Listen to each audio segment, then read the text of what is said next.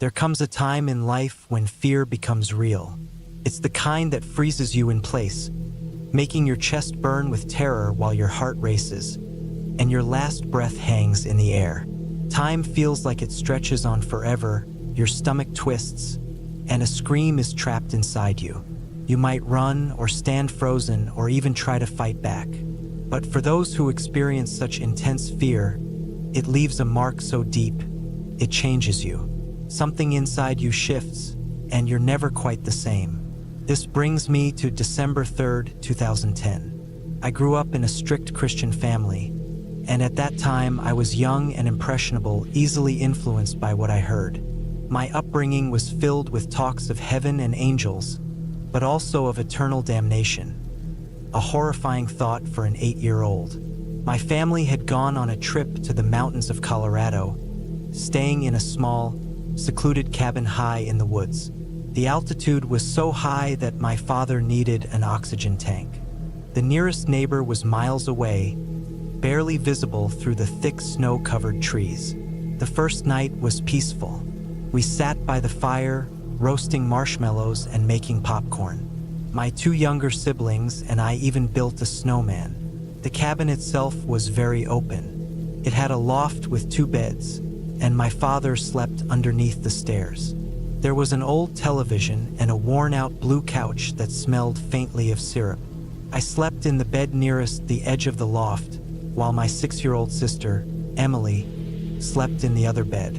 Our youngest sister, Ella, who was only 2, slept downstairs with Dad. That night passed quietly, but early the next morning, I woke up to a strange sound.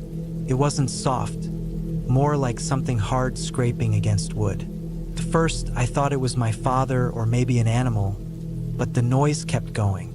Lying still, I peeked out from under my pillow, which I always kept over my head when I slept. From where I was, I could see the edge of the loft, which overlooked the living room and kitchen. The large windows highlighted just how isolated we were, surrounded by dense trees and far from any lights. That's when I saw it, a dark shape on the overhang. It looked almost like a shadow. The figure had a hand, but it wasn't right. The fingers were long, bent at odd angles, tapping against the wood. I froze. My body went cold, and I couldn't believe what I was seeing. I turned my head away, telling myself it wasn't real. I tried to convince myself it would be daylight soon and everything would be fine. I had been raised to believe that demons and monsters didn't exist. We were devout Christians, after all. There was no way something like that could happen to us. I whispered prayers under my breath, repeating Bible verses, hoping that would make it go away. Eventually, the air seemed to calm, and I dared to open my eyes again. Whatever it was had vanished. Relieved, I turned over to face the wall. Beside my bed was a small table with an old oil lamp. Behind it, I noticed something strange. A small seam in the wall, like a door I hadn't seen before. It was a tiny, square door, dark brown and worn, with charred marks around the edges. I eventually fell back asleep, trying to forget what had just happened. Later that day, I told my dad about the door. He checked it out and found that it led to a small storage space with nothing but a few water jugs and firewood. There was nothing unusual about it, at least that's what we thought. The second night was when everything changed. Still shaken, I asked my dad to leave a light on, but he didn't like that idea. Instead, he built a fire in the fireplace. As I lay there, watching the flames dance on the ceiling, I felt a little better. But when the fire began to fade, casting just a faint glow, I heard the tapping again. This time, it came from behind the little door. At first, I tried to ignore it, convincing myself it was just a branch scraping against the cabin. But then the door shook. My eyes widened in horror as I saw long fingers slip through the crack. The door rattled, and scratching sounds filled the room. My sister stirred in her sleep, and I prayed she would wake up and call for Dad. But instead, there was another loud bang. The fire had gone out, leaving me alone in the dark.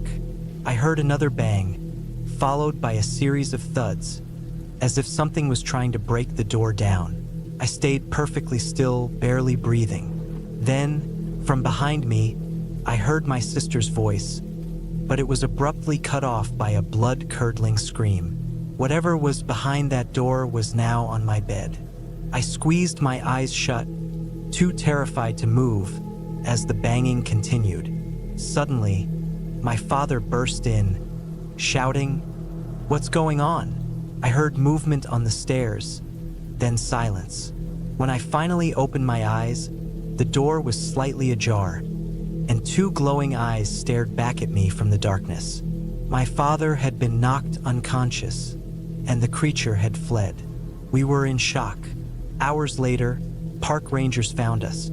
But by then, my two sisters had huddled together for warmth, trying to fend for themselves, while Dad lay unconscious. I've never spoken of that night again.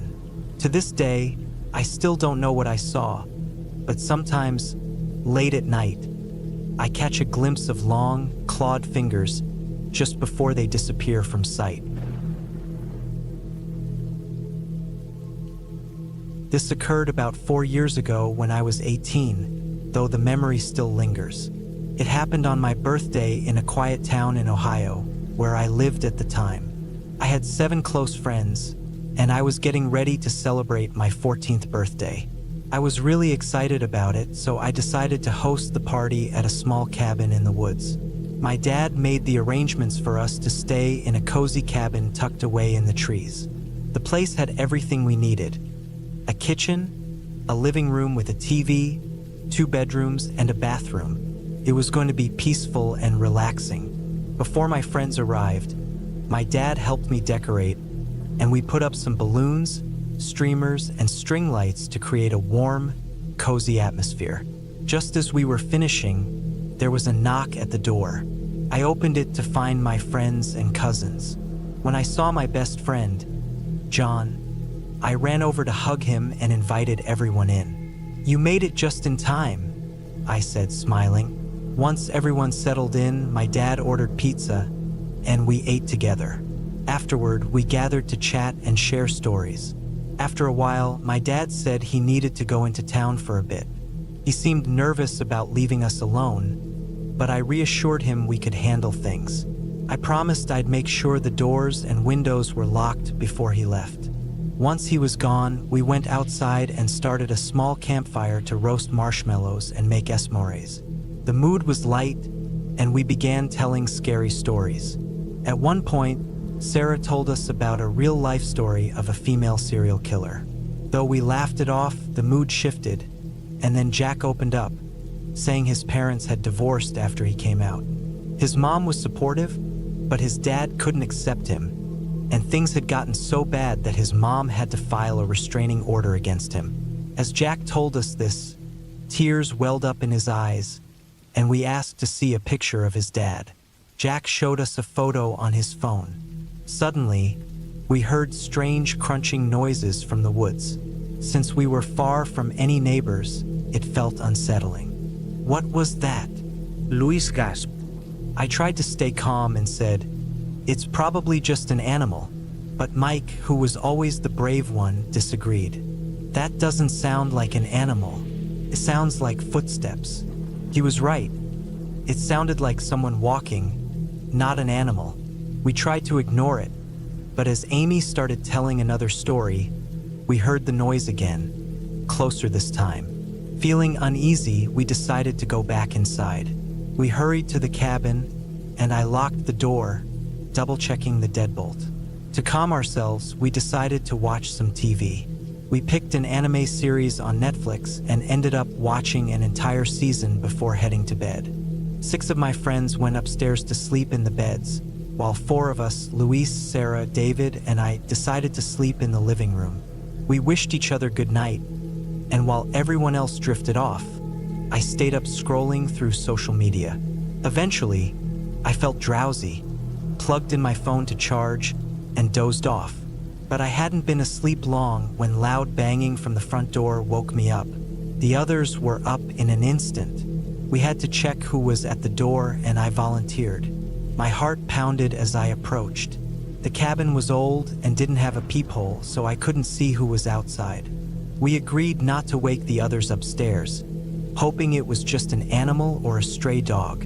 Then we heard tapping on the window, and someone began banging on the glass.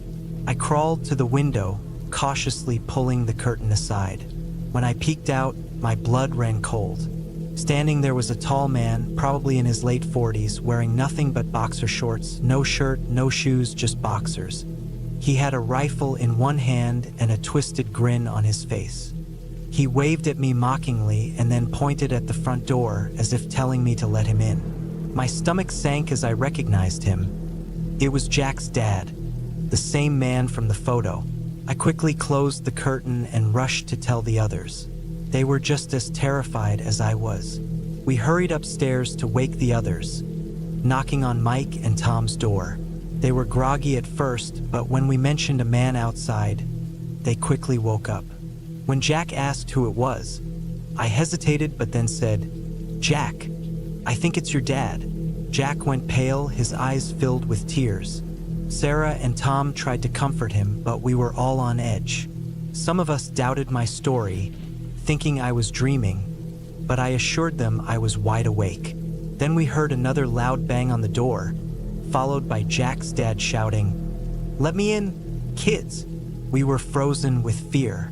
We knew someone had to call the police, but we didn't want to risk him knowing exactly where we were. Tim grabbed his phone, but the signal was weak. Meanwhile, we searched for anything we could use as a weapon. Sarah and Amy found kitchen knives. Jack grabbed some pepper spray. I picked up a metal bat and Luis took out a pocket knife. Tim kept trying to get through to the police, but the banging on the door grew louder.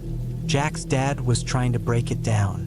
After a few heavy kicks, he managed to put a hole in the door and shouted that he was going to kill us all. We screamed in panic, but before he could get inside, I ran over and sprayed him in the face with the pepper spray. He howled in pain, stumbling back. Jack swung the door open and shouted, "Emily, hit him." I swung the bat as hard as I could and struck him on the head. He collapsed unconscious. We rushed upstairs, barricading ourselves in one of the rooms. Tim still had his phone, so I asked him to call 911. Thankfully, he got through this time. I explained our situation to the operator, and they assured us help was on the way. We were instructed to stay hidden in the room. It felt like an eternity, but finally, we heard sirens and saw flashing lights outside. 5 police cars arrived, and the officers quickly cuffed Jack's dad. When he woke up, he found himself in the back of a squad car. The police asked us for our statements, and we explained everything. Fortunately, none of us were physically hurt, but we were shaken. The officers stayed with us until our parents arrived to take us home. A few days later, we learned that Jack's dad had tracked us down and planned to kill Jack and all of us that night. The police also discovered that he had been under the influence of drugs. Jack is seeing a therapist now, and I'm forever grateful we acted quickly. If we hadn't, I don't think we'd have made it out of that cabin. About a year ago, my friend Emily, who lived next door, joined me on a trip to a summer camp where we volunteered as guides for younger kids.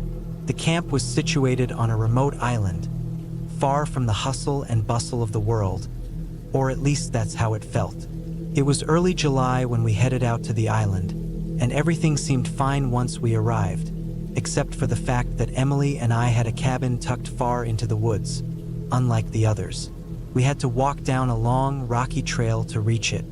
Curious as we were at that age, I suggested to Emily that we take a walk in the woods after dark, just to add some excitement. She agreed, and that night we quietly snuck out of the cabin, careful not to disturb anyone, and made our way down the path toward a big hill in the distance. We decided to run toward it, and when we reached the top, I looked out over the vast open fields ahead of us. That's when we saw something flying toward us. 3 red lights that looked like tiny dots against the dark sky.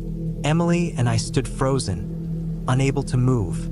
After what felt like forever, we regained control and ran back to the cabin as fast as we could. We spent the entire night huddled in a corner, too scared to sleep, but eventually, exhaustion took over. When we woke up, we confirmed with each other that we had really seen what we thought we had, but we didn't tell the others.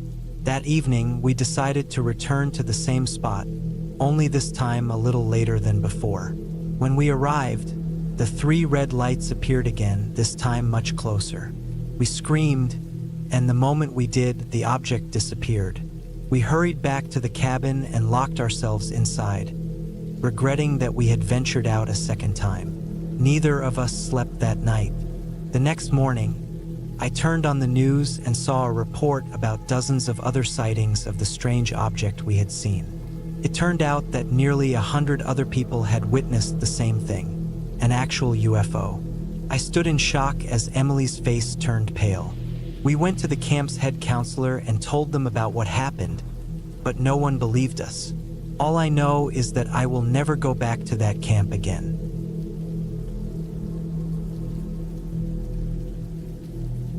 I live in a town called Hamilton, a peaceful place near Lake Erie, not far from Buffalo, New York. This story takes place during a school trip when I was in 7th grade at a private Christian middle school. In our final year, every student in grade 7 had the chance to go on 2 trips. One trip was in the fall, usually a religious retreat about 30 minutes away from town. By religious, I mean it focused on group activities centered around faith and teamwork, but honestly it wasn't much fun. It felt like a religious class that lasted for 3 days. The second trip was usually in the spring, when we would visit the capital city for a weekend of museum visits and sightseeing. For some reason, our class got a different spring trip. Instead of going to the capital, we ended up on a camping trip about 3 hours away to Silver Lake Provincial Park. The camp was set up around one of the park's many lakes, and it looked just like a typical summer camp. Cabins were scattered near the water and partly hidden in the woods. The bathrooms and dining hall were in separate buildings. The boys and girls stayed in different cabins. The girls' cabins were raised on stilts, closer to the water, while the boys' cabins, including mine, were near the woods, right on the ground by a gravel path. I shared a larger cabin with 4 other guys. It was the biggest cabin, but also the least sturdy. Other cabins had proper windows and doors that could shut and lock, while our cabin felt like it was made of thin wood. The windows only had bug screens, and the door didn't shut all the way. I should mention that I had never been camping before since my family wasn't into it, so this was not exactly the best first impression. That's when things started to get strange. On the first evening, we gathered outside the dining hall for a nighttime activity. The camp counselors told us about a hermit who supposedly lived in the nearby woods. They planned to take us out in groups to show us where this hermit lived. It seemed random, but it caught everyone's attention. The whole group was buzzing with nervous excitement as we wandered deeper into the woods with our flashlights, looking for the hermit's hideout. Eventually, we found it, a huge log turned into a makeshift bed. After that, we were led back to camp. My group didn't see anything, but others started whispering about seeing someone sneaking through the woods. One guy from my cabin even said he saw glowing blue eyes in the forest. I didn't think much of it. I figured the hermit story was just a camp trick to spook us, and anyone out there was probably just one of the counselors. Later that night, in the middle of the night, I woke up to the sound of someone running down the gravel path outside our cabin. At first, I was startled, but I tried to convince myself it was just an animal. That was, until I heard the crunching sound of gravel right outside the cabin. It was quiet, but unmistakably the sound of a person. Suddenly, I felt a wave of dread. My bed was right next to the door, which didn't even lock. If it was an animal, or worse, a person, they could easily get in. There were no curtains on the windows, so whoever was outside could see right into the cabin. I stared at the door, ready to scream if it started to open, but it never did. The sounds eventually faded, and whoever it was walked back into the woods. I immediately thought of the hermit. It didn't make sense for it to be a counselor or teacher checking on us at 3 a.m. Too late for that. Surprisingly, I managed to fall asleep again, but that was the only exciting part of the trip. The rest of it was pretty miserable. It rained the whole time, and a bunch of kids from another school staying at the camp caught the flu, which some of my classmates also caught. On the bus ride home, half the bus was quarantined. After a while, I almost forgot about the strange encounter, thinking it must have been a counselor playing a prank. But the story didn't end there. The next year, my younger brother went on the same trip. Just like in my year, they took the students on a hermit hike. The first night, my brother didn't think much of it. But a day later, when he and some friends were exploring the woods near the lake, he swore he saw a small, scruffy figure sitting on a log in the distance. I know this isn't the scariest camping story ever, but it still gives me chills, knowing that the hermit was real. It's unsettling to think the camp thought it was a fun idea to bring kids to this person's spot in the woods, and that the hermit wasn't shy about sneaking around our cabins at night. It's been about 8 years since this happened, and I haven't gone camping since. When I was 10, I had a very unusual experience while at a summer camp with my friend Ethan. We were staying in a small cabin, and one night, around 2 a.m., I suddenly woke up from a deep sleep. It was the second night at the camp, and everything had gone smoothly until that point. But around 2 a.m., we heard something strange above us. A sound like slow, heavy breathing combined with deep, thudding noises. The next evening, after we finished using the separate bathrooms that were a short walk from our cabin, one of the camp staff scolded me for leaving the bathroom light on. Since I was the last one in, I had to go back and switch it off. As I was about to leave, a sudden, freezing chill swept over me. Through the small, grated window near the ceiling, I saw something terrifying. A tall, slow-moving figure was circling the building. Each step it took was heavy and deliberate. The figure was so thin, and from what I could make out, it had to be at least 8 feet tall. I couldn't see all of it clearly, but the skin I could see was grayish and stretched tightly over bones that stuck out unnaturally. I quickly ran back to the cabin, and luckily nothing else happened that night. However, by the end of the week, I noticed the bathroom door had been ripped off its hinges, and the lights inside had been shattered. Despite seeing something so creepy, I figured it was just a prankster who had damaged the door. But neither the counselors nor any of the other kids had any idea who or what could have caused it.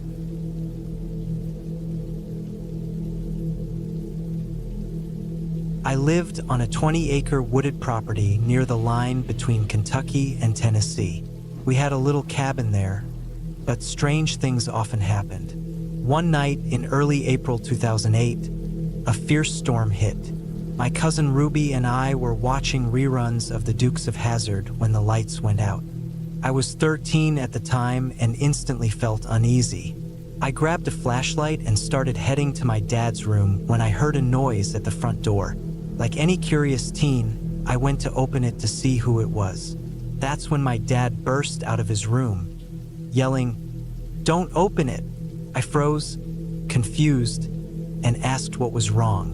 His answer still sends chills down my spine. He said he saw something at the window, a shape that wasn't human, not even close. He explained that whatever was out there wanted to get in, and we weren't going to let it. We huddled together in the living room with a lantern and a couple of flashlights, hoping to wait out the storm and praying whatever was outside would leave. Just as we were starting to nod off, exhausted from the long wait, the door suddenly swung open. Before I had a chance to understand what was happening, my dad grabbed me and anything else we could carry, and we locked ourselves in his room. Ruby followed us in and locked the door behind her. My dad grabbed his shotgun. I asked if we should call the police, but he reminded me that our closest neighbor lived about 8 miles away, and the cops could take almost 40 minutes to get to us. By then, we could already be gone. Ruby stood guard by the door, growling at whatever was outside. The thing pounded on the door for a good 5 minutes before everything went silent. We could hear it walking away, but the footsteps were much heavier than my dad's. Like whatever it was weighed over 400 pounds but was still walking on 2 legs. Once we felt it was safe enough, we called the police. After asking us a few questions, we left for my grandma's house. Not long after that, we sold the cabin and I never went back. My dad returned once during the day to collect our things, armed with his shotgun. To this day, I don't know what came to visit us that stormy night, but I'll never forget the strange tracks we found when we rushed out of the cabin. They weren't regular footprints. They looked more like hoof prints.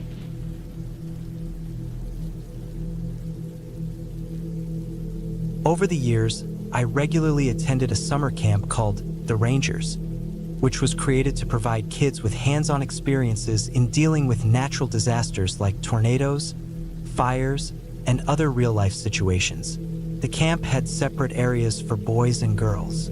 The boys camped in tents by the lake, while the girls stayed in cabins further into the forest. One year after arriving, we went through the usual camp orientation and were given the rules. After that, we headed off to our cabins to unpack. Once we settled in, we gathered around the campfire, and the girls who were in charge of our cabin decided to share a spooky story about a girl named Sarah, who supposedly drowned in the lake many years ago. They claimed that Sarah wandered around the camp every night. I was 12 years old at the time and didn't believe any of it, so I shrugged it off, acting like I wasn't scared at all. That night, we returned to our cabin, and everything was calm. The windows were open as we began to drift off to sleep. Suddenly, my friend Mia began freaking out, shaking the whole cabin as she screamed. One of the older girls had to calm her down, and through her tears, Mia finally managed to tell us what had frightened her so much. She said she saw a girl standing at the window.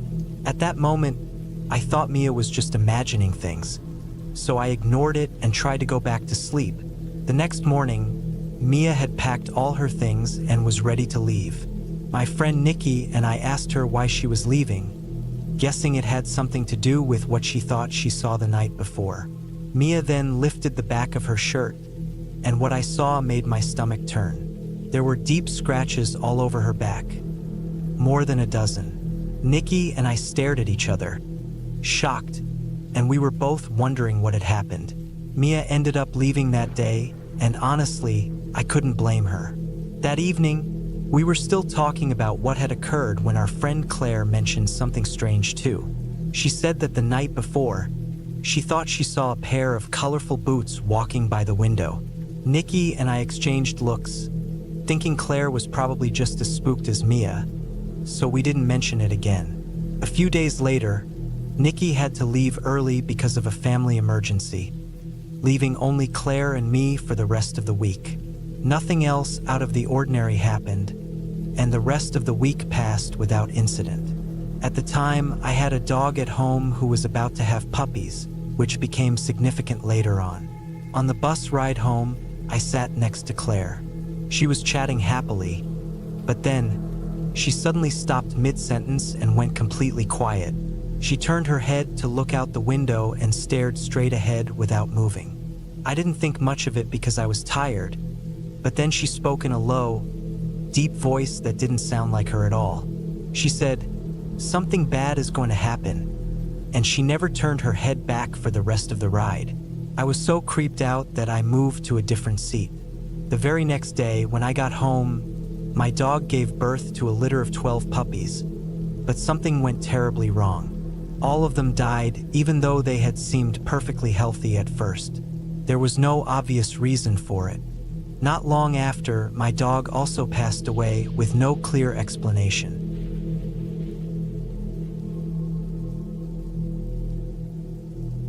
I'll begin by saying that I can't fully explain what my friends and I went through that night, but something definitely felt off. This occurred in the fall of 2018 when I was 17. A group of us decided to go camping with our youth club. The first night was uneventful. We unpacked, set up our gear, and my friend and I made sure to pitch our tents near one of the 2 electrical outlets in the area.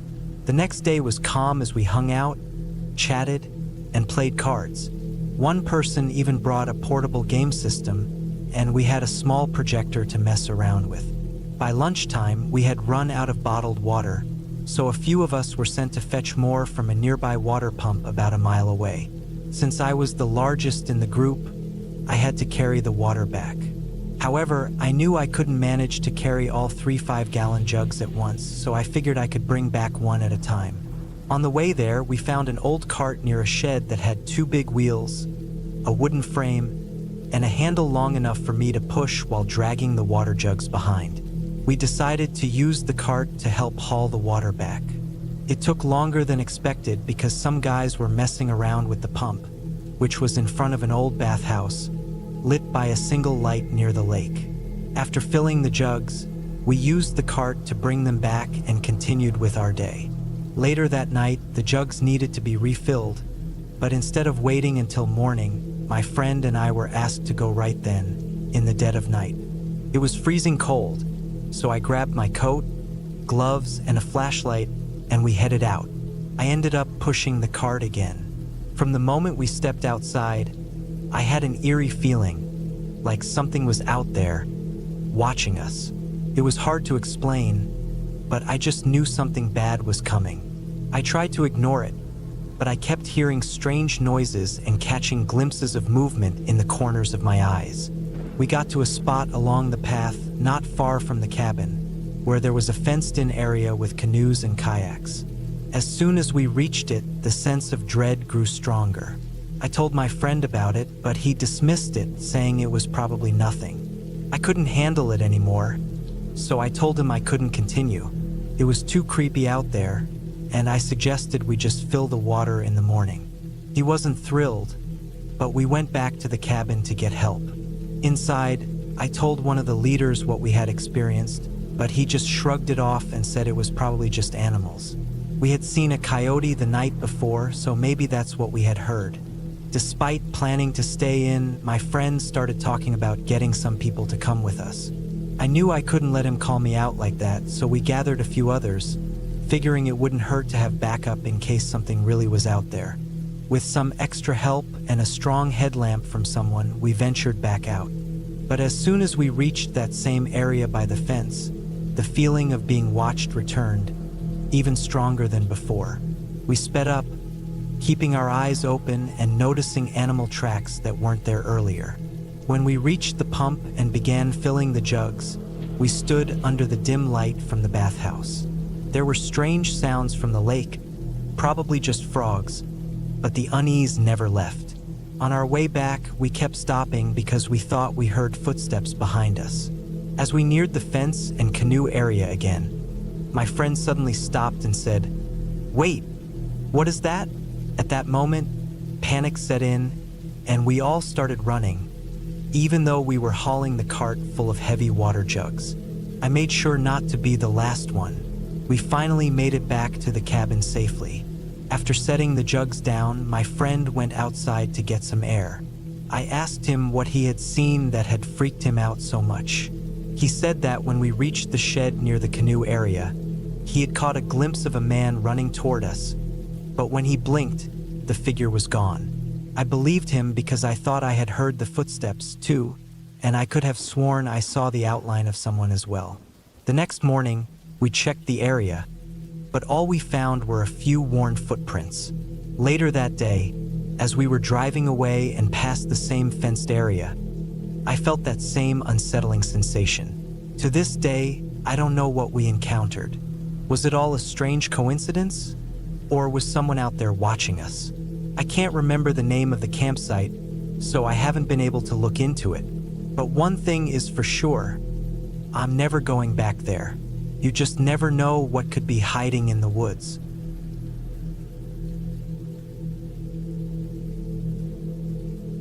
In 2021, my close friend Mike and I, along with his teenage son Sam, went on a fishing trip to Maple Creek Lake.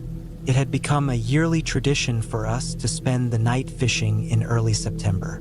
I would always meet Mike at his house, load my fishing gear into his SUV, and help him pack his own equipment so we could get started right away. I always looked forward to this trip as a way to relax after a busy week at work. Sam, who was getting ready to start his senior year of high school, was eager to finish school and get out into the world. At that time, I was 32 years old, and I gave him the usual advice to enjoy his youth, as adult life can be tough. Mike and I had been friends for over 10 years, working together that whole time. Our friendship felt more like a brotherhood, always having each other's back and treating one another like family. As we began our drive to our favorite fishing spot, I told Mike we needed to stop and get more bait. He shook his head in mild frustration, so I asked if everything was all right. "I just want to get to the water quicker," Mike replied. "I thought you already bought the bait." I felt a bit guilty but laughed it off. "Hey, I'm only human." We stopped at a small convenience store in a nearby town, grabbed some worms and a few random items Mike liked to use for bait, and got back on the road. We were all in good spirits, listening to some classic tunes, excited to catch some fish. The drive from the store to the lake was about 20 minutes, but it felt like forever. When we finally arrived, we saw a sign saying, "Closed due to wildlife activity." The trail down to the water was already darkening as the sun set, but none of us thought much of the sign.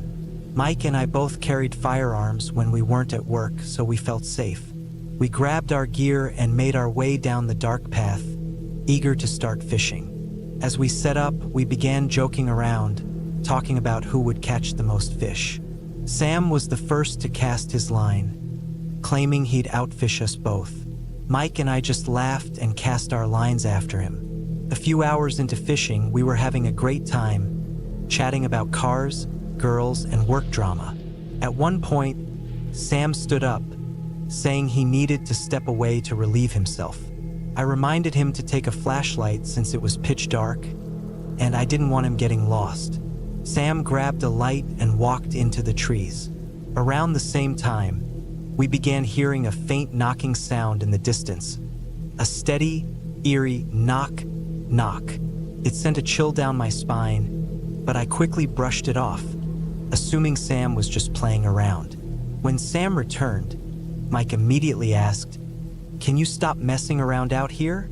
Sam looked confused and responded, "What do you mean? I wasn't doing anything. And who was making that knocking sound?" Just then, the knocking started again, but much louder. Asterisk knock, knock. Asterisk. I grabbed the flashlight from Sam and shone it in the direction of the sound, but I couldn't see anything. Then suddenly, something heavy hit the ground near us. I swung the flashlight toward the noise and saw a large rock, easily weighing 15 pounds or more. Mike began to look uneasy, thinking maybe someone was playing a prank on us, but Sam nervously asked, "Could it be a bear?"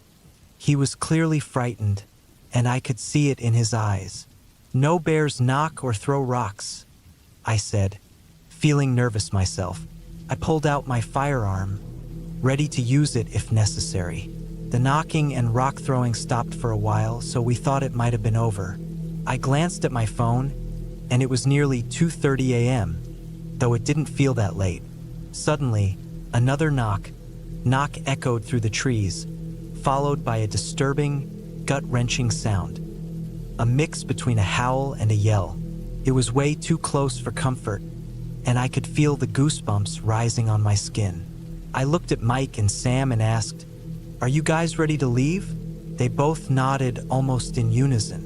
We started packing up, and just then, another rock hit the ground right beside us, making my heart race. Mike grabbed the flashlight and shone it toward the noise. About 30 yards away, between the trees, we saw a large, dark figure. It stood at least 7 feet tall, and its eyes had a strange reddish glow. Sam, now terrified, whispered, "Can we please go now?" Mike and I exchanged glances. We both knew this was no person, and it definitely wasn't a bear. We quickly made our way down the trail that ran parallel to the lake. We still had about 100 yards to go before reaching the SUV when we heard a massive splash in the water beside us, as though something huge had been thrown in.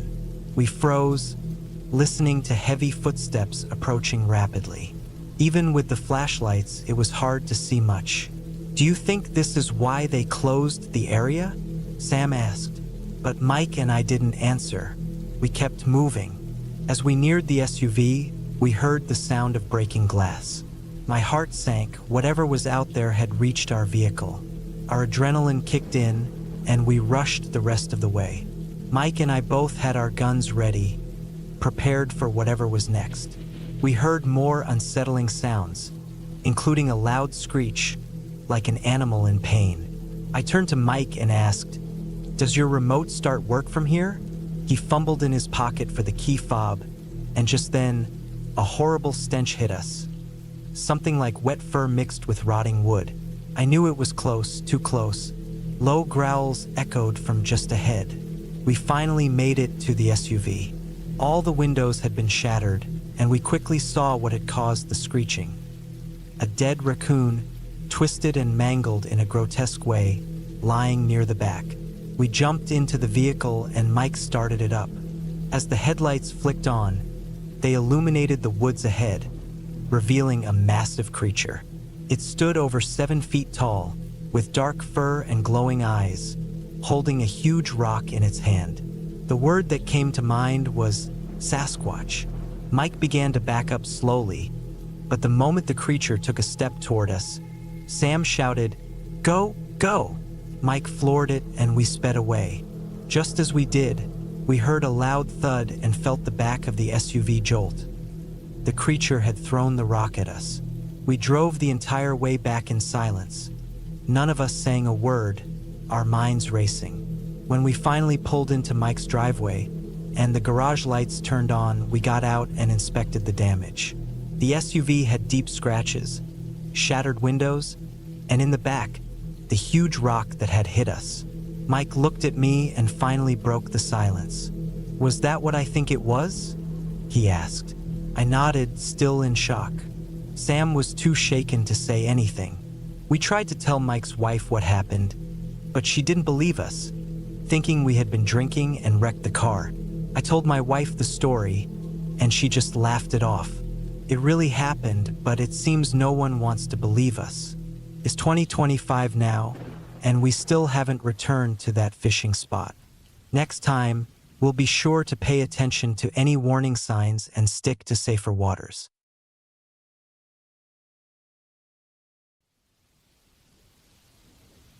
It was the summer of 2022 when I decided to go on a solo trip deep into the woods. I was 29 at the time and had always loved hiking and exploring remote areas.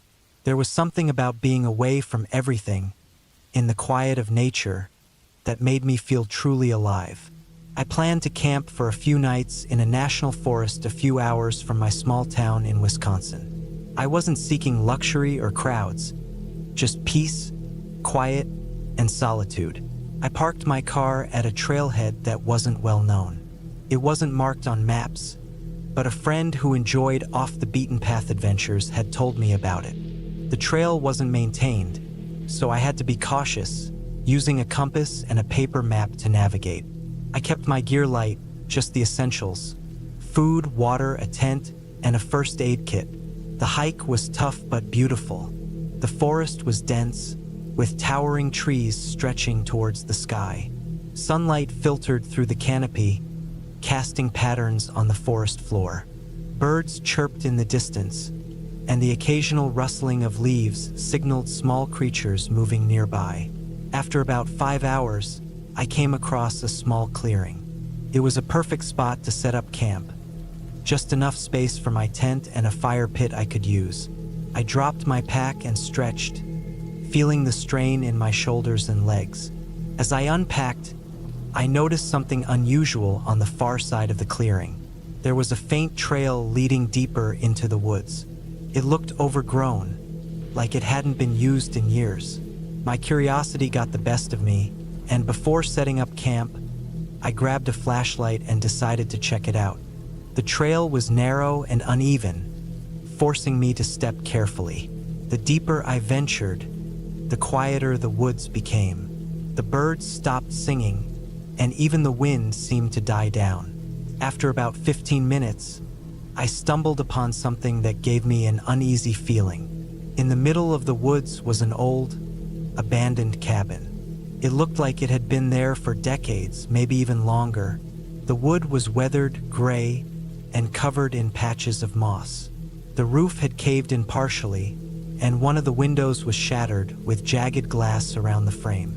There was no road or path leading to it, just this forgotten structure hidden deep in the forest. Despite my hesitation, I decided to get a closer look. The cabin seemed to have no signs of recent life. The door hung slightly ajar, crooked on its hinges. As I approached, the air felt thicker, like the forest itself was holding its breath. I stepped onto the porch, which creaked under my weight, and pushed the door open. A musty smell of decay and dampness hit me. Inside, the cabin was dimly lit, the sunlight barely filtering through the broken windows. The space was small, one main room and a smaller side room. The furniture was sparse. A rotting wooden table, a few chairs that looked like they would collapse if touched, and a rusty stove in the corner.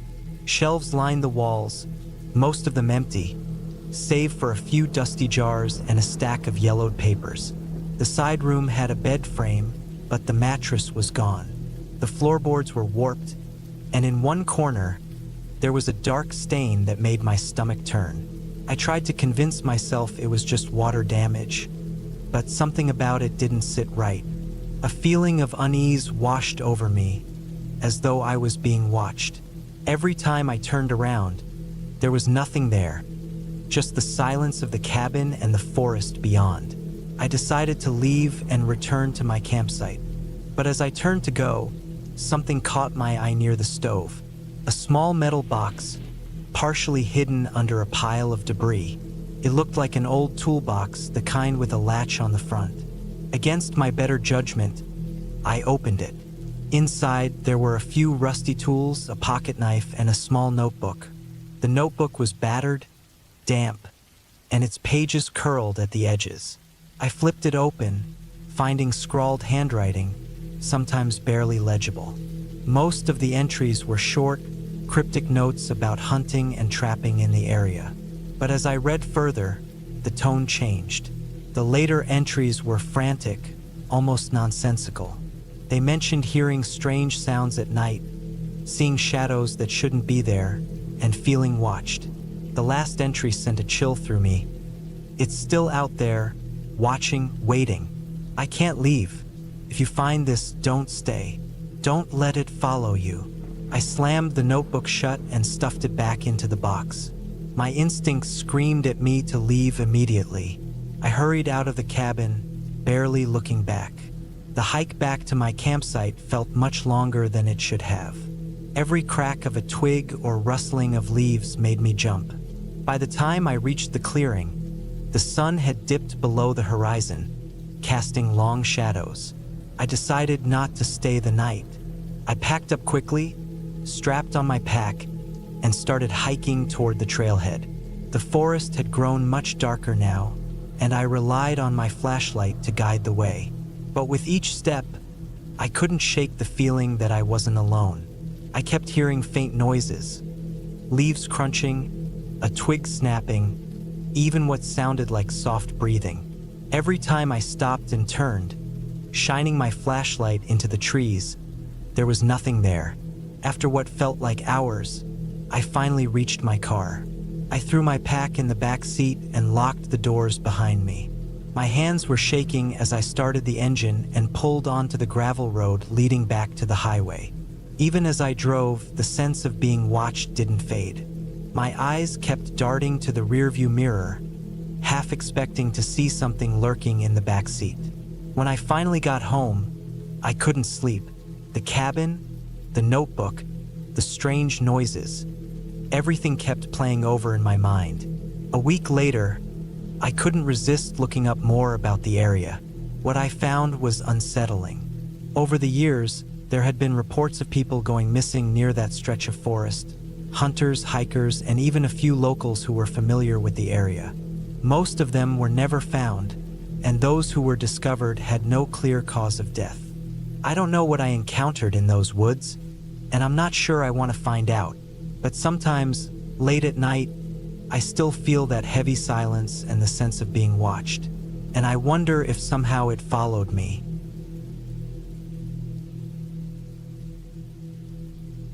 I took the night shift at a ranger station deep in the woods. The cabin, a small wooden building with a tin roof, sat on the edge of a thick forest. It was 2021, late October, and the nights had started to get colder. I was 30 at the time, trying to finish my degree while earning money. The job was quiet but straightforward. All I had to do was watch the weather, keep an eye out for any strange activity, and make sure the hiking trails were safe.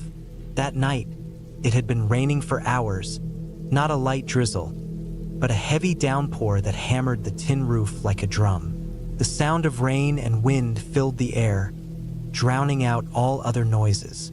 The heater in the cabin hummed softly, doing its best to fight off the chill. I sat at the desk, holding a cup of coffee, staring at the radar on the old computer. The screen flickered occasionally, and the Wi-Fi was unreliable, but it was enough to check the weather and send updates to the main office. The cabin was lit by a single light above me, casting long shadows across the wooden walls. A cot sat in the corner, my bed, though I rarely slept during my shifts. Behind me, a large window looked out over the forest. Beyond the glass, the trees bent under the force of the storm, their shadows dancing in the wind. It was close to midnight when the power flickered. The light dimmed and came back on, then dimmed again. The storm must have been worse than I thought. I grabbed the flashlight from the desk, just in case, and continued to watch the radar. Suddenly, the radio crackled.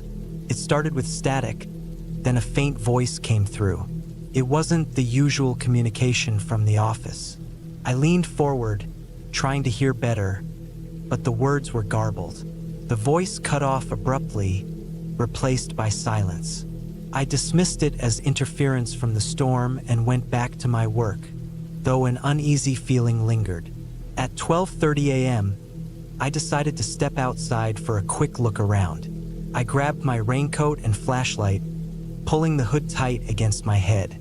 The rain hit me like a wall as I stepped out onto the porch.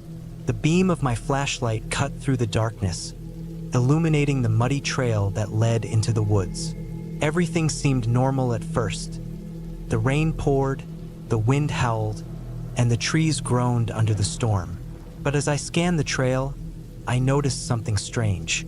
About 50 yards away, there were footprints in the mud. At first, I thought they might belong to a hiker caught in the storm, but the longer I looked, the stranger it seemed. The prints were fresh, too fresh for anyone to have passed by unnoticed. And they were barefoot. Who would walk barefoot in a storm like this? A chill ran down my spine, unrelated to the cold rain. I thought about following the prints, but I decided against it. If someone was out there, they wouldn't have gone far, and if they needed help, they would come to the cabin. I stepped back inside and locked the door behind me. The heater was still running, and the familiar hum of the cabin brought a small comfort, but I couldn't shake the feeling that something was off. Hours passed. The rain didn't let up, and the power flickered again. I kept glancing at the window, half expecting to see someone standing there, but the forest remained empty as far as I could see. Around 3 a.m., I heard it, a knock at the door. It wasn't loud, just a soft, single knock. I froze, my hand hovering over the flashlight. My mind raced. Could be a hiker lost and seeking shelter, but why wouldn't they call out? The knock came again, this time a little louder. I gripped the flashlight tightly and moved toward the door. "Hello," I called out, instantly regretting it. My voice sounded too loud, too shaky. There was no answer. I stood there for what felt like ages, staring at the door. Then, slowly, I reached for the handle. My heart pounded as I turned the knob and cracked the door open. The porch was empty. The rain came down harder than ever, and the wind whipped through the trees. I shone the flashlight around, but there was nothing. just the empty trail and the endless forest. I quickly closed the door and locked it again. My hands were shaking as I returned to the desk. I told myself it was just the wind, that I had imagined it, but deep down I knew better. The rest of the night passed in a blur of unease. Every creak of the cabin, every gust of wind set my nerves on edge. I didn't step outside again. By dawn, the storm finally passed, and the first light of day broke through the clouds, casting the forest in an eerie gray light. I packed up my things, eager to leave. As I stepped out onto the porch, I froze. The footprints were back. This time, they led up to the cabin and stopped at the door. There was no sign of whoever or whatever had made them, but as I followed the trail with my eyes, something cold gripped me. The footprints didn't lead away from the cabin.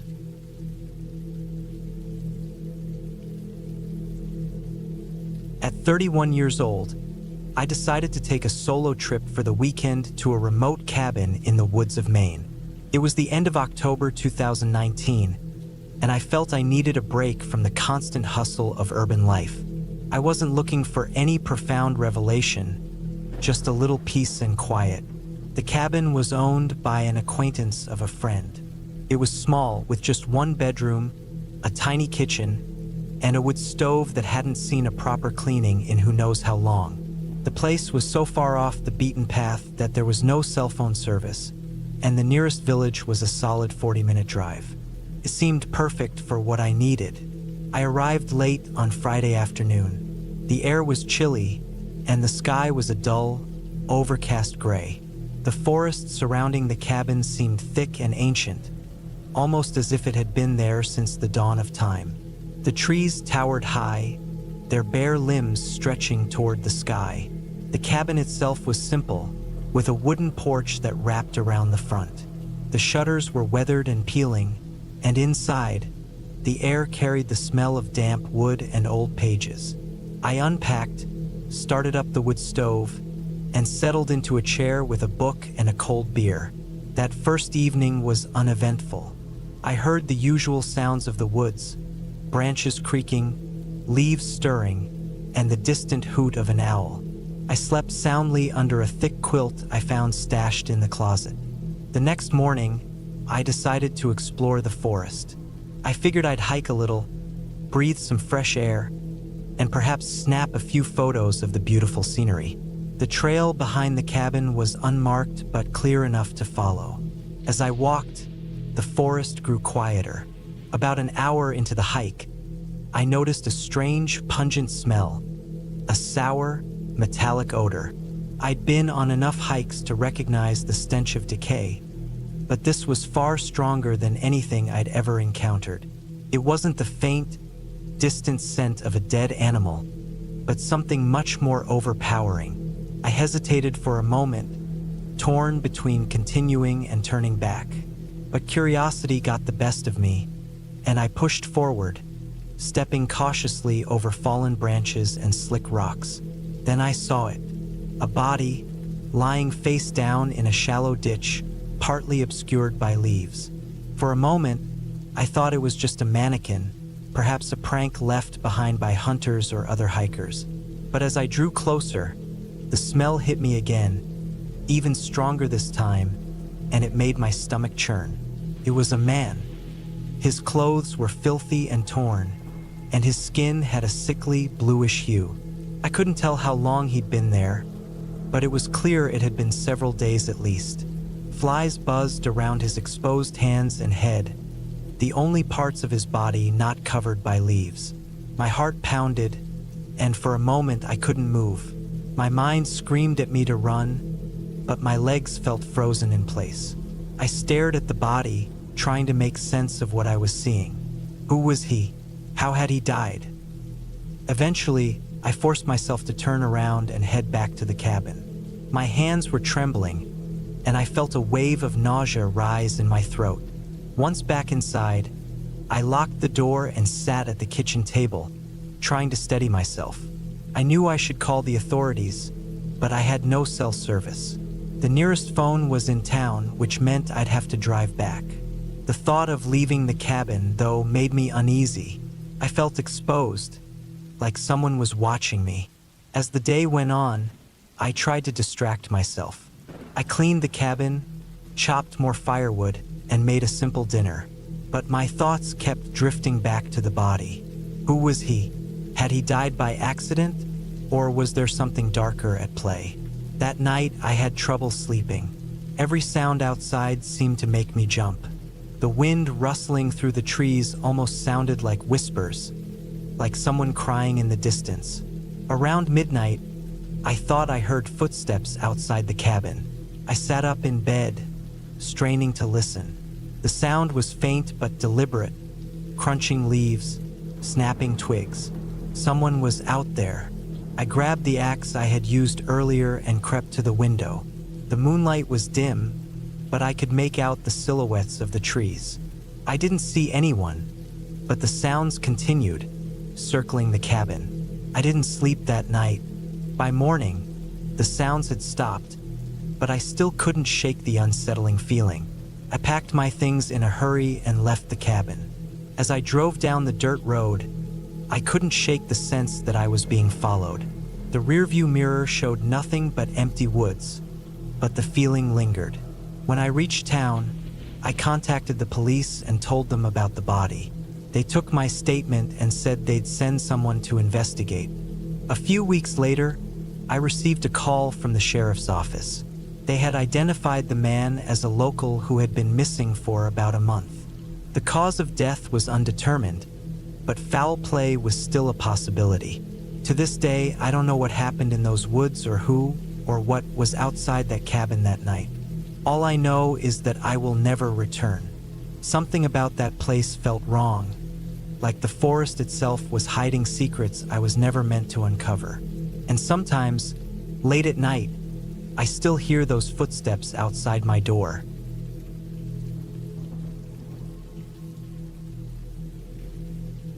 It was the summer of 2017 when my cousin Marcus invited me to spend some time at his secluded cabin in the remote hills of Wyoming. Marcus was a researcher, always experimenting and analyzing things I couldn't quite understand. He worked for a private research organization but never talked much about it. The cabin was his escape from the stress of his work and the city. It was hidden deep in the forest, miles from the nearest village. The thought of getting away from everything sounded appealing, and I needed a break from my own dull routine. At the time, I was 29, stuck in a mundane office job in Salt Lake City. The idea of clean air, quiet nights, and maybe even some fishing felt like a perfect way to unwind. Marcus had described the place as basic, but when I arrived, it was clear he had downplayed just how isolated it was. The road leading to the cabin was a bumpy, dirt trail barely navigable, with thick brush scraping against the sides of my car. By the time I reached the clearing where the cabin stood, I began to wonder if this was the best decision. The cabin was small, built from rough-hewn timber and surrounded by thick pines. There was no cell service, no Wi-Fi, and the electricity was sparse. Marcus had installed solar panels for lighting and to power his equipment, but otherwise the place was primitive. The air smelled strongly of pine and wet earth, and the only sounds were the rustling of leaves and occasional bird calls. It felt like we were far removed from civilization. Marcus greeted me with his usual mix of excitement and distraction. He was in his early 30s, tall and lean with a scruffy beard that made him look older than he was. He gave me a tour of the cabin, pointing out essentials: the wood stove, the hand pump for water, and the outhouse a short walk away. In one corner of the cabin, he had set up a small lab, with a desk cluttered with notebooks, laptops, and unusual gadgets. "This is where I do my thinking," he said, though he avoided saying much about his current work. I didn't press him, as he'd always been secretive about his projects. The first few days were calm. We spent our mornings hiking, afternoons fishing in a nearby stream, and evenings sitting by the fire, talking and enjoying the peace. But I couldn't shake the feeling that Marcus was distracted. He spent long hours in his makeshift lab, jotting down notes and tinkering with odd devices. When I asked what he was working on, he gave vague replies like, "Just gathering data." One night, I woke up to a faint, persistent humming noise. First, I thought it was the wind, but the sound didn't change. I got out of bed and walked to the main room of the cabin, where I saw a dim glow coming from Marcus's lab. He was hunched over his desk, fully engrossed in whatever he was doing. "Marcus," I called softly, but he didn't respond. I didn't want to startle him, so I went back to bed, telling myself it wasn't my concern. The next day, during our hike, I noticed something strange. The forest was unusually quiet. No birds, no rustling in the brush.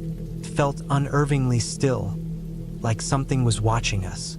I mentioned it to Marcus, but he shrugged it off, saying that the woods sometimes had strange moods. His lack of concern didn't make me feel any better. Later that evening, I decided to explore the area around the cabin.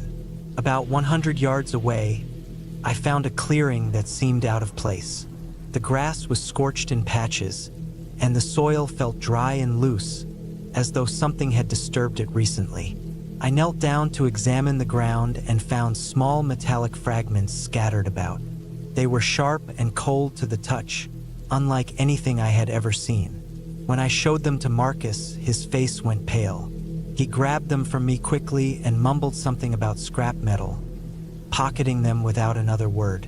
His reaction made my unease grow. That night, the humming noise returned, louder and more intense than before. I could no longer ignore it. I got up and found Marcus in the clearing, surrounded by strange equipment. He was wearing a headlamp and scribbling notes, his face a mix of concentration and worry. I stayed in the shadows, unsure of what to do. He was using strange devices that beeped and buzzed softly. The next morning, I confronted him. "Marcus, what's really going on here? What are you doing out in the woods?" He sighed heavily and finally admitted that he wasn't just gathering data. He was studying unusual electromagnetic fields in the area. He claimed it was related to his research, but I couldn't shake the feeling there was more to it. He avoided eye contact and quickly changed the subject. That night, things escalated. The humming noise was now accompanied by a low, rumbling vibration that shook the entire cabin. It was like a deep bass note vibrating through the walls. Marcus was pacing, frantic, checking his equipment, his face pale and drenched in sweat. Around midnight, the power went out, plunging the cabin into darkness, except for the faint glow of his equipment. The vibrations intensified, and I heard faint clicking sounds coming from outside, like stones tapping together. I grabbed a flashlight and peered out the window, but the darkness outside seemed to swallow the light. Suddenly, a loud crack rang through the clearing, followed by an explosion. One of Marcus's devices had gone off, sending sharp metal shards flying. I hit the ground, covering my head. When I looked up, Marcus was on his knees, staring at something in the distance. I followed his gaze and saw a flickering light deep in the woods. It wasn't a campfire or a flashlight. It was something unnatural, pulsating and shifting like it was alive. He grabbed my arm urgently. "We have to go," he said. We ran back to the cabin, slamming the door behind us and barricading it as best as we could. The humming noise was deafening now, and the vibrations seemed like they were going to tear the cabin apart. Marcus was frantic, packing his equipment, saying we had to leave right away. But before we could, the cabin shook violently and the windows shattered. I ducked as glass rained down around me. When I looked up, Marcus was gone. The door was wide open, swinging on its hinges. I grabbed a flashlight and ran outside, shouting his name. The clearing was empty, and the strange pulsating light was gone. The only sound was the wind rustling through the trees. I searched for hours but found no trace of him. It was as if he had vanished into thin air. By morning, I was drained and terrified. I packed up what I could and drove away, leaving the cabin behind. To this day, I have no idea what happened to Marcus or what he was really studying out there. Every now and then, I hear that faint humming noise in my dreams, and I wake up in a cold sweat. I've never returned to that cabin, and I never will. Whatever Marcus discovered in those woods, it was something we were never meant to.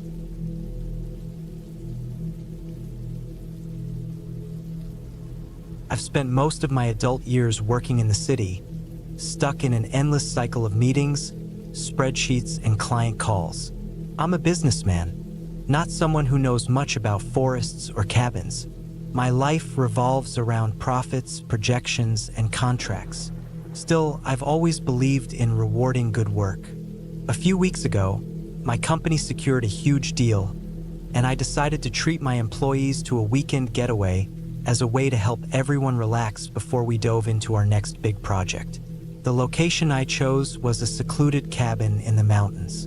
It was a couple of hours outside of Denver, where my company is based, far enough to feel like an escape, but not so remote that it was difficult to reach. The cabin was nestled in a dense forest, with some nearby hiking trails. I found it online, after reading glowing reviews about how peaceful it was and how great it was for team building. On paper, it looked perfect. I brought along 4 of my employees: Chris, Mike, Emily, and Sarah. They were some of the best in the company, and I thought this trip would be a great way for them to bond. Everyone was excited. We packed lightly, loaded up the SUV, and hit the road early on a Friday morning. By noon, we had arrived at the cabin. The place was just as described: rustic, wooden, with large windows offering a breathtaking view of the surrounding forest. It had all the modern comforts we needed: a full kitchen, comfortable bedrooms, and even a fire pit outside. After unpacking, we spent the afternoon exploring nearby trails. The forest felt alive. The tall pines swayed gently in the wind, and the air smelled fresh, like damp earth and pine. Birds chirped in the distance, and we could occasionally hear the rustle of small animals in the underbrush. It was quiet, a welcome change from the constant noise of the city. That evening, we gathered around the fire pit, roasting marshmallows and sharing stories. Laughter filled the air as we joked about work and told personal anecdotes. The stars above were brighter than I had ever seen in the city, making the evening feel like the perfect getaway. The next morning, I woke up early and decided to take a quick walk while the others were still asleep. Quietly, I slipped out of the cabin. The forest looked different in the early light, calm, inviting. I followed a narrow trail that seemed well-trodden but wasn't marked. It was peaceful, with only the occasional chirp of a bird or rustle of leaves to break the silence. After about 20 minutes, I came across something strange. Ahead, there was a clearing, and in the middle of it stood a small wooden building, almost like a shed. It looked old, its wood worn and gray with moss growing at its base. I hadn't seen any mention of this structure in the cabin's description or the reviews. My curiosity got the better of me, and I approached it. The door was slightly open, creaking softly in the breeze. I peeked inside, expecting to find old tools or maybe some hunting gear. But the inside was empty, just a bare wooden floor. The walls were scratched, as if something had clawed at them repeatedly. It felt wrong, like I wasn't supposed to be there. I decided to head back to the cabin. The walk back felt longer than I remembered, and I couldn't shake the feeling of being watched. Every time a twig snapped or a leaf rustled, I glanced over my shoulder. When I reached the cabin, the others were awake and making breakfast. I didn't mention the shed. I didn't want to ruin the mood or scare anyone. The rest of the day went by uneventfully. We hiked another trail, took some photos, and spent the evening playing board games. But as the sun set, I couldn't stop thinking about the shed. Something about it didn't sit right. That night, I woke up suddenly. At first, I didn't know why, but then I heard it, a faint sound coming from outside. It was rhythmic, almost like tapping. I sat up in bed, straining to hear. It was coming from the woods. My heart started to race. I got up and looked out the window. The forest was dark, but the moonlight lit up the clearing around the cabin. I couldn't see anything unusual, but the tapping continued, now growing slightly louder. It wasn't coming from the cabin, it was further out in the woods. Against my better judgment, I decided to investigate. I grabbed a flashlight and slipped quietly outside, making sure not to wake anyone. The cold night air sent a shiver down my spine as I followed the sound. It led me back toward the shed. The flashlight beam cut through the darkness, revealing the structure, exactly as I had left it earlier. The door was still ajar, but now I noticed fresh scratches on the wood, as if they had been made recently. The tapping had stopped. I stood frozen, unsure of what to do next, when I heard it, a low, guttural sound, almost like breathing, coming from behind the shed. My flashlight flickered, and for a moment, I thought I saw movement in the shadows. Fear gripped me, and I ran back to the cabin as fast as I could. I locked the door behind me and sat in the living room, trying to calm my racing heart. The forest outside was silent again, but I couldn't shake the feeling that something, or someone, was out there. The next morning, I told the group that we were leaving early. I made up an excuse about an urgent work matter. No one questioned it. They packed up their things and we left the cabin behind. I didn't tell them about the shed or what I had heard. Even now, months later, I still can't explain what happened. I've tried looking up information about the area, but there's nothing unusual about it. No reports of strange activity, no local legends. But every now and then, when I'm alone in my office late at night, I think about that shed. I think about the scratches, the breathing, and the feeling of being watched. And I wonder what would have happened if I had stayed just a little longer.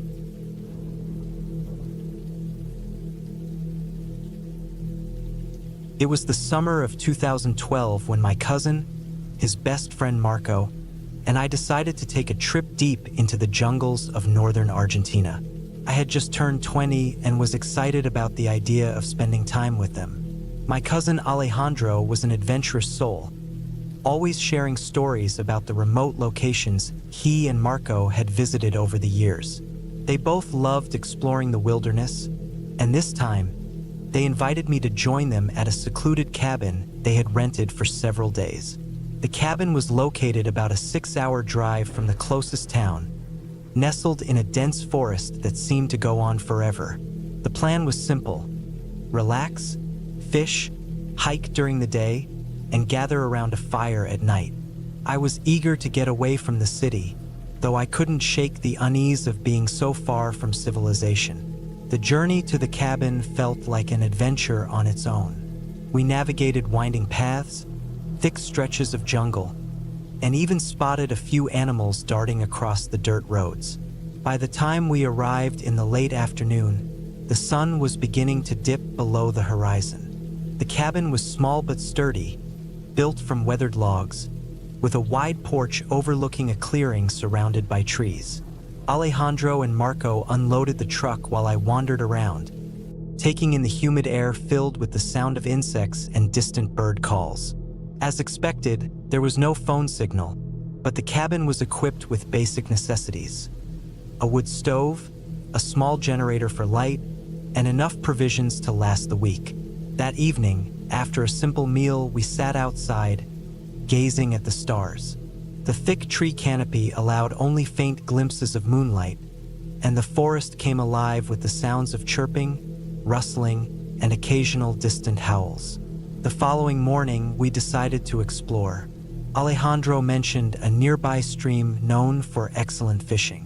We grabbed our gear and set out early, following a faint trail through the dense vegetation. Time seemed to blur as we ventured deeper into the forest, its towering trees and endless greenery making it easy to lose track of direction. When we finally reached the stream, it was as breathtaking as Alejandro had promised. The water was crystal clear, flowing gently over smooth stones and surrounded by moss-covered logs and ferns.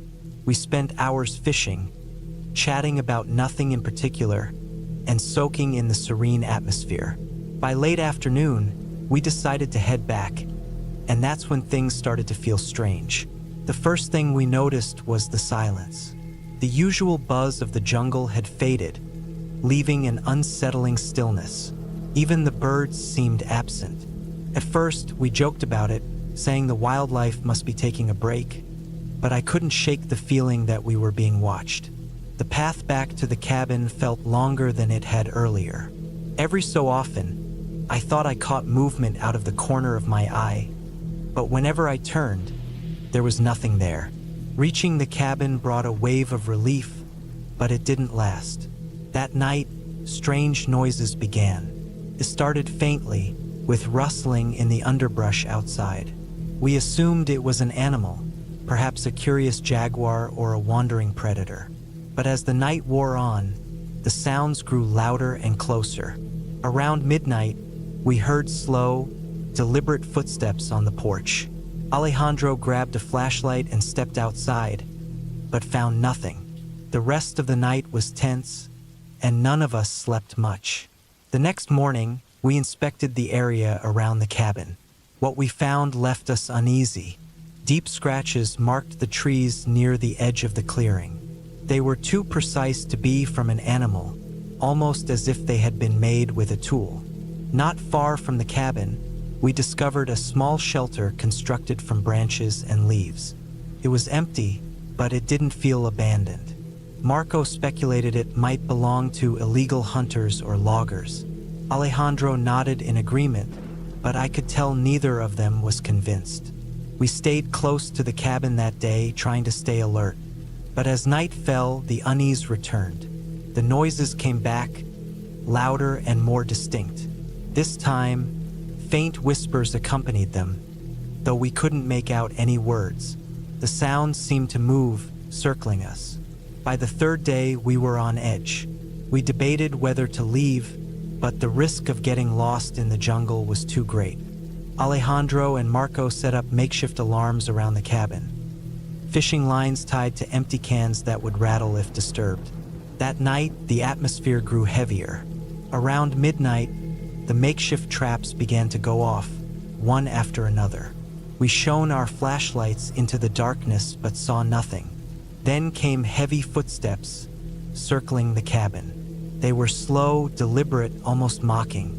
The most terrifying moment came when loud banging started on the walls. It was violent, as though something or someone was trying to break in.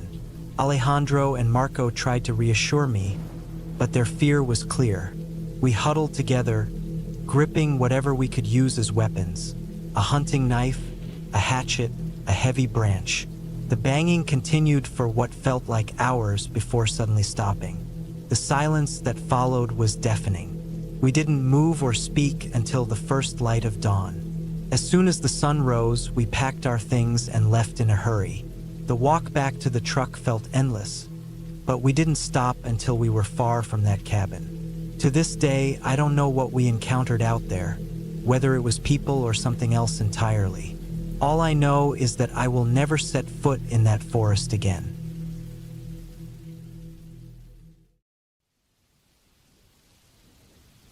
It was early November when my friends and I decided to rent a cabin deep in the Smoky Mountains for a weekend getaway.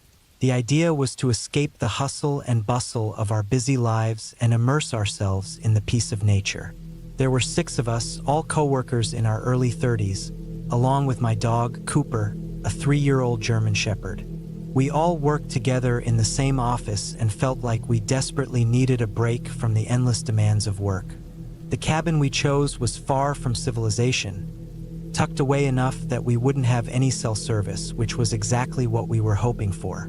We left early on a Friday morning, driving along winding roads surrounded by towering trees. By mid-afternoon, we reached the cabin. It was charming, a little rustic but sturdy, with a large stone fireplace, a wraparound porch, and windows that opened up to a dense forest.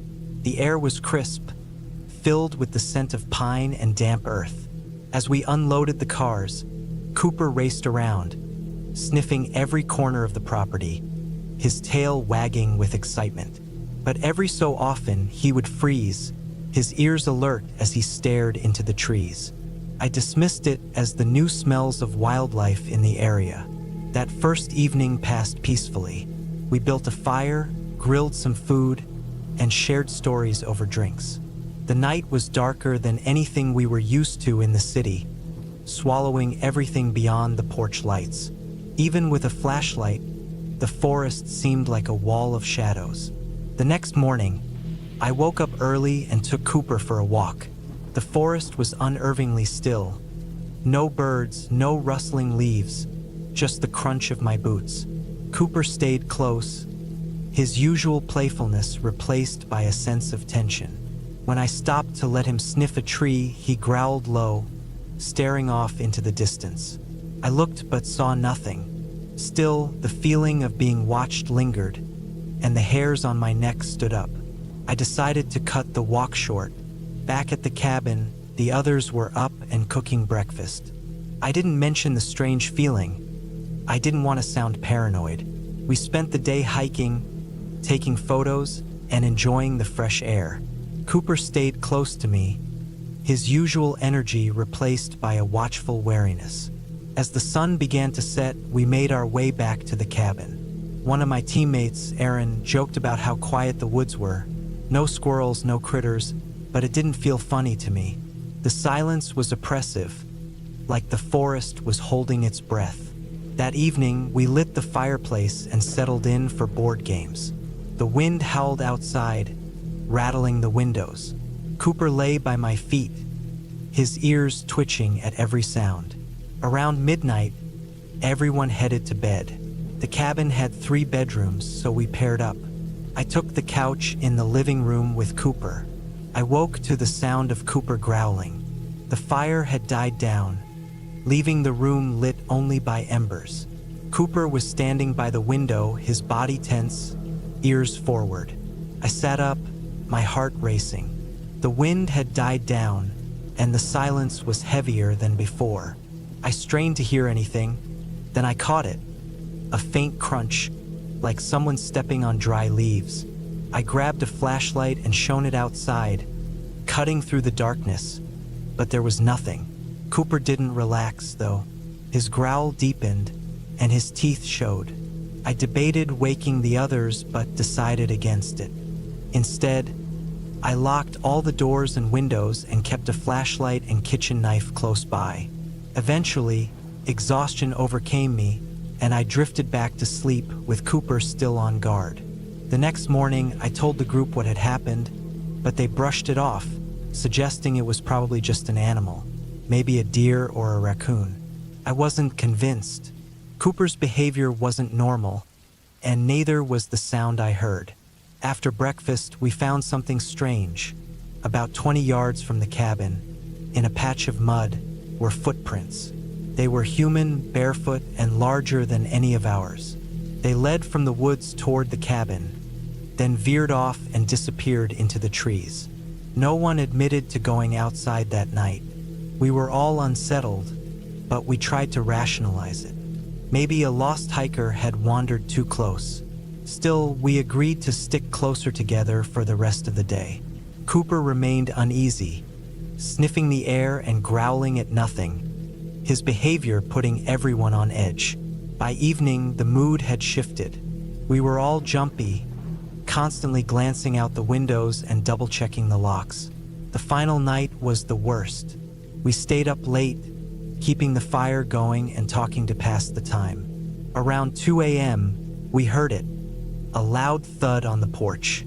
Everyone froze. Cooper was on his feet, barking fiercely. I grabbed the flashlight and aimed it toward the front door. The porch was empty, but the thud was followed by another noise, scraping, like nails on wood. We armed ourselves with whatever we could find: fireplace pokers, kitchen knives, even a heavy flashlight. No one was brave enough to open the door. We stayed huddled together, listening as the sounds continued.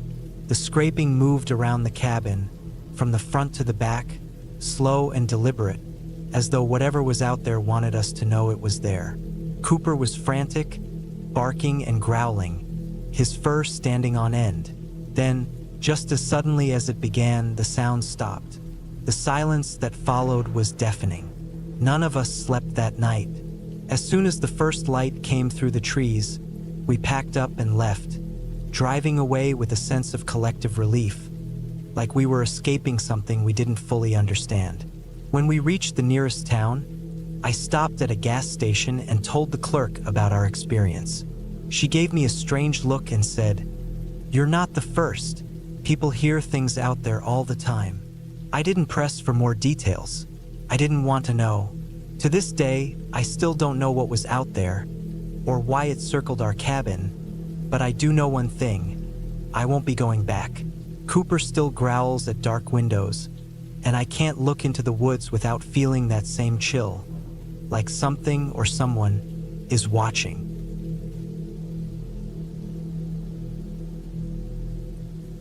I'm not sure why I thought it was a good idea to stay at a cabin near an old, overgrown cemetery. I guess I was drawn by that rustic escape people always romanticize. It was 1998, and I had just turned 32. Work had been wearing me down, and I was looking for a break from the noise of the city. A colleague, Steve, told me about a secluded cabin he owned in the deep woods of northern Alabama, near the edge of a forgotten graveyard. He said it hadn't been used in years, but would be perfect for someone seeking peace. That was enough to convince me. The drive there was uneventful. The narrow dirt road leading to the cabin twisted through thick trees that seemed to close in around me as I went deeper. By the time I arrived, the sun was setting, casting long shadows through the woods. The cabin was small and weathered, with peeling paint and a sagging porch, but it looked solid enough. Behind the cabin, about 50 yards away, was the cemetery. Steve hadn't exaggerated when he mentioned how neglected it was. The rusted iron gate hung crooked on its hinges, and weeds and vines had overtaken most of the headstones. From what little I could make out, the dates on the stones were from the 1800s. It was eerie, sure, but in a strange way, it added to the charm of the place. I decided to leave it alone and focus on relaxing. The first night was uneventful. The cabin was basic but functional: an old wood stove, a small cot, and a few mismatched pieces of furniture. I spent the evening unpacking and reading by lantern light since there was no electricity. The usual forest sounds surrounded me: crickets, the rustling of leaves, and the occasional hoot of an owl. The cemetery didn't bother me. The next day, I decided to explore the area. The woods were thick but beautiful, and as I wandered, I noticed how quiet it was. It was the kind of silence that made you realize just how isolated you were. I didn't go near the cemetery until late afternoon, when curiosity got the better of me. Most of the graves were too worn to read, but a few names and dates were still legible. One grave stood out: an old, cracked headstone with the name Benjamin Harper and the date 1871. The inscription below read, "Gone but not forgotten." There was something unsettling about it, though I couldn't put my finger on why. I returned to the cabin and made a simple dinner. As the sun set, the woods seemed darker than before, and the silence felt even more oppressive. That night, I woke to a sound.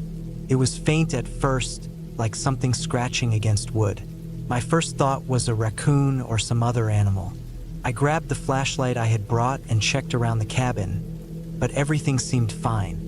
The sound continued, growing louder, so I followed it to the back of the cabin, where the cemetery loomed in the distance. My flashlight cut through the darkness, landing on the old iron gate. It was swinging slightly, creaking on its rusted hinges. I told myself it was just the wind, even though the air felt still. I went back inside, convinced it was nothing. The next day, I couldn't shake the feeling that I wasn't alone. It wasn't paranoia, exactly, but more of an awareness, like being watched. I tried to distract myself with hiking and chopping wood, but my eyes kept drifting toward the cemetery.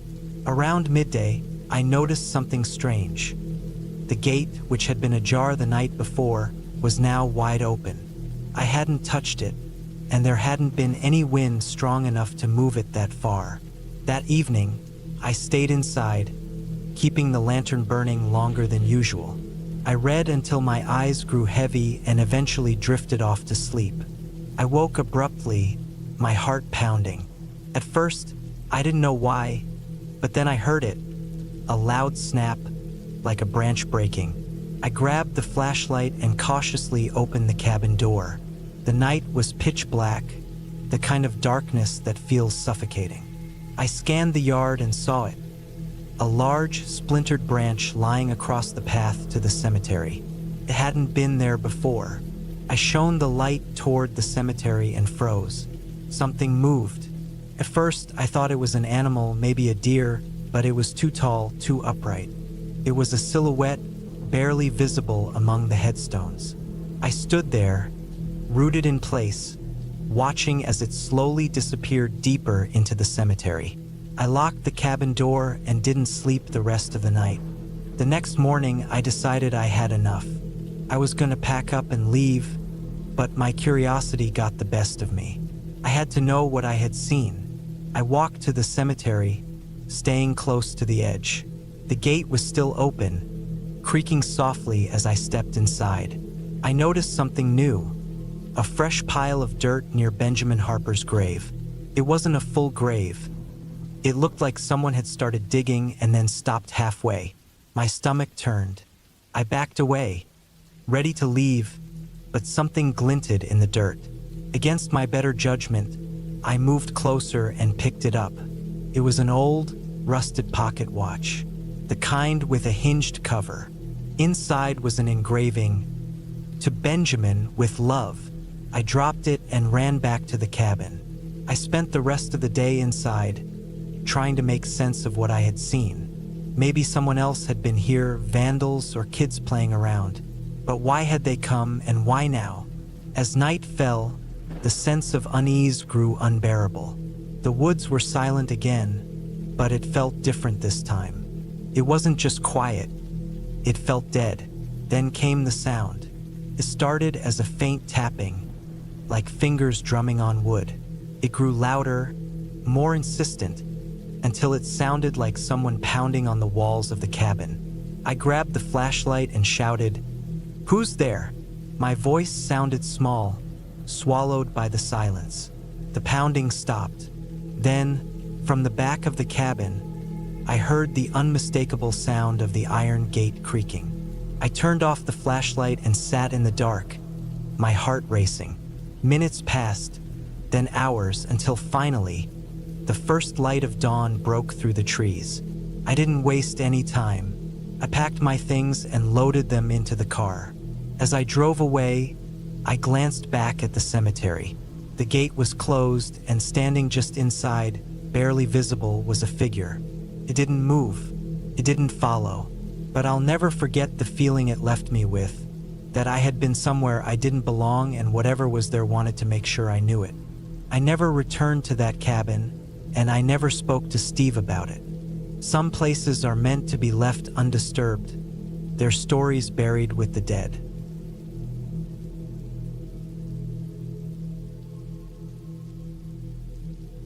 It was late September when my friend Jake invited me to his grandmother's old cabin for the weekend.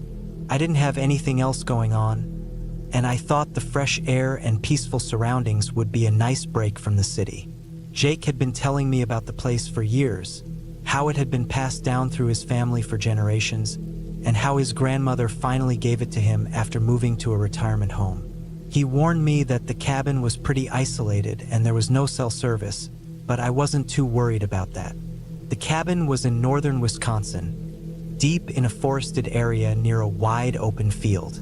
It was about a 3-hour drive from the city, and the roads only got worse the closer we got.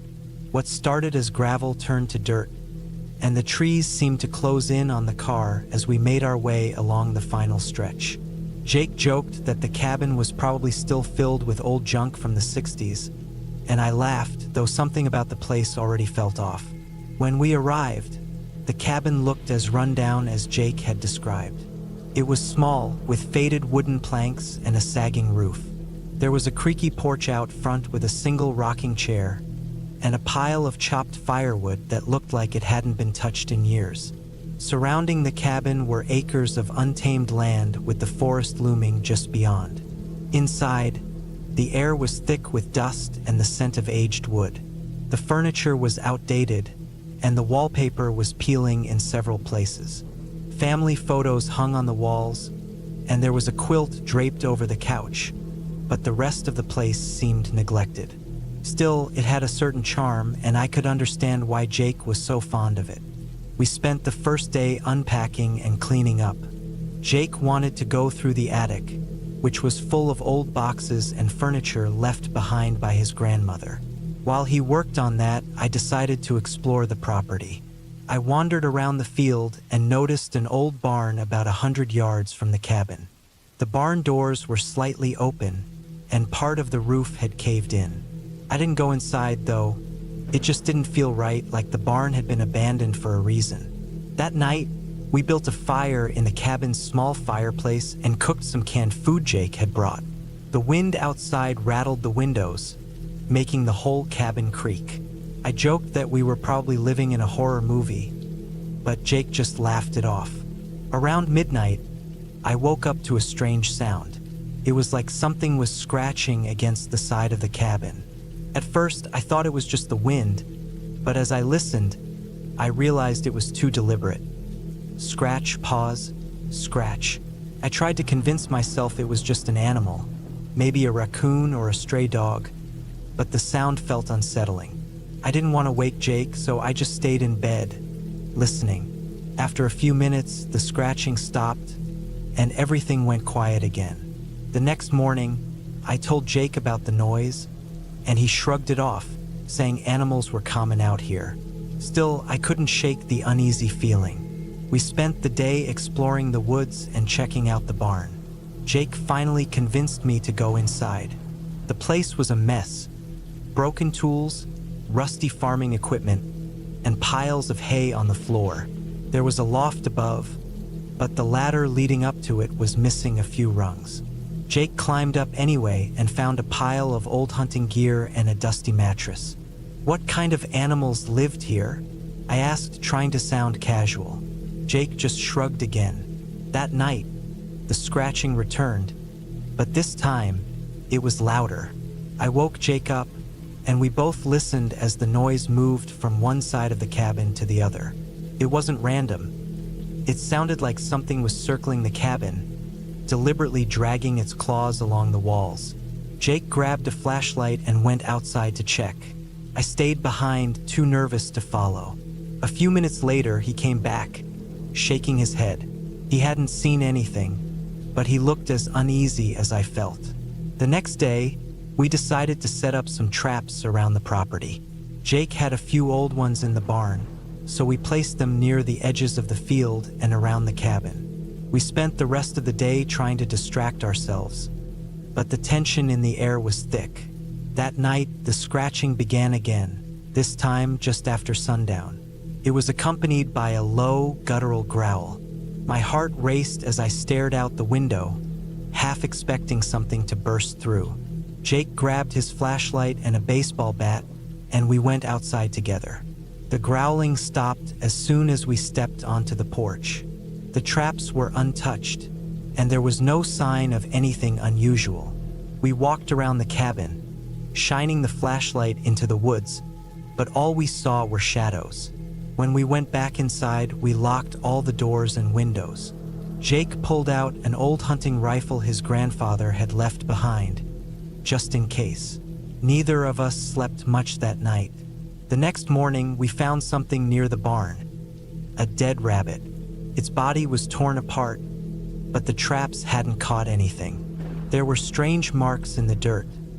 Claw prints, but much larger than any animal I'd ever seen.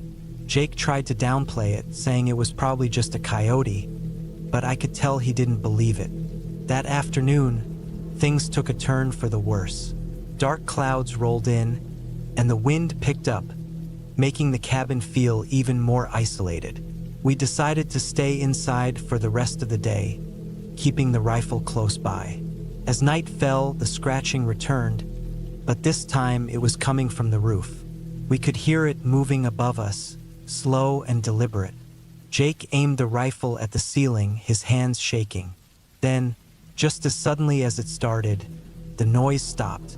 We stayed up all night, listening to every creak and groan the cabin made. The storm raged outside, and the wind howled like it was alive. When morning finally came, we decided we had enough. We packed our things and left, driving back to the city without saying much. Later, Jake told me he planned to sell the cabin, and I didn't blame him. I still think about that weekend sometimes, especially at night when everything is quiet. I'll never know what was out there in the woods, but whatever it was, it definitely wanted us to know it was there.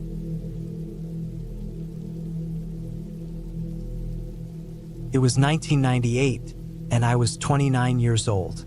I had started taking night shifts to make ends meet after relocating to a small town in Oregon. My job wasn't glamorous. I worked as an on-site operator for a private security company. Most of my assignments involved patrolling isolated areas, ensuring everything was locked up tight. It was easy money, though lonely. That night, my assignment took me to an old logging cabin deep in the woods, miles away from any paved road. The company had a contract with the landowner who had stopped logging years ago. He was paranoid about trespassers or squatters ruining his property, so he paid for regular checks on his abandoned cabin and equipment. I'd heard rumors from other operators about the place, but nothing concrete, just vague warnings to stay alert. I dismissed it as initiation hazing for the new guy. The night was stormy, with heavy rain hitting the windshield of my company truck as I navigated the muddy trail leading to the cabin.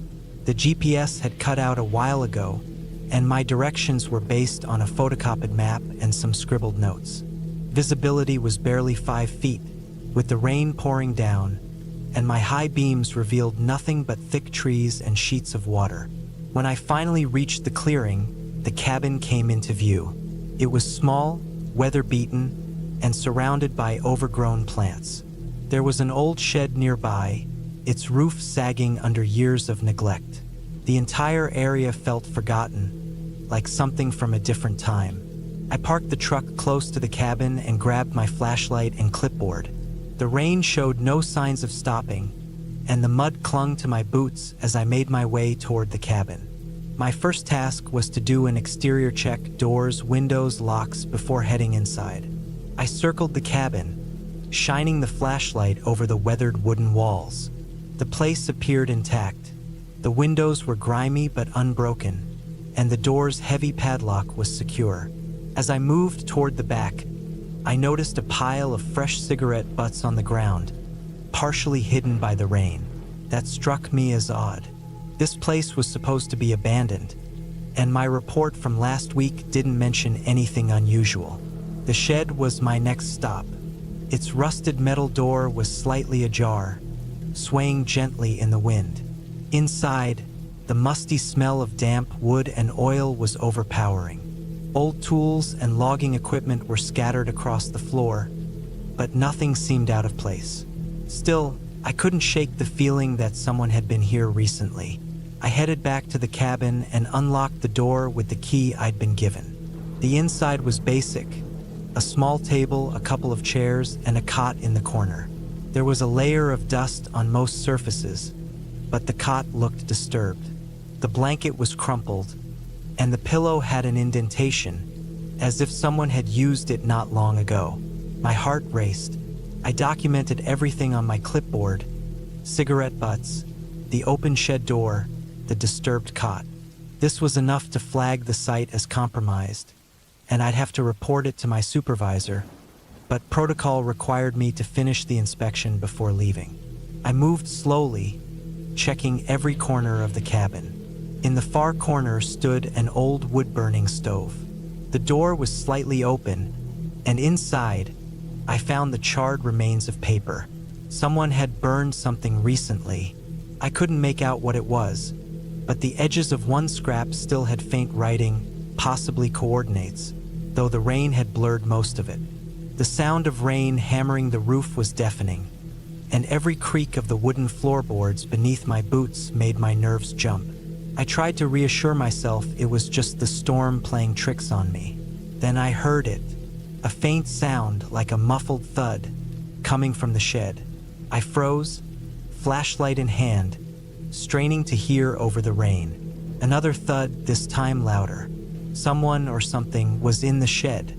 I debated my options. I could leave, call it in, and let the company deal with it, but the thought of leaving without finishing the inspection felt like a failure. Against my better judgment, I decided to investigate. I stepped outside into the rain, cold water soaking through my jacket instantly. The flashlight beam wavered as I made my way to the shed.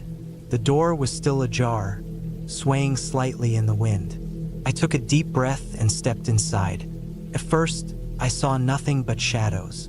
The beam of my flashlight swept across the room, illuminating tools and machinery.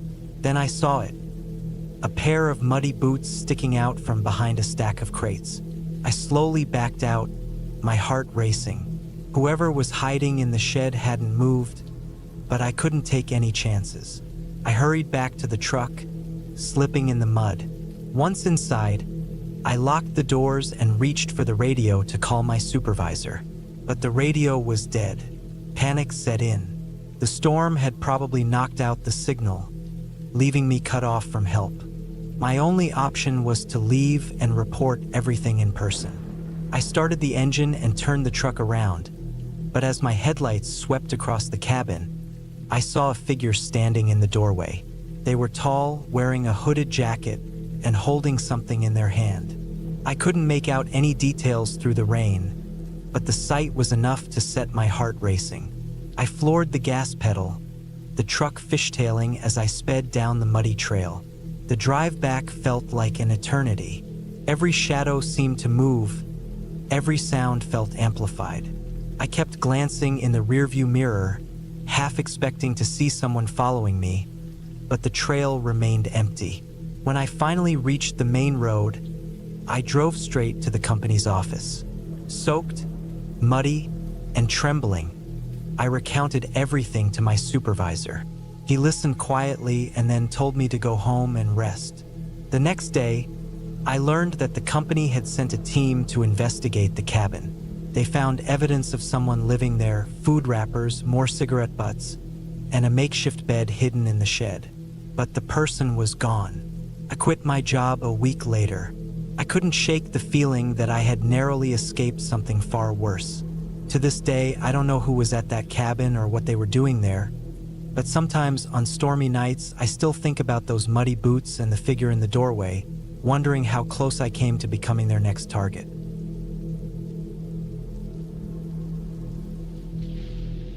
At 29, I came up with the idea of building a small cabin in a secluded spot with a couple of friends. It wasn't meant to be a glamorous escape for social media. The goal was to have a simple, practical place for weekend hunts or just to get away. The idea popped into my head during a late-night bonfire at my friend Sam's house. By morning, Sam, Noah, Adam, and I were all in. We decided on a remote location deep in the Maplewood Hills, miles away from any marked trail. Sam's cousin owned some land there and said we could use part of it. The area was untouched and quiet, perfect for what we had in mind. We spent the next few weeks gathering tools, picking up lumber, and learning basic construction methods from the internet. None of us had experience in building, but we were confident we could put together something sturdy enough to keep us safe and warm. It was late October when we finally set out. The air was cool, and the trees were ablaze with shades of red and orange. We packed everything into 2 trucks and drove until the logging roads ran out. From there, we had to hike about 3 miles, carrying all our gear on makeshift sleds and backpacks. It took the whole day just to reach the spot we'd marked on the map. The first thing that hit me was the silence. There were no distant car engines, no planes, not even the usual rustle of leaves in the wind. It was dead quiet, thick, and suffocating, like we had stepped into a forgotten world. We set up our tents and spent the night around the fire, making plans for the days ahead. The plan was simple: clear the area, lay the foundation, and get the walls up. We knew we wouldn't finish in one trip, but we hoped to make significant progress before the weather turned. The next day, we got to work. The spot we had chosen was slightly elevated with a stream nearby, perfect for water. We cleared the brush, leveled the ground, and dug the holes for the foundation posts. It was tiring, but there was something satisfying about working with our hands in such a remote place. By the end of the second day, we had the posts set and had begun framing the walls. The cabin wasn't large, about 12 by 16 feet, but it would be just right for our needs. We worked from sunrise to sunset, stopping only to eat or sharpen tools. That evening, we sat around the fire, exhausted but proud of our progress. On the third day, things began to feel strange. At first, it was little things: a branch breaking in the distance, a faint rustling in the underbrush. We shrugged it off, assuming it was wildlife. After all, we were in their territory. But as the day went on, the sounds grew more frequent and deliberate. At one point, Noah stopped in mid-swing and turned to look toward the woods. "Did you hear that?" he whispered. I hadn't, but his expression made me uneasy. That evening, the woods felt even darker. The usual chorus of insects and frogs was gone, replaced by an eerie stillness. Every now and then, we'd hear a faint noise, a crunch of leaves, the snap of a twig. It felt like something was watching us, though none of us said it aloud. The next morning, we found footprints near our campsite. They were human, bare feet, and they circled our tents before vanishing into the woods. We didn't speak it out loud, but we all knew. Someone had been there while we slept. We decided to keep working, though the excitement was gone. The thought of finishing the cabin seemed less important than just getting out of there. We worked quietly, glancing over our shoulders more than before. By the late afternoon, the walls were framed, and we had started on the roof. The cabin was taking shape, but the unease was growing. Finally, Sam broke the silence. "We should leave tomorrow," he said. "We can come back to finish later." No one argued. That night, I couldn't sleep. I lay in my tent, listening to the noises outside. The footsteps returned, slow and deliberate. They circled the tents, stopped, then moved toward the half-built cabin. I wanted to get up and look, but fear kept me frozen. Eventually, the sounds faded, and I drifted into a restless sleep. The next morning, we packed up quickly and started the hike back to the trucks. No one said much. We just wanted to leave. When we reached the edge of the clearing, I turned back for one last look at the cabin. That's when I saw it. Someone had added to our work. The walls were scratched deeply, gouges running from top to bottom. Inside, the floor was covered in feathers, small bones, and claw marks. It was as if the forest itself had rejected our presence. We didn't return to finish the cabin. A few months later, Sam's cousin called to say he found the place burned down. No explanation, no sign of who or what might have done it. To this day, I can't explain what happened there. All I know is that something in those woods didn't want us there, and I'm not sure it ever left.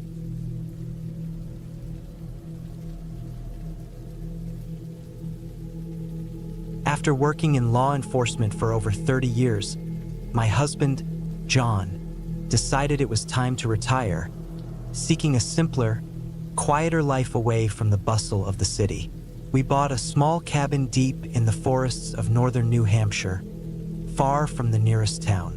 The cabin was a modest two-bedroom house nestled among towering pines, surrounded by miles of untouched wilderness. It was remote, but that's exactly what we wanted. Peace, quiet, and a chance to reconnect with nature. John had always been a calm, collected person, traits that served him well during his years as an officer. But transitioning to retirement proved difficult.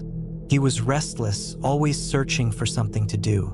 I had hoped the cabin would provide him with a new purpose, something to work on or improve. For a while, it did. He spent weeks chopping wood, repairing the deck, and clearing the overgrown trails around the property. Winter arrived quickly in the forest, with snow covering everything in early November. It was stunning, but the isolation became even more pronounced. The nearest neighbor was over 6 miles away, and the nearest town, Westbrook, was a 30-minute drive along winding, snow-covered roads. John seemed to enjoy it, thriving in the solitude. He spent hours hiking through the woods or working in the shed. I, on the other hand, found the stillness unsettling. The long, dark nights were the hardest. Without the lights of the city, the darkness was absolute, and the forest was filled with strange sounds I couldn't identify. One night in early December, I was woken by a noise outside. It wasn't the usual creaking of trees or the hoot of an owl. This sound was closer, more deliberate, a sharp crack, like wood snapping. I nudged John awake, but he dismissed it as a deer or a fallen branch and told me to go back to sleep. The next morning, I noticed footprints in the snow outside the cabin. Large, booted prints that circled the house. John examined them but wasn't concerned. "Probably a lost hunter," he said, but something about the way those tracks lingered near the windows made me uneasy. Later that day, John set up a trail camera on a tree facing the front of the cabin, where the tracks had been. He told me it was just for peace of mind, but I could tell he was on edge too. That night, I barely slept. Every creak and groan of the cabin had me on high alert. Around 3 a.m., I heard the snapping wood again. This time, it was followed by soft footsteps on the porch. My heart raced as I lay frozen in bed, listening. The footsteps stopped and then silence. The next morning, John checked the camera. The screen was blank. Someone had cut the straps, disabling the camera and smashing the lens. John didn't say much, but I could see the tension in his face. He spent the rest of the day reinforcing the cabin, securing the doors and windows, and setting up makeshift alarms using fishing line and empty cans. He even brought out his rifle, loading it and keeping it nearby. I asked if we should leave, but he shook his head. "This is our home," he said. "I'm not running because of some punk trying to scare us." The next night was eerily quiet.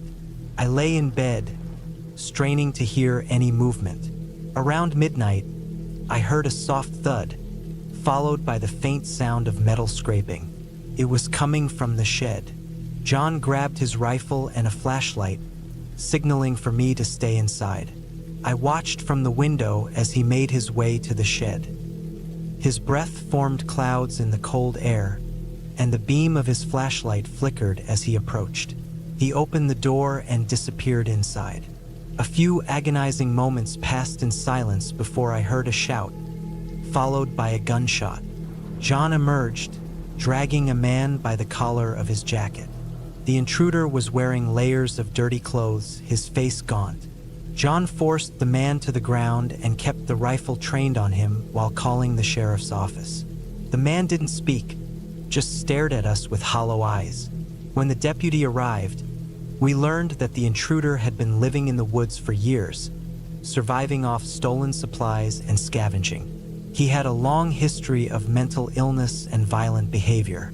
The deputy assured us that he would be taken into custody and evaluated, but I couldn't shake the feeling of being watched. Even after the man was gone, his presence seemed to linger in the forest. John tried to reassure me, but the experience had changed both of us. He became more vigilant, constantly checking the locks and scanning the tree line. I found myself jumping at every noise, every shadow that moved outside. Winter passed, but the unease remained. The forest, once a place of peace and beauty, now felt like a prison. Eventually, we decided to sell the cabin and move back to the city. To this day, I can't walk in the woods without looking over my shoulder. The isolation I once craved now fills me with dread.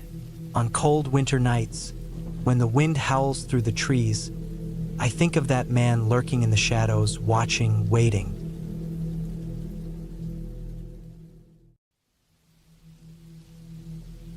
I grew up in northern Vermont and have roots in the Missisquoi and Passamaquoddy tribes. This story takes place during my college years in a small town near the Winooski River. My friends and I had a tradition of hanging out by the riverbank to relax, share drinks, and build campfires. One snowy evening, we decided to continue our routine. I headed to the dormitory basement to collect dryer lint, knowing it would help ignite the fire. The snow had made the surrounding wood too damp to catch easily. I was often tasked with starting the fire, as I seemed to have a knack for it compared to my friends. With our supplies ready, we walked to our usual spot by the river. As soon as we arrived, an unshakable sense of unease crept over me. It felt as though countless unseen eyes were fixed on us. I made a mental note of the feeling, determined to stay alert. While the others foraged for firewood, I crouched by the stone fire pit, focusing on lighting the lint. Suddenly, the hairs on my neck stood up. From below, near the icy shoreline, I heard crunching footsteps. They were loud and deliberate, like something large, maybe a bear, moving through the frozen snow. I turned to my friend Ben and asked, "Did you hear that?" He gave me a puzzled look and shook his head. The unease deepened, and then the smell hit me. It was an awful combination of rotting meat and something sweet, like decayed fruit left in the summer heat. I scanned the area, wondering if anyone else noticed it. That's when I heard my name being called. The voice was distorted, like it came through a broken radio, layered with a metallic rasp. My thoughts raced. The feeling of being watched, the heavy footsteps, the sickening smell, and now this voice. All of it clicked. I recalled the tales my grandmother used to tell about a creature we called the creeping shadow. These warnings were never clear if they were myth or cautionary tales, but I suddenly felt they were real. I pressed my face into the snow, refusing to look around. My friends' voices sounded distant, as if they were at the end of a tunnel. The voice spoke again, closer this time. "Look at me." It mimicked my grandmother's tone eerily well, but I knew better than to respond. I stayed still, my face buried in the freezing snow, until the sound of footsteps and the stench faded away.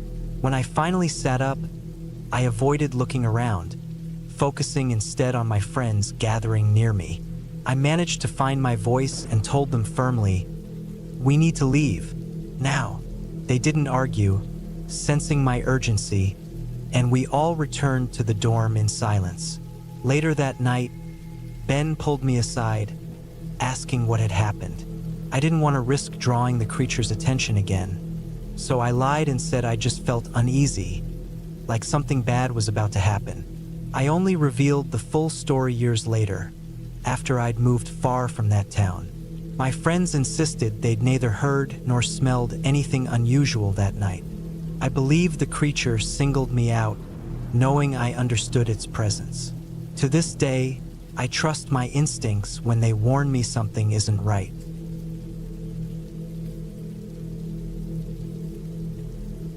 This is a personal experience that happened to my grandfather. He lived in a modest cabin surrounded by dense forest in a quiet rural area.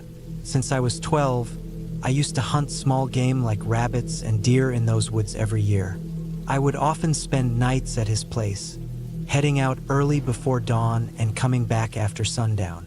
I always felt at ease in those woods, like they were a second home. When I turned 20, it had been 3 years since I had last been there for a hunt. One weekend, a couple of friends, Jake and Alex, and I decided to go there to play paintball. We left Alex's house and reached the forest about 45 minutes before dusk. We decided to make the game more interesting. One person would go in first, followed by the others 5 minutes apart. I volunteered to start. I picked a good spot to hide and waited. A few minutes later, I saw Alex entering the woods and settling nearby. Then Jake appeared, walking further down the slope. After a bit, Alex spotted me and signaled for me to come over. I moved carefully down the hill toward him, and we quickly hatched a plan to ambush Jake. Alex would track him and bring him back, and once they reached me, I'd open fire with my paintball gun. It was a sneaky, childish prank, but we were young and thought it was hilarious. So, I crouched near a massive fallen log, waiting for their return. Time seemed to stretch endlessly, and the forest grew darker. Visibility dropped to about 30 feet. As I kept my eyes on the slope, I heard something off to my left. The sound moved slowly behind me, and I figured Jake and Alex had decided to turn the tables and sneak up on me instead. However, this sounded heavier, and the steps were deliberate, almost human-like. At 5 feet 11 inches and 200 pounds, I was no lightweight, and my friends were close to my size. But what I heard seemed larger and on 2 feet. I turned my head cautiously but saw only trees and growing shadows.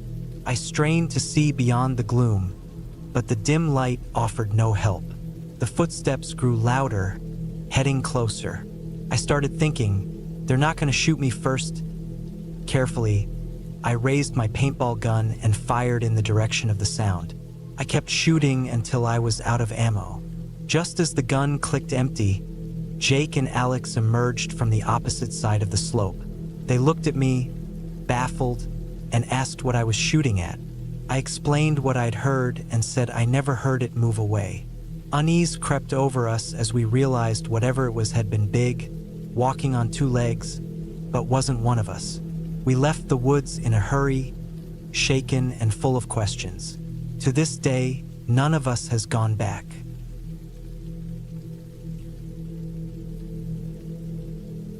It was during the winter holidays of 2021 when I returned home after a tough semester at university.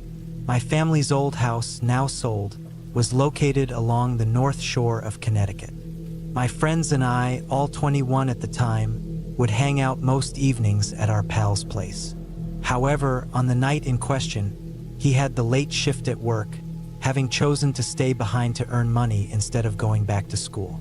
I don't recall the exact time, but it was winter, so the sky was dark long before dinner. To pass the time before our friend finished his shift, we decided to take a walk in the nearby woods. We were about 2 miles from where we'd parked, deep into the forest along a trail that eventually led to an old observation deck about 3.5 miles in. As we walked, we suddenly realized the wind had stopped entirely. It was blowing moments earlier, rustling the trees, but now nothing. The branches still swayed, yet there wasn't a sound. We paused and exchanged uneasy looks. My friend Jake said to our other friend, Ethan, and me, "Do you guys hear that?" Or, "Well, not hear anything." Ethan replied, "Yeah, this feels really off. I can still feel the wind on my face, though. Something's definitely not right," Jake muttered. I wasn't much of a talker, more of a watcher, so I let them discuss the eerie stillness while I scanned the area. That's when I noticed a faint bluish glow, barely visible through the dense trees about 10 feet to our right. "Hey, do you guys see that?" I asked. They turned and nodded. "Yeah, what is that?" Ethan said. "I have no clue. Want to check it out?" I suggested. Curiosity got the better of us. We stepped into the snow-covered undergrowth, moving closer to the light. We hadn't gotten more than 7 feet when it abruptly disappeared, gone as if it had never been there. "Maybe it was just moonlight reflecting off something," Ethan said. We agreed and turned back toward the trail to continue our walk. But the trail wasn't there anymore. Instead of the familiar path, there was nothing but more forest. Even the footprints we had left behind had vanished. The only tracks visible were the ones leading to where we stood now. "Where's the trail?" Jake asked, his voice shaking slightly. "What the heck is going on?" Ethan added. We spent a long minute searching for any sign of the path, but it was useless. The woods around us seemed different, almost like they had rearranged themselves. And still, the eerie silence pressed in on us. No wind, no animals, just our voices. "Let's just retrace our steps," I said. "Maybe the trail's just harder to see from this angle." The others nodded, and we started walking back. Minutes passed, far longer than it had taken to reach the spot initially, but the trail was nowhere to be found. Even stranger, each crunch of snow beneath our boots echoed unnaturally. The echoes came seconds after the sound, as though something else was mimicking our movements. At one point, Jake tapped my arm and motioned to his phone. He had typed out a message. "I think something's following us." Now, Jake wasn't the type to spook easily. He was practically a survivalist, always climbing trees and hiking barefoot whenever there wasn't snow. If he was worried, it meant something was genuinely wrong. "Let's keep moving until we find anything resembling a trail," Jake said quietly. We walked for what felt like hours, all the while sensing an unseen presence nearby. Eventually, we stumbled upon a narrow gap between the trees that looked like it could be a trail. Relieved, we followed it, hoping it would lead us back to our cars. The moment we stepped onto the trail, the wind returned, rustling the trees, and the strange echoing stopped. Not long after, we recognized a large boulder that marked our location. "Wait," Jake said, pointing at the rock. "Look, behind the boulder." The faint blue glow returned, but this time, it grew brighter, and a shadowy canine-like figure emerged, its glowing yellow eyes fixed on us, and an intense wave of warmth and fear washed over me.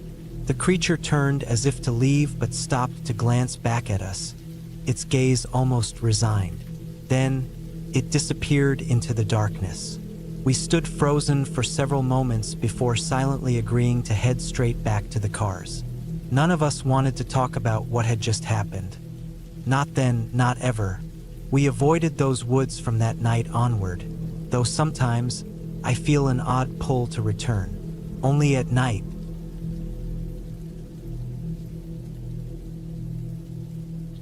I hesitated to share this, but a close friend persuaded me. This experience left me wary of nighttime rides, especially on my motorcycle, a Yamaha R6. It was March 2022, and I was assisting a friend who lived on the outskirts of town, surrounded by dense woods. Before this incident, I believed in ghosts, having had encounters before. But what I faced that night wasn't a spirit. It was something far worse. You can call me Alex. My friend Sam reached out to me during my evening off, his voice tense. "Alex, can you help me search for my dog? She got out earlier and hasn't come back." I sighed, replying, "I've told you to keep her leashed." His dog, a German Shepherd and Mastiff mix, was big but gentle, more of a cuddler than a guard dog. I got dressed, grabbed my jacket and helmet, and wheeled my bike out of the garage, locking everything behind me. Sam lived about 2 hours away by a quiet, rural route I usually enjoyed riding. That night, though, something felt off. As I rode, I couldn't shake the sensation of being watched. I couldn't pinpoint where the feeling came from, so I sped up. But the unease persisted. Out of the corner of my eye, I glimpsed a dark shape in the shadows. Accelerating further, I noticed something peculiar. Blue eye shine, reflecting in the darkness. What kind of animal has blue eye shine? The moment I saw it, it vanished, but the oppressive sensation of being observed only grew stronger. I finally reached Sam's house, where he waited outside with flashlights. I asked him to open the garage so I could park my bike, a precaution I usually didn't take. As I pulled in, the feeling of being watched grew unbearable. Sam noticed my tension. "You okay?" he asked. "I think something's out there," I replied, asking him for one of his rifles before we started the search. We split up, flashlights in hand. I kept my rifle ready as I followed a trail that looked like something heavy had been dragged through the underbrush. That eerie sensation grew sharper with each step. Suddenly, I stepped into something thick and sticky. Shining my flashlight downward, I realized it was blood. Then I saw her. Sam's dog, lifeless and torn apart. Heart sinking, I grabbed her collar. A low growl broke the silence, the kind you hear when a dog is guarding its meal. My flashlight darted around until it landed on the source of the sound. The creature was enormous, towering at least 7 feet tall. Its body was covered in jet black fur, and its head resembled a massive wolf. But this wasn't just a wolf. It stood upright, its long arms ending in hands with 3 clawed fingers and a thumb. Blood dripped from those claws. It growled again, its glowing blue eyes locking onto mine. My instincts kicked in and I raised the rifle, firing twice. The shots didn't seem to faze it.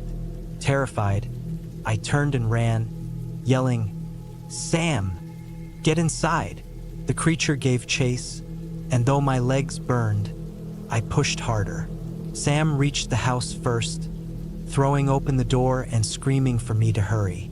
As I neared the door, I felt something hit the back of my helmet, the force almost knocking me over. Thankfully, my helmet absorbed the impact. Once inside, Sam slammed the door and locked it. "What the hell was that?" he demanded. I couldn't answer.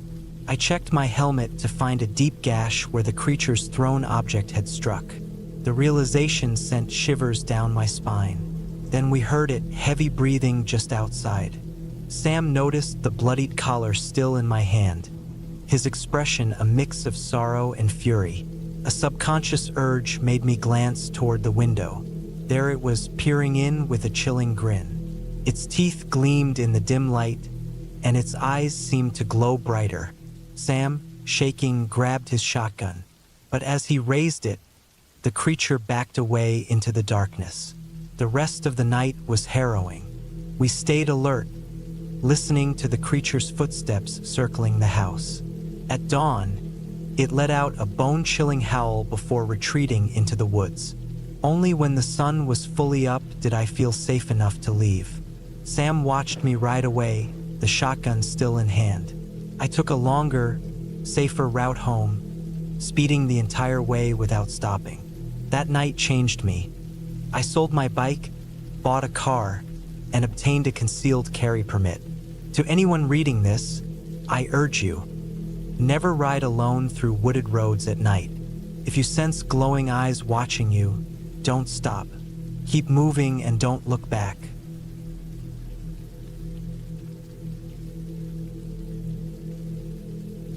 This happened when I was 14, in a small rural town called Maplewood, Kansas. Our house was out in the countryside of that quiet town. It was Saturday evening during the Labor Day weekend, and my brother and I had just finished dinner with our parents. I was helping my mom clear the table when she casually wondered, "I wonder how busy the lake is tonight." My brother chimed in, "I can drive down and check it out." He turned to me and added, "Do you want to come along?" "Sure," I said, grabbing my shoes. We hopped into his old car and headed off toward the lake. As we drove, we eventually came upon an old makeshift bridge. It was essentially a big, rounded culvert pipe cut in half, covered with gravel, with no guardrails on either side. As we approached, we noticed someone or something crouched down near the gravel as if playing with it. My brother slowed the car. At first, I thought it might be a hunter, considering the season. But then I realized that the figure wasn't wearing any reflective gear, which hunters typically wear when out at night. It was strange. The thing's arms were thick, and even in a crouched position, it looked unusually tall, maybe 6 feet or more. I couldn't make out any clothing on it. When we got closer, it stood up and turned toward us. That's when I fully grasped how enormous it was. At least 7 or 8 feet tall, covered in thick, dark hair. It had no visible neck and very long limbs. What really caught my attention were its eyes. They glowed with a dark red color, reflecting the headlights of the car. The creature then stepped to the left, disappearing into the dense brush along the road. We crossed the bridge slowly, trying to spot where it had gone, but there was no sign of it. As my brother continued driving, I finally asked, "What do you think that was?" He hesitated. "I'm not sure. Maybe a hunter." "That wasn't a hunter," I replied. "It wasn't wearing clothes, and I didn't see any vehicles nearby. Hunters usually park along the roadside." We reached the lake after a few more minutes. There were plenty of people there. Families camping, kids playing, and groups having fun by the water. My brother eventually said, "Let's go back to the bridge and see if that thing's still there." "Are you serious?" I asked, my voice uneasy. "What if it tries to come after us?" But he'd already turned the car around. Despite my nervousness, I was curious too. When we got back to the bridge, to my shock, the creature was there again, crouched in the middle of the gravel. Just like before, it stood up as we approached, turned to face us briefly, then stepped into the brush again. This time, my brother drove a bit farther up the road, pulled into a driveway to turn around, and parked at the top of a hill overlooking the bridge. He turned off the car. "What are you doing?" I asked, a little panicked. "I want to see if it comes back," he said, staring at the bridge. We sat there for what felt like 20 minutes, watching in silence. Nothing happened. Finally, he started the car and we drove home. When we got back, I immediately told our parents what we'd seen. My dad chuckled, clearly skeptical. He wasn't one to believe in strange stories like this. My mom, however, turned to my brother. "Is that really what you saw?" she asked. He nodded. "That's what it looked like. If it wasn't something strange, maybe it was just a really hairy person." Still unsettled, I grabbed the house phone and went to my room to call my boyfriend. At least he believed me when I told him what happened. To this day, I've never seen anything like it again. I kept the story to myself for years, only sharing it later with my husband.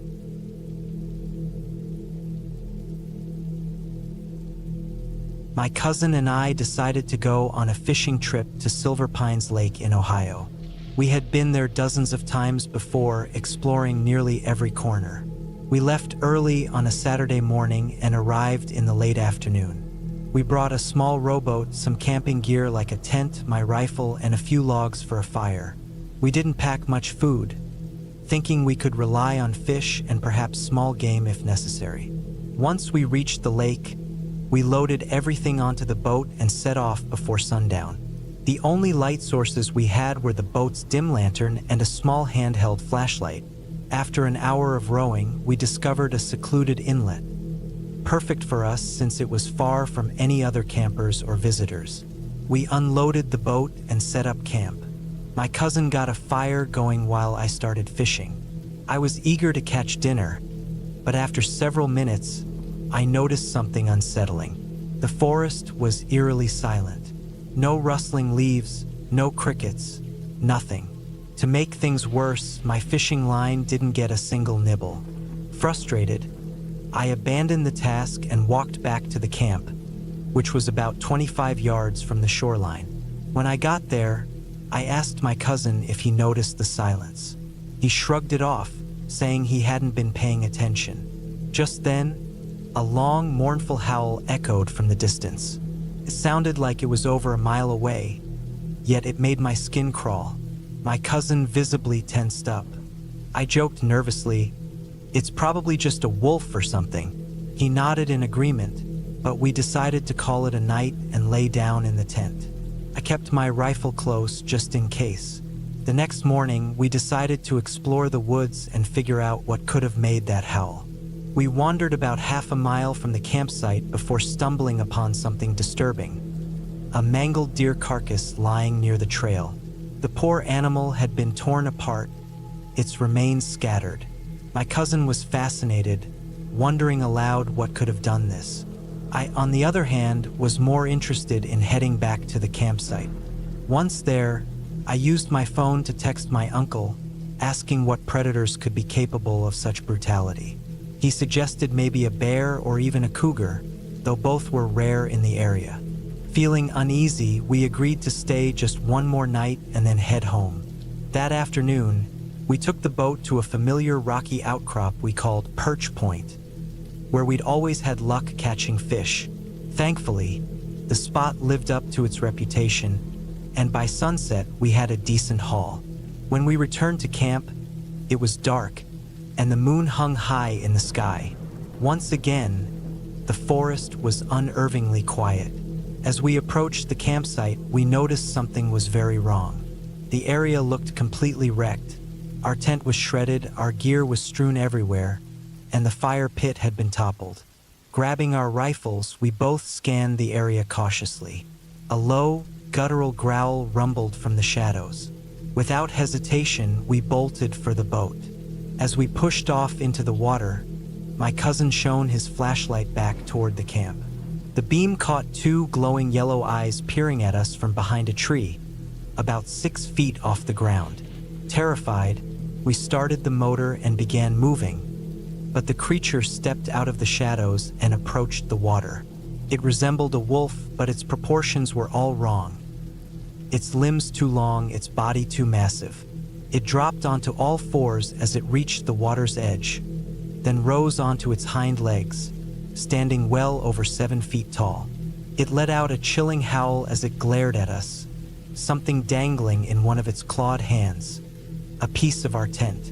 My cousin turned the throttle to full speed, breaking the lake's no-wake rules, but we didn't care. We reached the boat launch, loaded everything as quickly as we could, and drove home in silence. To this day, neither of us has returned to Silver Pines Lake, and we never told our family what really happened. Whenever someone mentions going there, I warn them to stay alert. Whatever we encountered that night wasn't just a wild animal. It was something else entirely.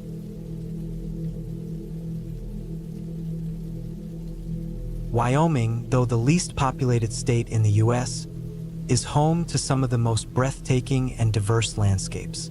From rolling hills and sagebrush plains to dense forests with towering mountains, rivers, and creeks, it's a place I'm proud to call home. I grew up on my family's ranch just outside of Riverton. A little about me. I'm 6'3" and weigh 225 pounds. My family jokingly calls me Ranch Boy because of my build, which I take as a compliment. After all, Luke Skywalker from Star Wars was nicknamed Farm Boy, and Luke is awesome. So take that, Grandpa. My favorite pastime is fly fishing. There's nothing quite like the thrill of watching a trout rise to take your fly. Wyoming is renowned for its fly fishing, and my go-to river is the Bighorn. It's a bit of a drive to reach my preferred spot, but it's always worth the effort. The most terrifying experience of my life happened back in 2012. I was 20 years old, and it was late summer, mid-August to be exact, around 3 o'clock in the afternoon. I remember it vividly. To get to my fishing spot, I drive 3 miles down a dirt road, park at a small clearing, and then hike another half-mile through the woods. My dad had discovered this spot years ago, and it's a treasure trove for rainbow trout. Emerging from the trees, you find yourself on a riverbank. The water is about 25 feet wide at this point. The far side has faster-moving currents, but near my side, there are slower, deeper pools where the fish like to gather, waiting for food to drift their way.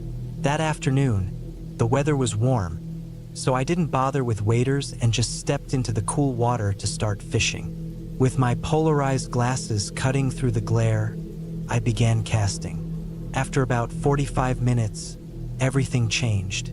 As I cast my line again, I suddenly heard the loud crash of a tree falling on the far side of the river.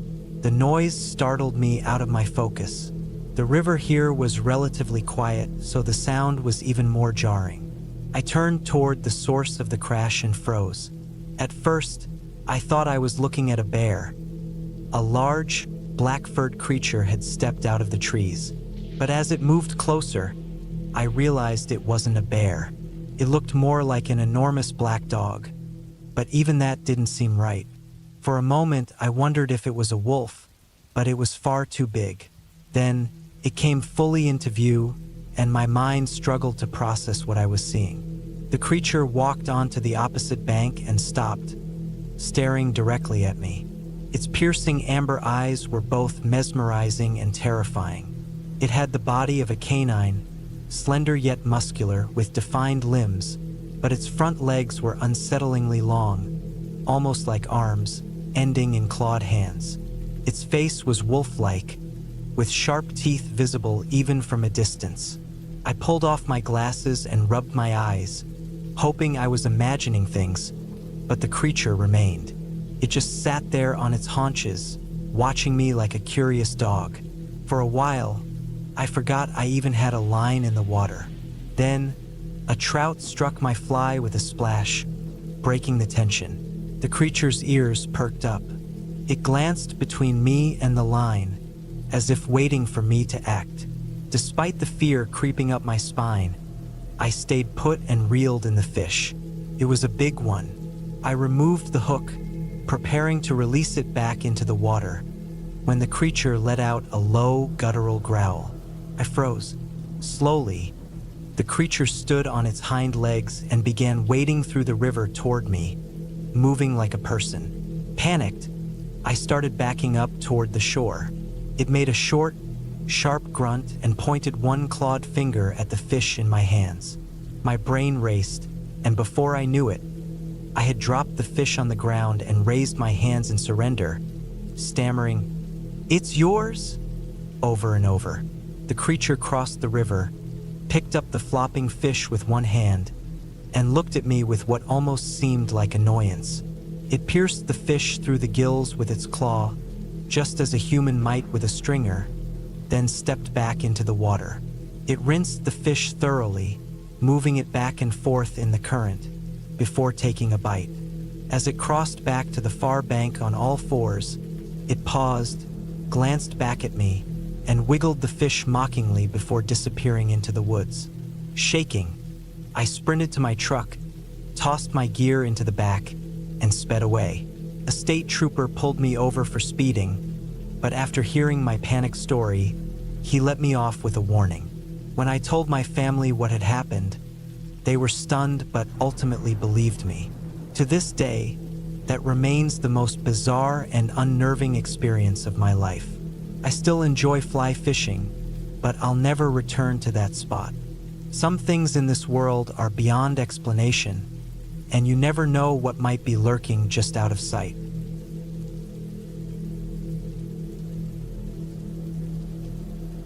Torn and shaken, I recall my childhood growing up in the Appalachian region of eastern Kentucky and western North Carolina. In these parts, tales of strange encounters and sightings were fairly common. I had always dismissed them, assuming they were exaggerated stories told by people craving attention or trying to entertain. Since I was old enough to carry a rifle, hunting had been my passion. I'd spent countless hours in the woods every season, sometimes multiple times a week, and had never experienced anything unusual. I thought if such things existed, I would have seen something by now.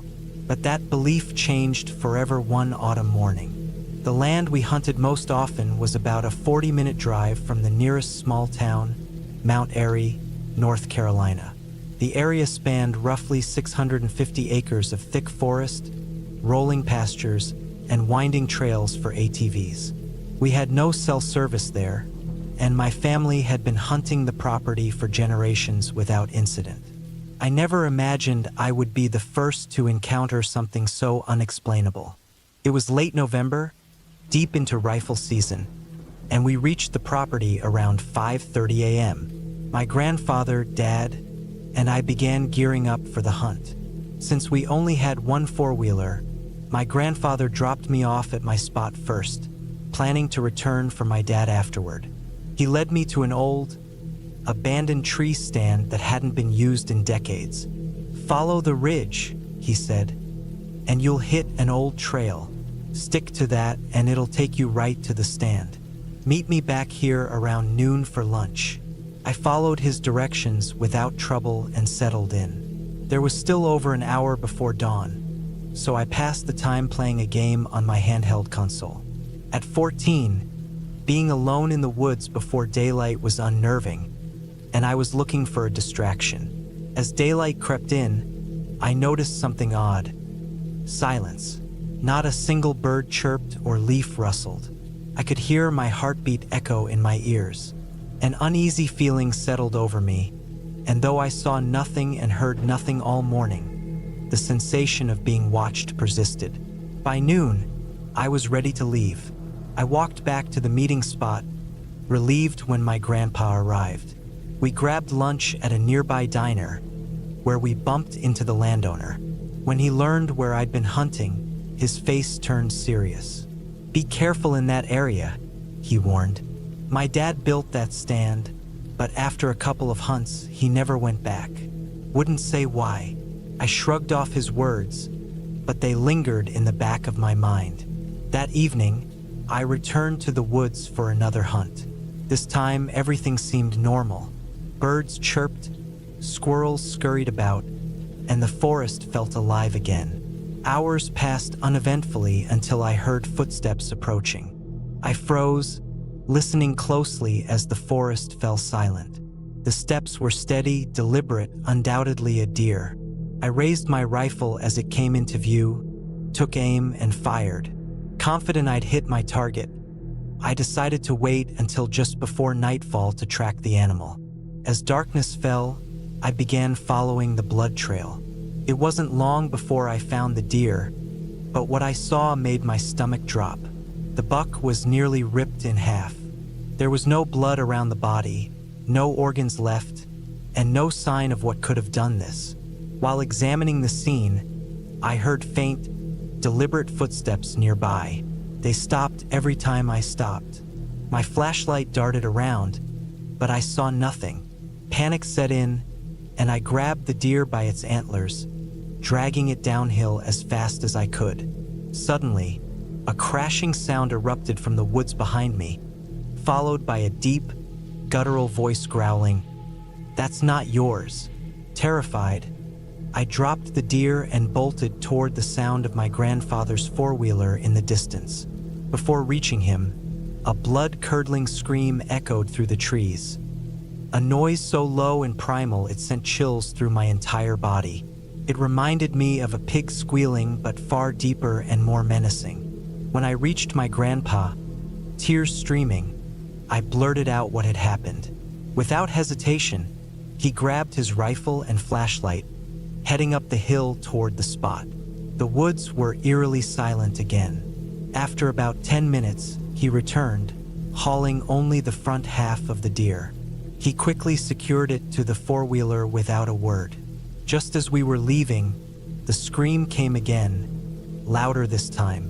We sped off faster than we ever had before. We've never spoken about that night since, and though I've continued hunting there, nothing similar has happened again. Still, I can't help but wonder what was lurking in the woods that night, watching me.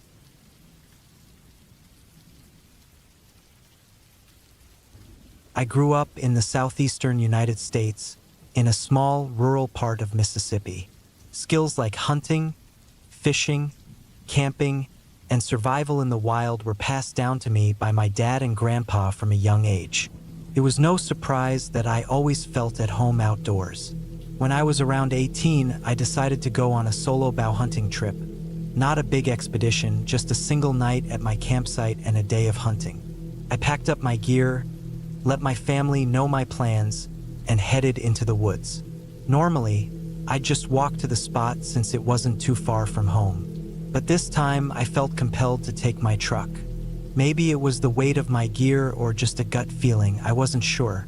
Looking back, I'm glad I did. I arrived at my campsite around 6:30 p.m. in mid-December.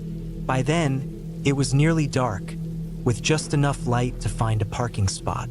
After that, I used my flashlight to make the short hike through the dense woods. At the campsite, I quickly got to work. I gathered firewood, pitched my tent, and arranged my gear so I could leave quickly in the morning. Dinner was simple, just some canned beans and sausage heated over the fire. The night was peaceful, filled with the usual sounds of the forest. I drifted off to sleep, comfortable in my tent. Around 2 a.m., I woke up to an eerie silence, the kind of silence that makes your heartbeat sound deafening.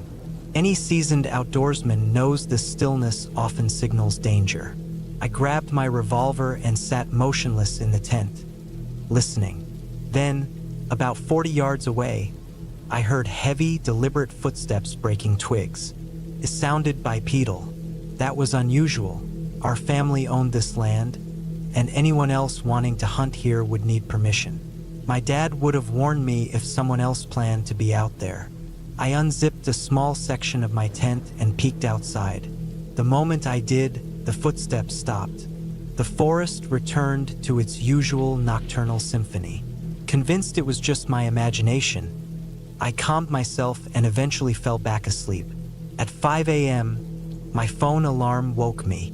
It was time to start the 2-mile hike to my tree stand before sunrise. I grabbed my gear without double-checking it, a mistake I would regret. About a mile into the hike, I heard movement in the woods to my right. The narrow path was surrounded by trees on both sides, and I crouched down to see what was coming. A buck emerged. Its appearance immediately struck me as odd. The animal was unnaturally skinny, with cloudy eyes that seemed almost blind. It walked clumsily, as if it were drunk, and its coat was discolored. Its antlers had a bizarre shape, unlike anything I'd ever seen on a deer. As it came closer, the smell hit me, rotting, putrid. I wasn't thinking about taking a trophy anymore. I just wanted to put the poor creature out of its misery. I reached back to draw an arrow from my quiver, but hadn't noticed that my younger brother, who had borrowed my arrows for practice, had placed some broadheads facing the wrong way. As I pulled an arrow, the blade sliced deep into my thumb. The pain made me shout, and I expected the deer to bolt. Instead, the buck let out a low, distorted growl. Then it rose onto its hind legs. The creature stared at me with glowing yellow eyes and bared sharp, yellowed teeth. My body froze with fear. It moved toward me with unnatural speed, still on 2 legs. Adrenaline kicked in, and I knocked an arrow, firing it into the creature's chest. It barely flinched. I shot again, striking its neck. This time, it let out a blood-curdling scream and fled on all fours, transitioning back to the gait of a regular deer. The creature stopped in the distance, turning back to stare at me with those haunting eyes. I didn't wait to see what it would do next. I sprinted back to my truck, abandoning my gear and driving home as fast as I could. When I returned to retrieve my belongings days later, the campsite was destroyed. My tent was shredded, food scattered, and books ripped apart. To this day, I don't know what I encountered. Some say it might have been a rougarou or something worse. Whatever it was, I still see a sickly deer watching me from the woods when I visit home. I haven't dared go back to hunt it.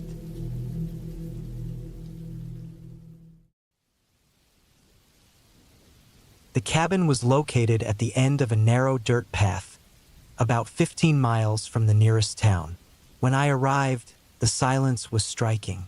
It wasn't the usual stillness, but a heavy quiet, as though even the air held its breath. The only noises were the crunching leaves under my boots and an occasional bird call. It was peaceful, yet unsettling in a way I couldn't explain. I chalked it up to nerves. I'd lived in the city my whole life, and this kind of isolation was new to me. During the first few days, I focused on clearing out debris left by the previous owner. Piles of old tools, broken furniture, and other useless items. I hauled it all out and burned it in a pit I dug behind the cabin. The work was exhausting, but there was a strange satisfaction in seeing progress through my own efforts. By the end of the first week, the cabin was empty, and I started on repairs. The roof had holes, the floorboards groaned underfoot, and the windows were nothing more than jagged gaps. But I was determined to make it livable. It was during the second week that I noticed the carvings. I had started stripping the walls to replace the rotting planks when I found them. Tiny, detailed patterns carved into the wood. They were everywhere, covering nearly every surface of the cabin. At first, I thought they were random marks, but as I examined them, I realized they were intentional. Most of the designs were geometric shapes, triangles, spirals, and interlocking lines, but some depicted animals or plants that didn't look familiar.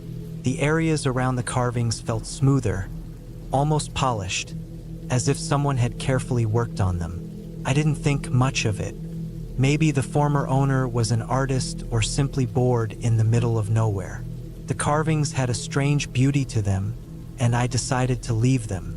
They added a unique character to the cabin. About a week after discovering the carvings, the noises began. One night, as I lay in bed staring at the cracked ceiling, I heard it, a low, rhythmic creak, like footsteps on old wood. I froze, holding my breath. The sound came from the porch, slow and deliberate, as though someone was pacing back and forth. Grabbing a flashlight, I peered out the window, but saw nothing. The forest was still, shadows stretching long under the moonlight. I told myself it was an animal, a deer or maybe a raccoon, but the sound persisted for hours before I eventually fell asleep out of exhaustion. The next morning, I checked outside but found no tracks or signs of anything. Over the following days, I started to notice changes in the carvings. At first, I thought it was my imagination, but the patterns shifted. New lines appeared, and shapes transformed subtly, almost imperceptibly, until they looked entirely different. One evening, I examined them closely with a flashlight. The wood under my fingers felt soft, almost like skin. When I pressed on one carving, the surface gave slightly, then sprang back as if alive. Startled, I pulled my hand away, heart pounding. I tried to convince myself it was a trick of the mind. Then the smell began, a faint, sour odor that grew stronger over time. Thinking a small animal had died under the cabin, I crawled beneath to investigate. What I found churned my stomach. A heap of bones, small ones, possibly from birds or rodents. They were clean, but not old. Bits of tissue clung to them, and the smell was overwhelming. I backed out, deciding to deal with it later, but the next morning, the bones were gone. The sounds returned, more frequent and louder. Scratches, thuds, and even whispers. Sleep became impossible. I wanted to leave, but something held me back. Stubbornness, pride, or perhaps sheer foolishness. I couldn't abandon the cabin just yet. One night, everything escalated. I woke to a deep groaning noise, as if the cabin itself was alive and moving. The walls trembled, and the carvings seemed to twist and writhe in the dim light of my flashlight. The floor beneath me shifted, and I scrambled to my feet. Dark liquid began seeping from the carvings, pooling on the floor. The stench of decay filled the air. Panic took over. I grabbed my bag and fled, not looking back. I drove straight into town and never returned. Later, I heard the cabin had been destroyed in a fire, though I sometimes wonder if that's the whole truth. Even now, the images linger in my mind. The carvings, the pulsing walls, and the way the cabin seemed alive. I don't know what was in that place, and I never want to find out.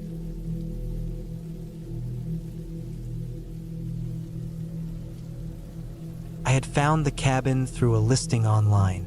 The description was minimal. A few blurry pictures, a short note about its remoteness and appeal for hikers or hunters, and a clear warning that there was no cell reception. That suited me perfectly. After the non-stop rush of city life, I craved a complete disconnect. I imagined spending my days hiking the trails and my nights by the fireplace, lost in the pages of a good book. The drive consumed most of the day. The farther I went, the narrower the roads became and the towns grew scarcer. With every mile, the weight of daily stress seemed to lift. By the time I turned onto the unmarked gravel path leading to the cabin, a sense of calm had started to settle over me. The road wound through low hills, with the tires kicking up fine dust as I drove cautiously. But as soon as the cabin came into view, my mood shifted. The cabin looked like the photos, a modest wooden structure with a slanted tin roof. But something about seeing it in person was different. The dark windows reflected the surrounding trees like black mirrors, and the front porch leaned just enough to make me question its stability. It seemed aged and neglected, as if it had stood untouched for decades. I parked the car, turned off the engine, and stepped into the stillness. No birds called out, no leaves rustled, just the faint murmur of wind weaving through the trees.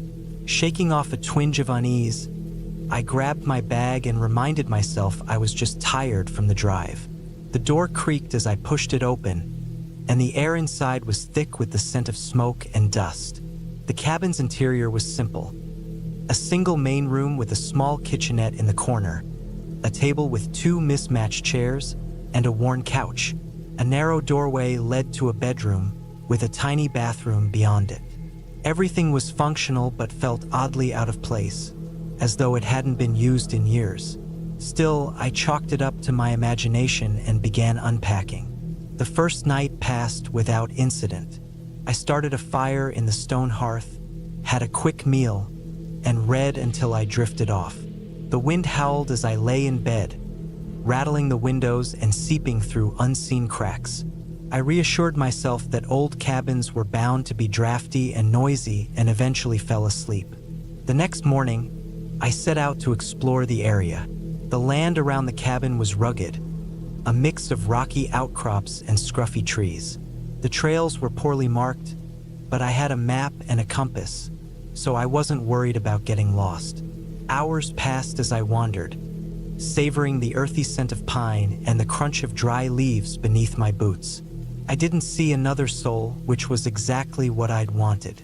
When I returned to the cabin that afternoon, something felt off. The front door was slightly ajar, enough to catch my attention. My chest tightened. I was sure I had locked it. My first thought was that a stray animal had wandered inside, but when I stepped through the doorway, everything was exactly as I had left it. My bag was untouched, the counters were bare, and the couch hadn't been disturbed. I checked every corner, even under the bed and inside the closet. Nothing. Trying to dismiss my unease, I double-checked the lock and spent the evening convincing myself it had been a mistake. But that night, the uneasiness grew. I woke several times, each time certain I'd heard something outside. The crunch of gravel, the creak of wood. Each time, I held my breath, straining to hear more. The sounds never came again, but by morning, I was restless and on edge. On the third day, I ventured farther, hoping the hike would calm my nerves. I packed a light lunch and followed a dry creek bed that led deeper into the hills. The landscape became harsher, the trees thinning to reveal jagged rocks and open sky. It was starkly beautiful, but as the hours passed, I started feeling watched. It was subtle, a prickling sensation at the back of my neck, a sense of being followed. I stopped frequently, scanning the rocks and trees, but saw nothing. When I reached a ridge overlooking the valley, I froze. There, in the dirt, were footprints. They weren't mine. The tread was different, and they were larger than my boots. Worse, they looked fresh. The edges of the prints were crisp, leading away from where I stood. I followed them briefly, my heart pounding, until they disappeared into a cluster of rocks. I didn't dare go further. I turned back, walking quickly but resisting the urge to run. By the time I reached the cabin, the sun was sinking low, casting long shadows across the clearing. I locked the door and secured the windows, checking each latch twice. That night, the noises started again. Footsteps on the porch, the faint scrape of something against the wood. I stayed motionless in bed, clutching the flashlight I had brought, my ears straining for every sound. Hours dragged by before silence finally returned. In the morning, I found scratches on the front door, deep, jagged marks as if something or someone had tried to get in. My stomach churned as I stared at them. I knew I couldn't stay another night. I packed up quickly, all the while feeling as if unseen eyes were watching me. As I stood on the porch, ready to leave, I glanced back at the woods. That's when I saw it. A figure standing among the trees, half hidden in the shadows. They didn't move, didn't make a sound, just watched. My chest tightened, and I scrambled into the car, starting the engine with shaking hands. I didn't stop driving until I reached the nearest town. Only then did I check my phone, finding dozens of missed calls and messages.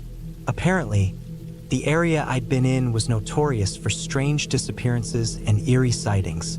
I never went back. To this day, I can't explain what happened, but I'm certain of one thing.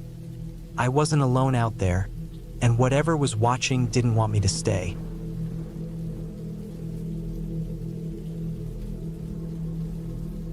It was the winter of 2016, and I was stationed in a secluded cabin deep in the Wyoming wilderness. My mission was straightforward: observe, report, and, if necessary, neutralize any threats to the sensitive project I was monitoring. The cabin was isolated, perched precariously on the edge of a rugged hill overlooking a snowy valley.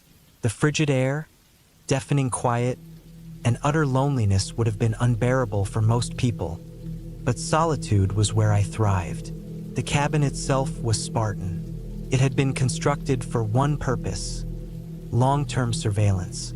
The wood was rough and unpolished, the small windows fortified with thick shutters to block the icy winds. Inside, the essentials included a narrow cot, a wood-burning stove, a simple table, and my equipment.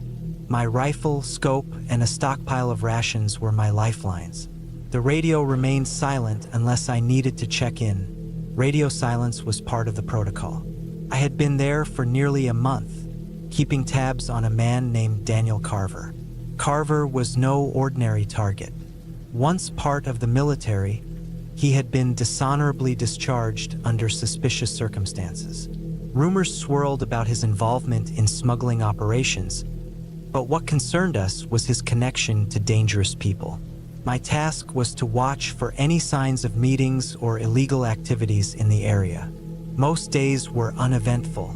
I would scan the valley below with my scope, occasionally spotting wildlife or the rare stray hiker. Nights were harder. The cold seeped into my bones despite the stove, and the darkness felt suffocating. Often, I sat on the porch in full gear, rifle across my lap, to remind myself I wasn't helpless. In the fourth week, things changed. One morning, as I made my usual rounds to check the cabin's perimeter, I found a set of boot prints in the fresh snow. They led up the hill to the west but stopped abruptly near the tree line. My pulse quickened. I hadn't heard anyone approach, which should have been impossible in such silence. Returning to the cabin, I locked the door and checked my rifle.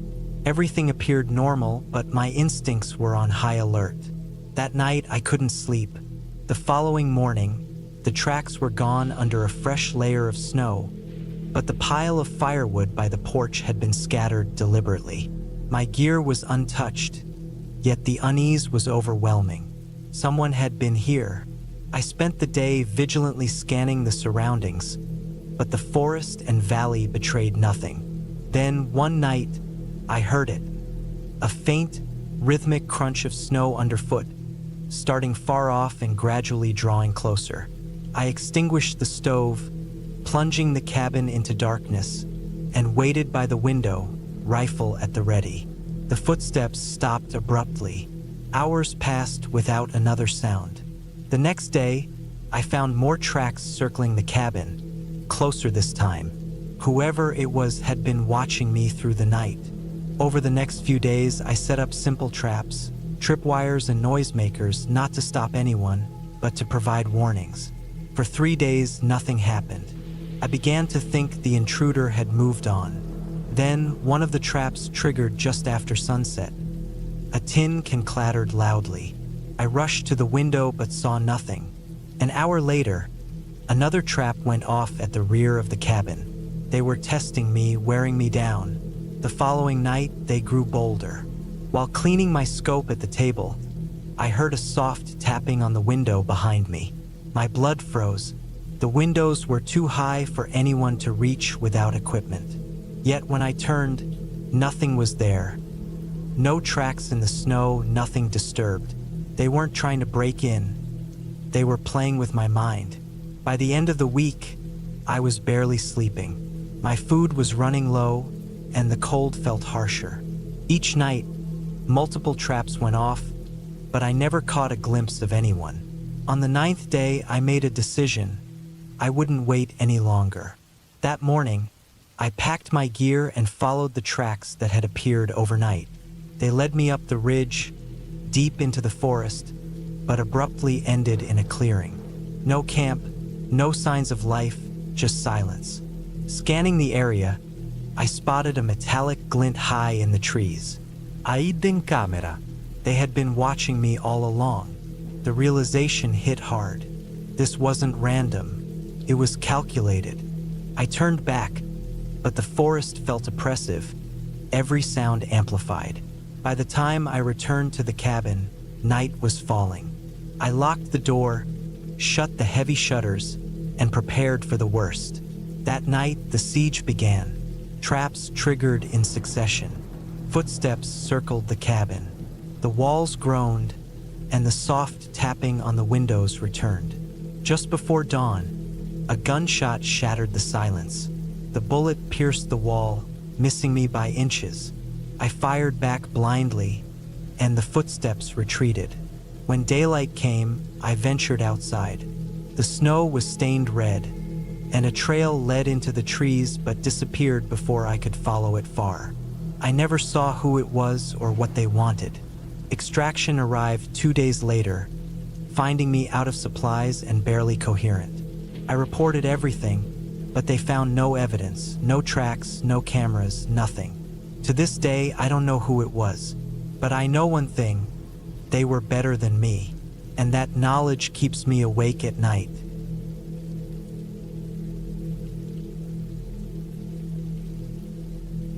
It was the winter of 2015, and I was stationed in a secluded cabin deep within the Wyoming wilderness. My mission was straightforward: observe, report, and, if required, neutralize any threats to the sensitive asset under surveillance. The cabin was isolated, perched precariously on the edge of a rugged cliff that overlooked a desolate valley. The cold, the quiet, and the solitude were enough to unnerve most people, but I thrived in it. The cabin was bare bones, designed purely for utility, a monitoring station built for prolonged observation. The walls were rough, untreated timber, and the windows were tiny with thick shutters to block out the piercing wind. Inside, there was a simple cot, a wood-burning stove, a small table, and my equipment: a rifle, a scope, and provisions to last for weeks. The radio was my sole connection to the outside world, but protocol required keeping it off except for scheduled check-ins. I had been there for nearly a month, keeping tabs on a man named Samuel Wright. He was no ordinary individual, former military, dishonorably discharged under circumstances shrouded in secrecy. Rumors hinted at involvement in smuggling weapons and narcotics, but what truly alarmed us were his connections. Dangerous connections. My orders were to monitor for any sign of suspicious activity, whether meeting with someone or moving illicit goods through the area. For the most part, my days were uneventful. I spent hours scanning the valley through my scope, occasionally noting a stray hiker or wildlife.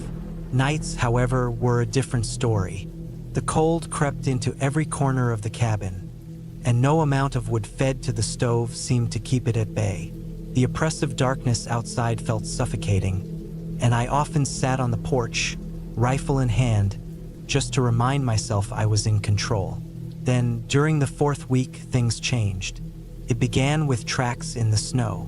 During my morning perimeter check, I noticed fresh footprints leading up the ridge to the west. My pulse quickened. I hadn't heard anyone approach, which was almost impossible in such quiet surroundings. Crouching low, I followed the trail until it vanished into the dense forest. Whoever it was had come too close only to retreat. I returned to the cabin, locking the door and meticulously inspecting my rifle. The scope was clear, the barrel was cool. I positioned myself by the window, keeping a watchful eye on the ridge. Hours passed without any sign of movement, and by nightfall, I had almost convinced myself it was a lost wanderer. Still, I didn't sleep that night. The next morning, the footprints were gone, buried under a new layer of snow. But something else was amiss. The small stack of firewood near the porch had been scattered, not accidentally but deliberately. My gear appeared untouched, yet the undeniable sense of being watched consumed me. I spent the day scouring the valley and tree-lean through the scope, my eyes burning from the strain. Still, there was nothing. Whoever had approached was clever, skilled enough to avoid detection. That night, the first sound came, a slow, rhythmic crunch of footsteps in the snow. It started faintly near the ridge and grew louder.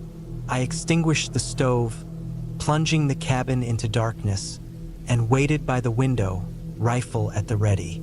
The footsteps stopped abruptly, and I stayed frozen, listening, for what felt like an eternity. Morning revealed fresh tracks circling the cabin. Someone had been watching me all night. Now on high alert, I set simple traps around the cabin, tripwires and makeshift noisemakers. They wouldn't stop anyone, but they'd give me a warning. For 3 nights, nothing happened. Then, just as I began to lower my guard, the traps started triggering. The first was a clatter of a tin can against the cabin wall. Rifle in hand, I scanned outside but saw nothing. Hours later, another went off at the rear. They were testing me, wearing me down. The next night, they became bolder. While cleaning my scope at the table, a faint tapping came from the window behind me. My blood froze. The windows were too high for someone to reach without aid. Spinning around, rifle ready, I saw nothing. The snow outside remained undisturbed. Checking the doors and windows, I found everything secure. It dawned on me then they weren't trying to break in. They were toying with me, aiming to fracture my resolve. By the week's end, I was exhausted, sleep-deprived, and nearly out of supplies. The traps went off every night, sometimes multiple times. I never caught a glimpse of anyone but constantly felt their presence. Finally, I decided to act. At dawn, I packed my remaining gear, checked my rifle, and followed the fresh tracks that had appeared overnight. The trail led me up the ridge and into the forest. Hours passed as I trudged through the snow, unease growing with every step. The tracks ended abruptly in an open clearing. No camp, no signs of activity. It was as if the person had vanished. As I scanned the area, my scope caught a glint of metal high in the trees. Camera. They'd been watching me all along. Heart pounding, I turned back toward the cabin, but the forest now felt alien. The silence was suffocating, and every step seemed to echo ominously. By the time I reached the cabin, night was falling. I secured the door, shutters, and rifle, knowing the encounter wasn't over. That night, the cabin came under siege. Traps triggered in rapid succession. Footsteps circled the building, and soft tapping echoed from the windows. As dawn approached, a gunshot shattered the tension. The bullet tore through the wall, narrowly missing me. I fired blindly into the dark, hearing retreating footsteps before silence resumed. Daylight revealed blood in the snow, leading to tracks that vanished into the woods. I called for extraction, but it took 2 days for the team to arrive. By then, I was out of food, ammunition, and sanity. I recounted everything, but no evidence remained. No tracks, no camera, no sign of my tormentors. To this day, I don't know who they were or what they wanted. But one thing haunts me: they were better than I was, and that thought keeps me awake every night.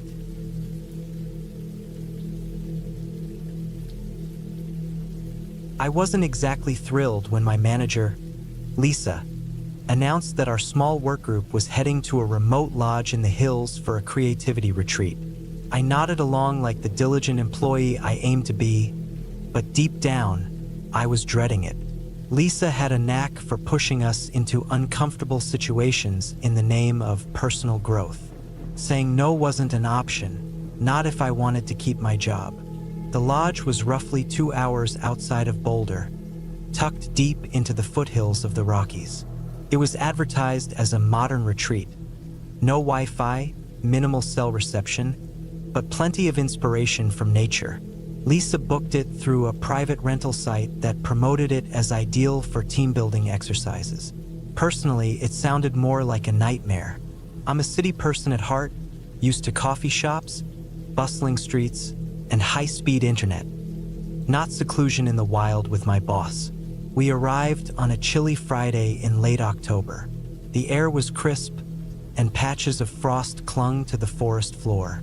The road winding up to the lodge was narrow, flanked by towering pine trees that seemed to loom closer the farther we drove. The rental SUV I was driving struggled over the uneven terrain, and I couldn't shake the feeling of the forest closing in on us. The lodge itself was stunning. A sleek, 2-story wooden structure with massive windows offering a view of the valley below. It was modern but still blended seamlessly with its natural surroundings. Lisa, ever the optimist, marveled at the breathtaking views and excitedly predicted how productive we'd be over the weekend. I mustered a smile and hauled my bag inside. Inside, the lodge was just as impressive as it was outside. Polished wooden floors, a towering stone fireplace, and a kitchen outfitted with state-of-the-art appliances. The upstairs had 4 bedrooms and a spacious living area with plush seating and a large table. It was the sort of place people would pay handsomely to rent for vacations, but all I could think about was how isolated it was. Remote didn't even begin to cover it. My phone had lost signal about 20 minutes before we arrived. Lisa assured us there was a landline for emergencies, but we were otherwise cut off from the outside world. As the sun set behind the hills, the temperature dropped quickly.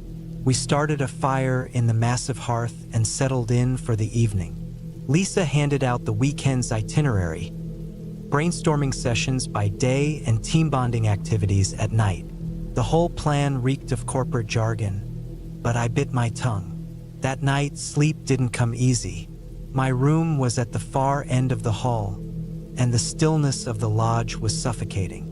Every creak of the wooden floorboards and every gust of wind rattling the windows felt amplified in the silence. Around 2 a.m., I thought I heard faint footsteps outside my door. When I worked up the courage to peek into the hallway, it was empty. The next day, we dove into our brainstorming sessions. Lisa was in her element, leading discussions and jotting notes on a portable whiteboard she'd brought. I tried to focus, but something about the lodge felt off. Little details didn't seem to add up. For one, the landline. Lisa had mentioned it on arrival, but when I tried to use it on Saturday morning, it was completely dead. I brushed it off as an old system, but it unsettled me. Then there were the noises. At first, I chalked it up to the forest, branches cracking or wildlife moving about. But that night, as I lay in bed, I heard something heavier. Slow, deliberate footsteps circled the lodge. My mind raced. Could have been an animal, but it sounded unmistakably human. Summoning courage, I peeked through the curtains, but the night was too dark to see anything. The following morning, I mentioned the noises to Lisa. She laughed it off, saying it was probably deer or some other wildlife, but I noticed her smile falter. She kept glancing at the windows, as if she, too, was uneasy. Later that day, I decided to clear my head with a walk. A narrow trail behind the lodge led to a small creek. The fresh air was calming, but as I ventured farther, I noticed how unnervingly quiet the forest was. About half a mile from the lodge, I stumbled upon a peculiar clearing. In the center was a makeshift fire pit, surrounded by small, crude wooden structures. They were too small to be shelters.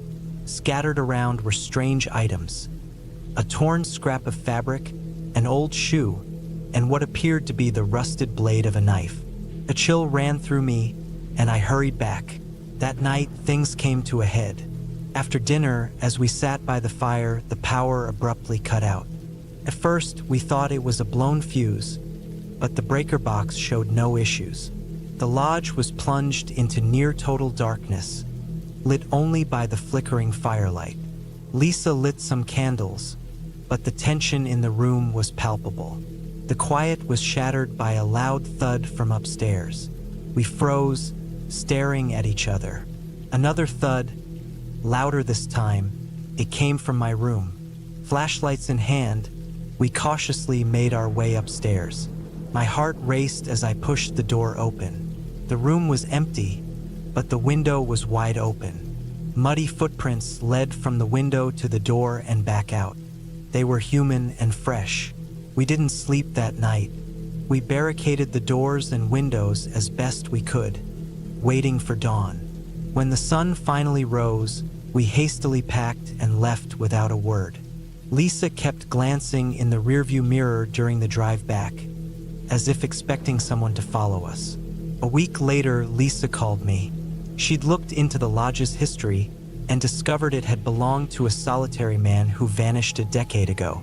His body was never found, but hikers in the area occasionally reported eerie encounters. Footprints in the snow, missing items, and glimpses of a figure in the trees. I haven't been back to the mountains since. Sometimes, late at night, I swear I can still hear those footsteps outside my door.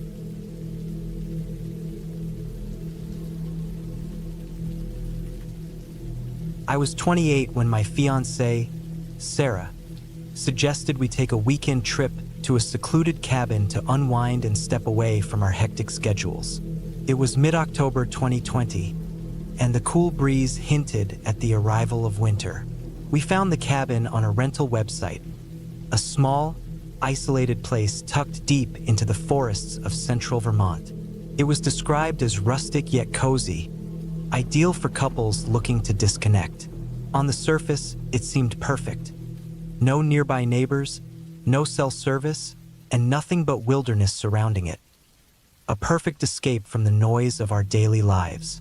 I had been putting in long hours at my carpentry job, while Sarah's late-night shifts at the clinic often left us with little time to connect. A quiet weekend sounded like just what we needed.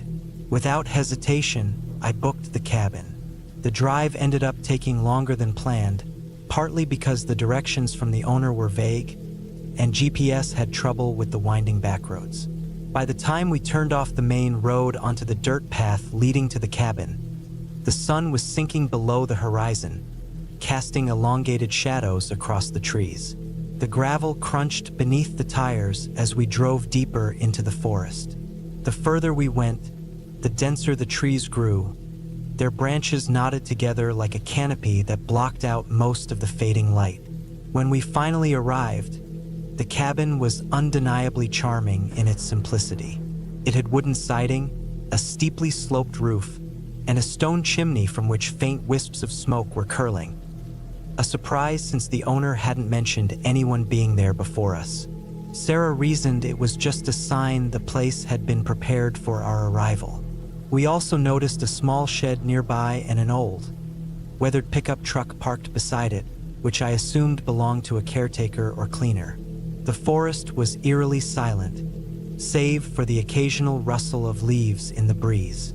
It felt as though we had stepped into another world, one entirely disconnected from civilization. We carried our bags inside, and the first thing that hit me was the stale, earthy scent. While the cabin wasn't dirty, it had the kind of musty odor you'd expect from a place left vacant for long stretches. The furniture was basic: a worn fabric couch, a simple wooden dining table, and a pair of chairs near a stone fireplace. Above us, a loft with a mattress and blankets was accessible via a narrow wooden ladder. The kitchen was functional but minimal, featuring an old propane stove and a compact fridge that emitted a soft hum. Despite its simplicity, the cabin had a cozy vibe, and Sarah seemed excited. She began lighting candles and unpacking while I went outside to gather firewood. That's when I noticed something strange. Behind the shed was a neat stack of logs, but it wasn't the woodpile that caught my attention. It was the faint metallic odor hanging in the cool evening air, something unsettlingly reminiscent of blood. I shook off the thought, attributing it to damp wood or the peculiar way the forest seemed to trap smells. Grabbing a few logs, I headed back inside, dismissing the unease. After dinner, we sat by the fire, the soft crackling of the logs mingling with the occasional gusts of wind outside. It was peaceful, but I couldn't shake the sense that something felt off. The isolation of the cabin, which had seemed so appealing before, now felt almost oppressive. I chalked it up to tiredness from the drive and let it go. Sarah eventually dozed off on the couch, but I stayed up a little longer, staring into the fire and listening to the faint creaks of the cabin. Just as I was about to head to bed, a soft, rhythmic tapping broke the silence. It wasn't coming from inside but from outside, near the window. My body tensed as I froze in place, every nerve on edge.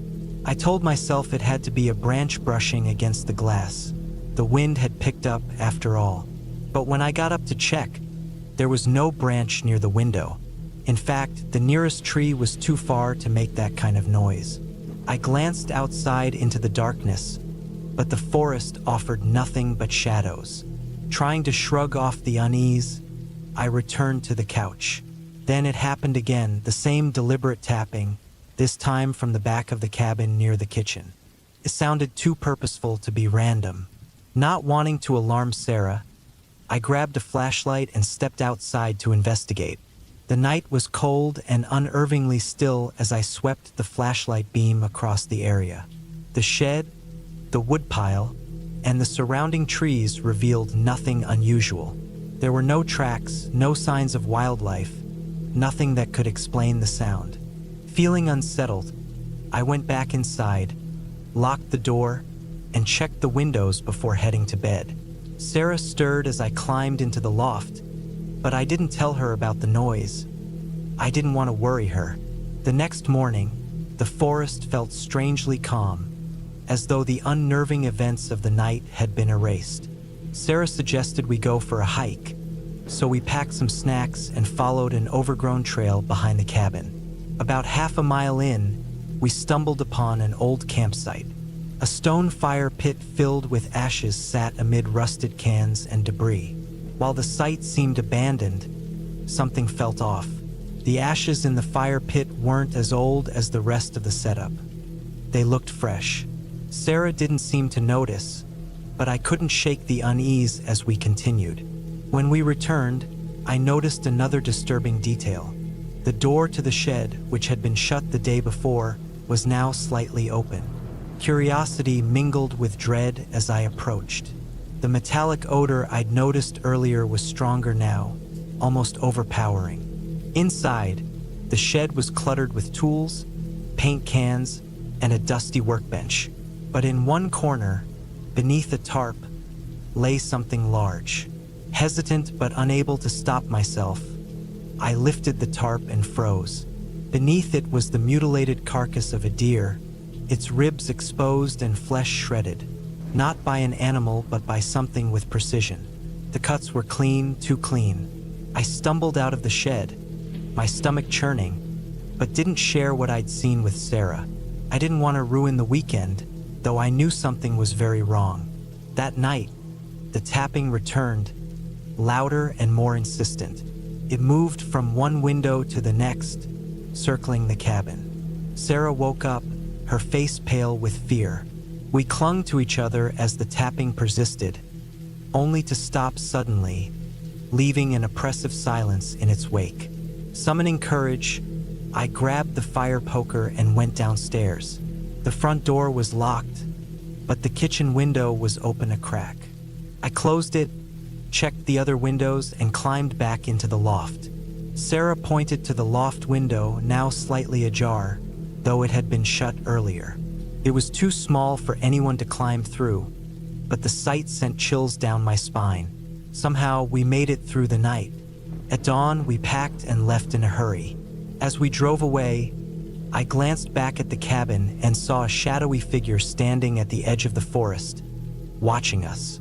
To this day, I don't know who or what it was, but one thing is clear: we weren't alone in that cabin.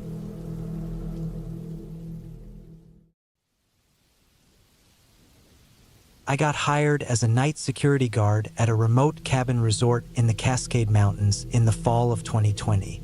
After the pandemic left me struggling to find work, I took the position, hoping the isolation would be peaceful, even though it wasn't ideal. The resort was spread across 500 acres of thick forest, with a dozen cabins and a main lodge where guests could check in or eat.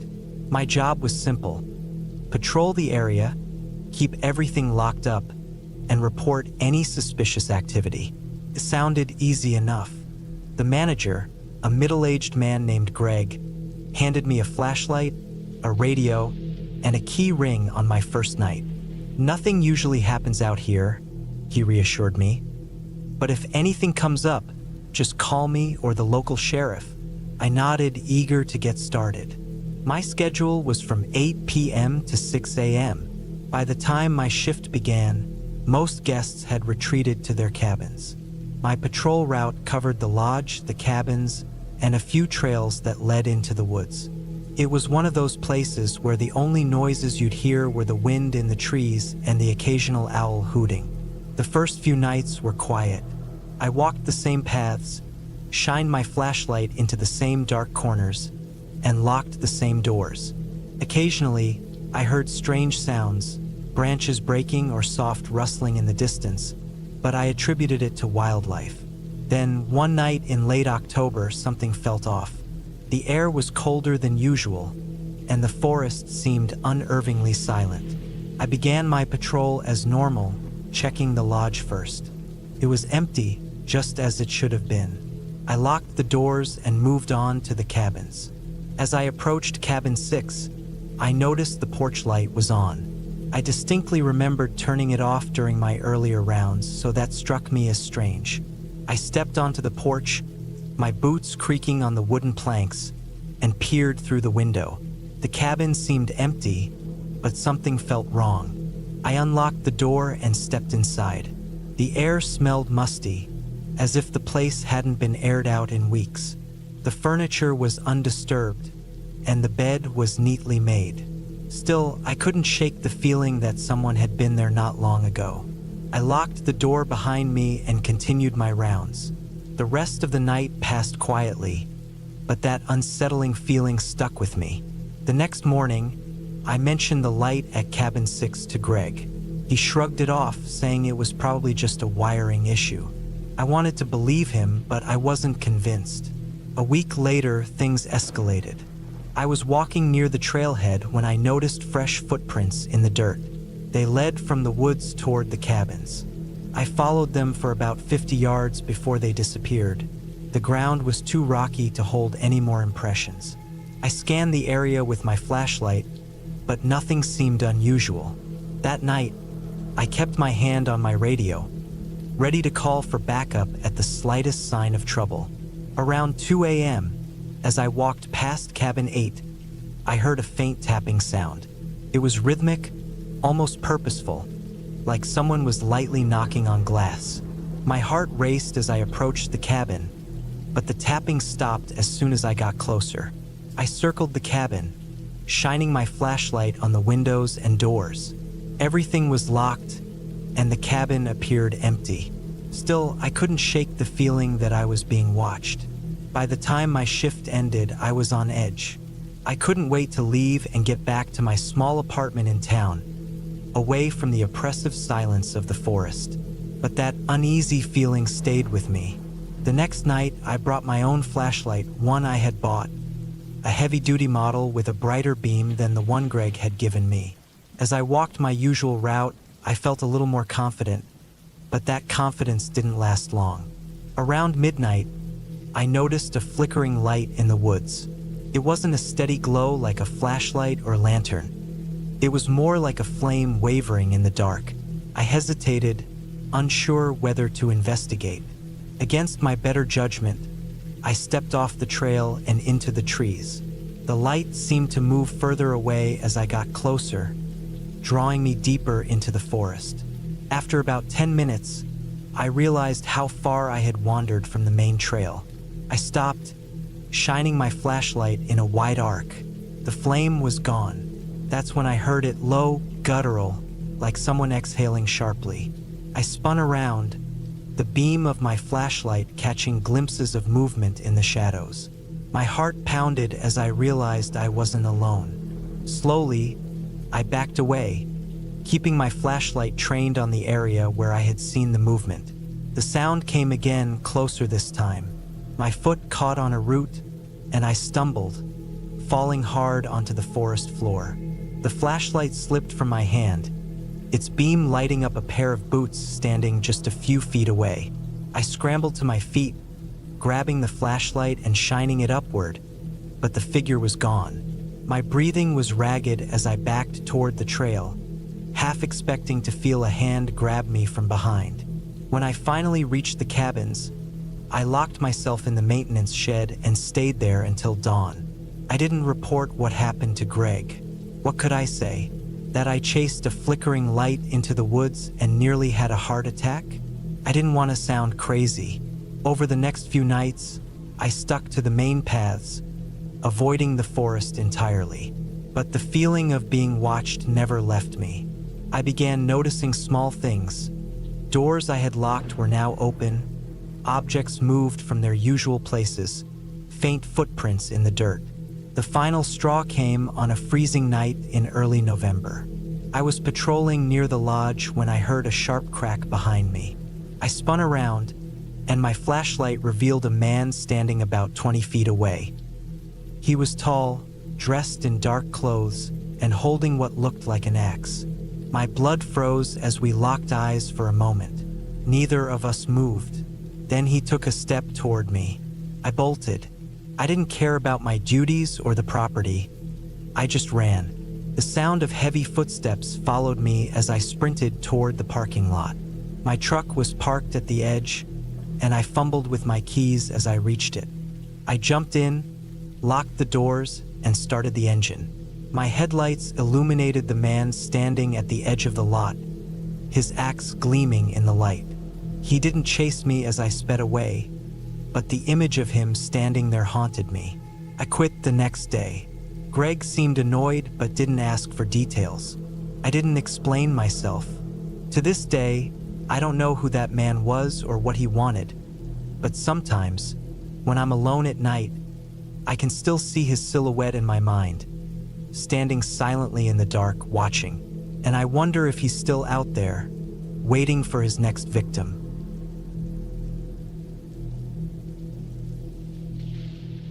It was the summer of 2013, and I was 25 years old. My dad's old friend, Mike, owned a cabin out in the remote forest of northern Wisconsin. He often talked about it, saying it was the perfect place to escape the hustle and bustle of city life. Dad had been there a few times and always returned with stories of its peace and beauty. One weekend, Mike invited me to stay there for a few days. He couldn't make it, but said the cabin would be mine to enjoy, fully stocked and ready. It sounded perfect. I'd been feeling worn out from work, and the idea of being surrounded by nature seemed just what I needed. I packed lightly, clothes, a few books, and my hiking gear. Mike had given me detailed directions, since the cabin wasn't on any GPS. He warned me about the remoteness and told me there'd be no cell service, with the nearest neighbor being miles away. This didn't bother me at all. In fact, it made the trip sound even more inviting. The drive up was uneventful, but the farther I got from the city, the more I noticed how quiet it became. The sound of the highway faded, replaced by the rustling of leaves and the occasional bird chirping. By the time I turned onto the narrow dirt road that led to the cabin, I hadn't seen another vehicle for almost an hour. The road was bumpy, with branches brushing against my car, making it feel like I was entering another world, far removed from the city I had left behind. When I arrived, The cabin was just as Mike had described. Small but charming, with a wooden porch overlooking a small clearing. Beyond the clearing, the forest stretched out endlessly. Inside, the cabin was rustic but clean. It had a small kitchen, a living room with a fireplace, and a bedroom at the back. On the wall hung a couple of old hunting rifles, and a stack of firewood was neatly arranged by the door. Mike had left a note on the kitchen counter, welcoming me and reminding me to lock the doors at night. I didn't think much of it at the time. That first day was exactly what I needed. I spent the afternoon exploring the area around the cabin, following a narrow trail that led to a small, crystal-clear lake. The water was so still it mirrored the sky perfectly. I sat by the shore for a while, soaking in the tranquility of the place. There was a peace to it that I hadn't felt in years. By the time I returned to the cabin, the sun was setting, casting long shadows across the clearing. I built a fire, cooked a simple dinner, and settled in with one of my books. The night was unnervingly quiet. I had always thought forests were noisy places, full of chirping crickets and hooting owls, but here, there was nothing. It was so silent that I could hear my own heartbeat. The only sound was the occasional creak of the cabin as it settled. I attributed it to the isolation and tried to focus on my book, but I couldn't shake the feeling that I was being watched. It felt irrational, but I still double-checked that the doors were locked before going to bed. In the middle of the night, I woke to a sound outside. At first, it was faint, like the crunching of footsteps on dry leaves. I froze, straining to listen. Then I heard it again, closer this time. My first thought was that it might be an animal, maybe a deer or a raccoon. But then I heard it, a low, deliberate scraping sound, like metal dragging across wood. My heart pounded. I quietly got out of bed and crept to the living room. The fire had almost gone out, and the cabin was nearly dark. I grabbed one of the rifles from the wall, even though I had no idea how to use it. My hands trembled as I approached the window and peeked out. The clearing was empty, bathed in pale moonlight. The forest beyond was a solid wall of darkness. I stood there for what felt like forever, waiting for the sound to come again, but it didn't. The next morning, I convinced myself that I had imagined it. Maybe a dream or just the strange noises of the forest playing tricks on me. I spent the day hiking and tried to shake off the unease, but as the sun set and the shadows grew longer, the feeling of being watched returned. I couldn't relax, not even with the fire roaring and a book in hand. Every creak of the cabin made me jump, and I found myself checking the windows more than once. That night, the noises came again, louder and more deliberate this time. Footsteps circled the cabin, slow and heavy, as if whoever or whatever was out there wanted me to know they were there. The scraping sound returned, sharper than before. This time, it was coming from the front porch. My heart raced as I crept toward the door, rifle in hand. I didn't open the door, but I peeked through the peephole. The porch was empty. The rest of the night is a blur. I didn't sleep. I didn't move from my spot by the door. The footsteps came and went, sometimes close, sometimes farther away, but they never left the clearing. By morning, I was exhausted but determined to leave. I packed my things quickly and headed to my car, constantly looking over my shoulder. The forest felt different in the daylight, less peaceful, more oppressive. When I reached my car, I saw deep, jagged scratches on the driver's side door, marks that no animal could have made. My blood ran cold as I realized that whatever had been outside the cabin had been so close to me, separated only by the thin walls of the cabin. I didn't look back as I drove away, my tires kicking up dust on the narrow dirt road. The cabin disappeared from my rearview mirror, swallowed by the trees. I never told Mike what happened, and I never went back. But sometimes, when I'm alone at night, I think about those footsteps and the scratches on my car. I wonder who or what was out there in the woods watching me, and I wonder if they're still there, waiting for the next visitor to the cabin, thinking they're alone.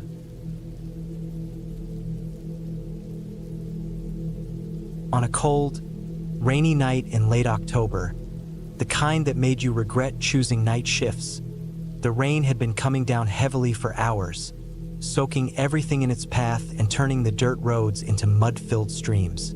I had just started my shift as a deputy for the county sheriff's office in a small town hidden in the foothills of the northern part of the state. Nights like this were usually quiet, sometimes too quiet, but something about this night felt off from the start. The first few hours seemed to drag on. My patrol car's wipers squeaked as they struggled to clear the windshield, barely keeping up with the relentless downpour. I checked the usual spots: empty highways, deserted parking lots, and the occasional side road where teenagers often gathered. There was nothing. The radio buzzed with static, interrupted now and then by dispatches for minor calls. It seemed like another slow, uneventful night. Around midnight, I decided to head out to the edge of our jurisdiction, where an old logging road snaked through thick woods. It was an area that hardly ever saw any action, but it was part of my duties to patrol it. The road was little more than a dirt path winding through towering pines and dense underbrush. The farther I drove, the more the town's lights faded until all I had was the dim glow of my headlights piercing through the dark. About a mile in, I saw it. A dilapidated cabin barely visible through the sheets of rain. It was set back from the road, partly concealed by trees and thick brush. I recognized it. It had been abandoned for years, a relic from when loggers used to live out here, closer to their work. The people in town avoided it, saying it was dangerous, but out of curiosity or maybe boredom, I decided to stop. I parked my cruiser at the edge of the gravel driveway and left the engine running. Up close, the cabin looked even worse. The roof sagged in places, the windows were shattered, and the front porch looked ready to collapse. But then something caught my eye, a faint flickering light inside. It wasn't much, just a dim glow barely visible through the cracks in the weathered wood. But it was enough to set my nerves on edge. I grabbed my flashlight and stepped out of the car. The rain immediately soaked through my jacket, and the air was heavy with the smell of wet earth and decaying wood. As I walked toward the cabin, I noticed fresh tire tracks in the mud leading to the front. Someone had been here recently. My instincts screamed at me to call it in, but I hesitated. It didn't feel like an emergency, just someone seeking shelter from the storm. Still, I couldn't shake the feeling. I pushed open the creaky door, which groaned on its hinges, and shined my flashlight inside. The interior was as run down as the outside. The floorboards were warped, and the room was cluttered with debris. The walls bore the marks of years of neglect. The faint light I had seen was coming from a single candle, sitting on a wooden table in the center of the room. Around the table, there were signs of recent activity: an open backpack, a half-drunk water bottle, and a pile of blankets. Whoever had been here had left in a hurry. A chill ran through me that had nothing to do with the cold. Something about the scene didn't sit right. Why would someone leave their things behind in the middle of a storm? My flashlight caught something tucked into the corner of the room, a bundle of rope and what looked like a tarp. My stomach turned. The rain hammered against the roof as I stepped further into the cabin. My boots creaked as I moved across the floor. The cabin was small, just a single room with a loft above. I climbed up the narrow ladder to check the loft. It was empty except for a rotted mattress and a pile of old newspapers. When I came back down, I noticed something I hadn't seen before. A door, partially hidden behind a curtain. It was slightly ajar, leading down what looked like a basement. I didn't want to go down there, but I couldn't ignore it. I pushed the door open, revealing a steep staircase that led into the darkness. The air down there was damp and heavy, with a faint metallic smell that I couldn't quite place. My flashlight flickered as I descended the stairs, my heart pounding. The basement was cold and unfinished. The floor was dirt, and the walls were stone. My flashlight beam landed on a large wooden crate near the far wall, partially open. Inside were tools, but not the usual tools you'd expect to find in an old cabin. There were bolt cutters, duct tape, and a hacksaw, all neatly arranged. Next to the crate were a pair of muddy boots and a coat that didn't look old or abandoned. That's when I heard it, something from above. Faint creak, like a floorboard shifting. My blood ran cold. Someone was upstairs. I turned off my flashlight and drew my weapon, moving as quietly as I could back up the stairs. The house was silent, but I could feel the presence of someone just out of sight. My mind raced with possibilities. Whoever it was must have come back while I was in the basement, and they hadn't made a sound. I crept toward the front door, but before I could reach it, I saw a figure dart past the window, heading toward my patrol car. I ran outside, slipping in the mud as I went. The rain was coming down even harder, making it almost impossible to see. By the time I reached the driveway, the figure was gone, but my cruiser's driver's side door was wide open. The keys were still in the ignition, but the radio was dead, its wires cut cleanly. Whoever this person was, they had planned for this. I stood there, exposed, in the pouring rain with no way to call for help. I scanned the tree line with my flashlight, but there was nothing, just the sound of rain and my ragged breath. I knew it was time to go. Whatever was going on, it was bigger than me. Without communication, I was vulnerable. I got into the car and started the engine, my eyes darting to the rearview mirror as I backed out of the driveway.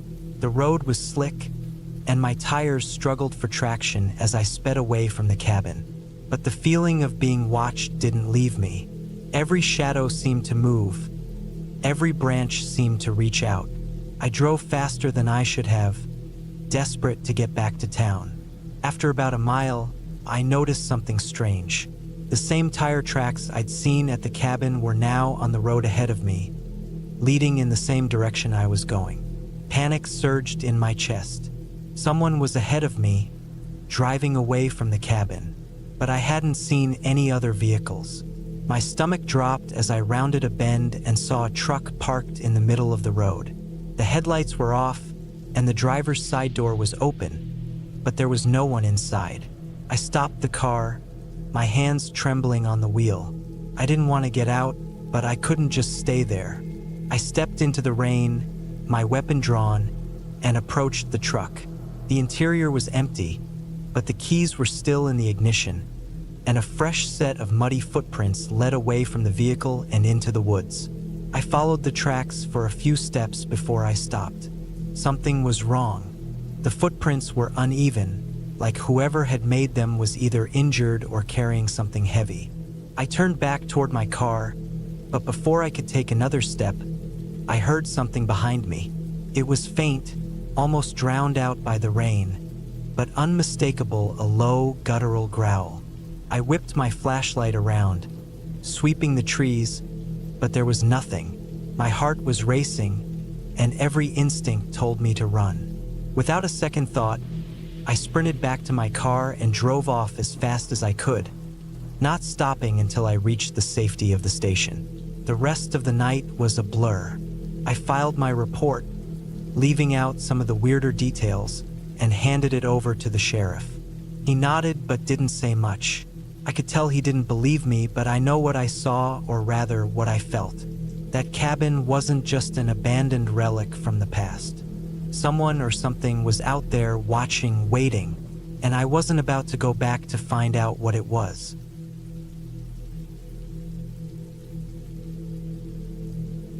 My gym buddy Mark always seemed like someone who had his life perfectly figured out.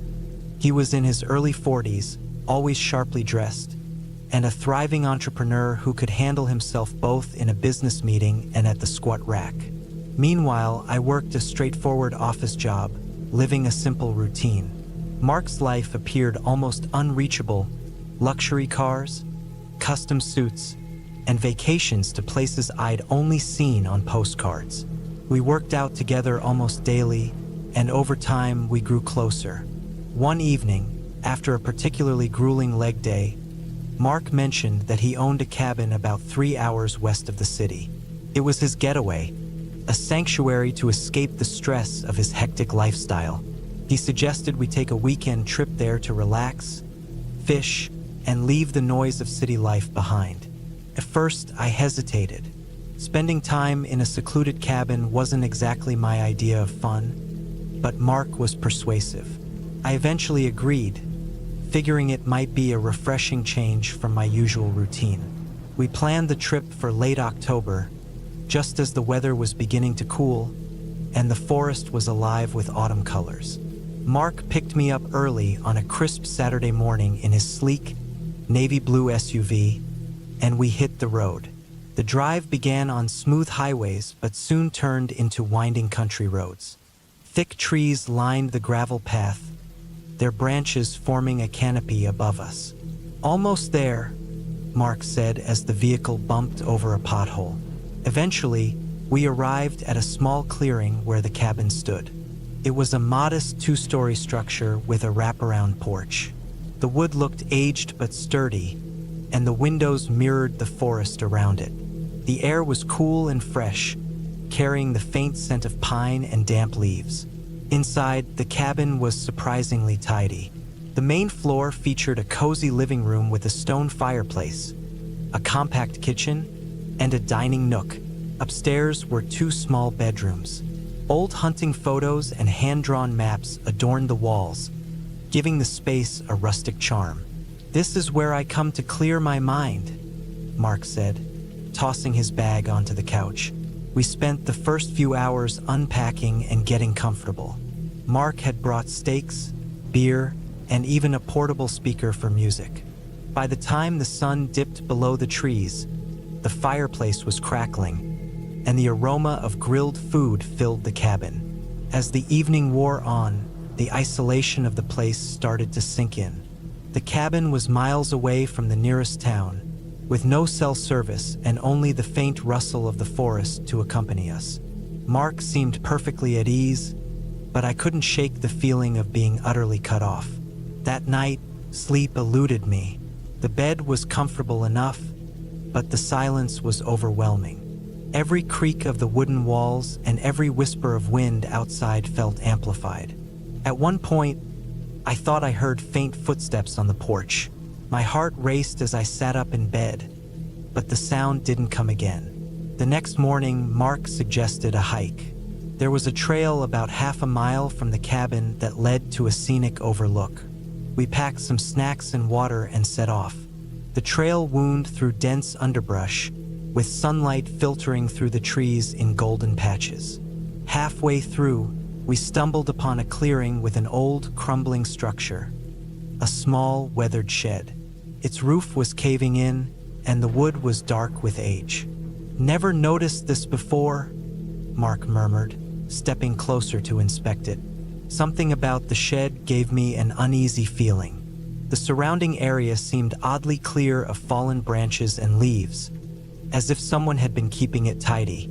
"Let's keep moving," I suggested, eager to leave it behind. We eventually reached the overlook. The view was stunning. Rolling hills blanketed in fiery shades of orange and red stretched as far as the horizon. We sat on a rock, eating in quiet appreciation of the scenery. On our way back, we passed the shed again. This time, I noticed a faint trail leading from the back of it, deeper into the woods. It was barely noticeable, just a strip of flattened grass. "Probably a game trail," Mark said when I pointed it out. Back at the cabin, the atmosphere felt different. I couldn't pinpoint why, but the air seemed heavier, and the shadows in the corners of the room seemed darker.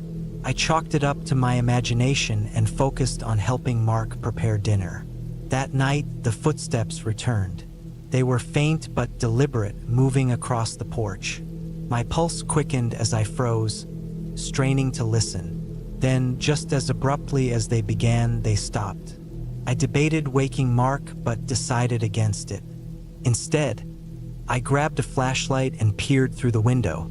The beam of light cut through the darkness, but nothing was there. The next morning, we visited a nearby lake. We spent the day fishing and lounging by the water, but I couldn't shake the unsettling feeling that we were being watched. More than once, I thought I saw movement among the trees, but every time I looked, there was nothing. As we packed up to leave, I spotted something on the far side of the lake, a figure standing at the water's edge. It was too far to make out details, but it was unmistakably human. "Do you see that?" I asked Mark, pointing toward it. When he turned to look, the figure was gone. Back at the cabin, I finally told Mark about the footsteps I'd heard. He laughed it off, saying it was probably animals, but I could see a flicker of unease in his expression. That night, the footsteps came again. This time, they didn't stop at the porch. I heard them circle the cabin, the sound of gravel crunching under deliberate steps. Mark grabbed his flashlight and checked outside. "Nothing there," he said, but his voice betrayed his uncertainty. The next morning, we decided to leave early. As we loaded the SUV, I noticed footprints in the dirt beneath my bedroom window. Large, unmistakably human prints. Neither of us said a word as we drove away, the weight of unspoken fear thick in the air. As we merged onto the main road, I glanced back. The cabin stood silently among the trees, but I thought I saw a shadow move across the porch.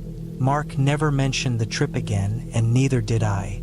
I haven't been back to the woods since, and I never plan to.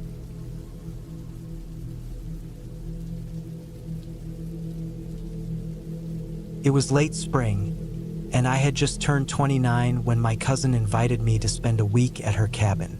She had mentioned it a few times before, but my schedule had never allowed it. My cousin, a determined and accomplished woman, worked as a senior manager at a large financial firm. She'd carved out a comfortable life for herself, and the cabin served as her refuge from the pressures of her demanding job. Her supervisor, Mr. Davis, occasionally used the cabin for corporate getaways. This time, he planned to join her for some fishing and to discuss work. The cabin was tucked away in a dense forest near a secluded lake in Wisconsin. It was the kind of place where cell service was practically non-existent, and the nearest neighbor was miles away. Although the thought of being disconnected didn't thrill me, the promise of a quiet week after a stressful period at work was appealing. I arrived on a Tuesday morning to find my cousin unpacking groceries in the cozy kitchen. She greeted me warmly, but I could see traces of exhaustion in her expression, likely from her high-pressure career. Mr. Davis wasn't due until that evening, so we spent the day tidying up the cabin and catching up. The small cabin had 2 bedrooms, a snug living area, and a screened porch overlooking the lake. When Mr. Davis finally arrived, the sun was setting, casting golden light over the water. Mr. Davis was a tall man in his early 50s with an air of authority. I hadn't met him before, but my cousin had described him as both demanding and reasonable. He carried a leather briefcase in one hand and a fishing pole in the other, a curious combination. The first 2 days were uneventful.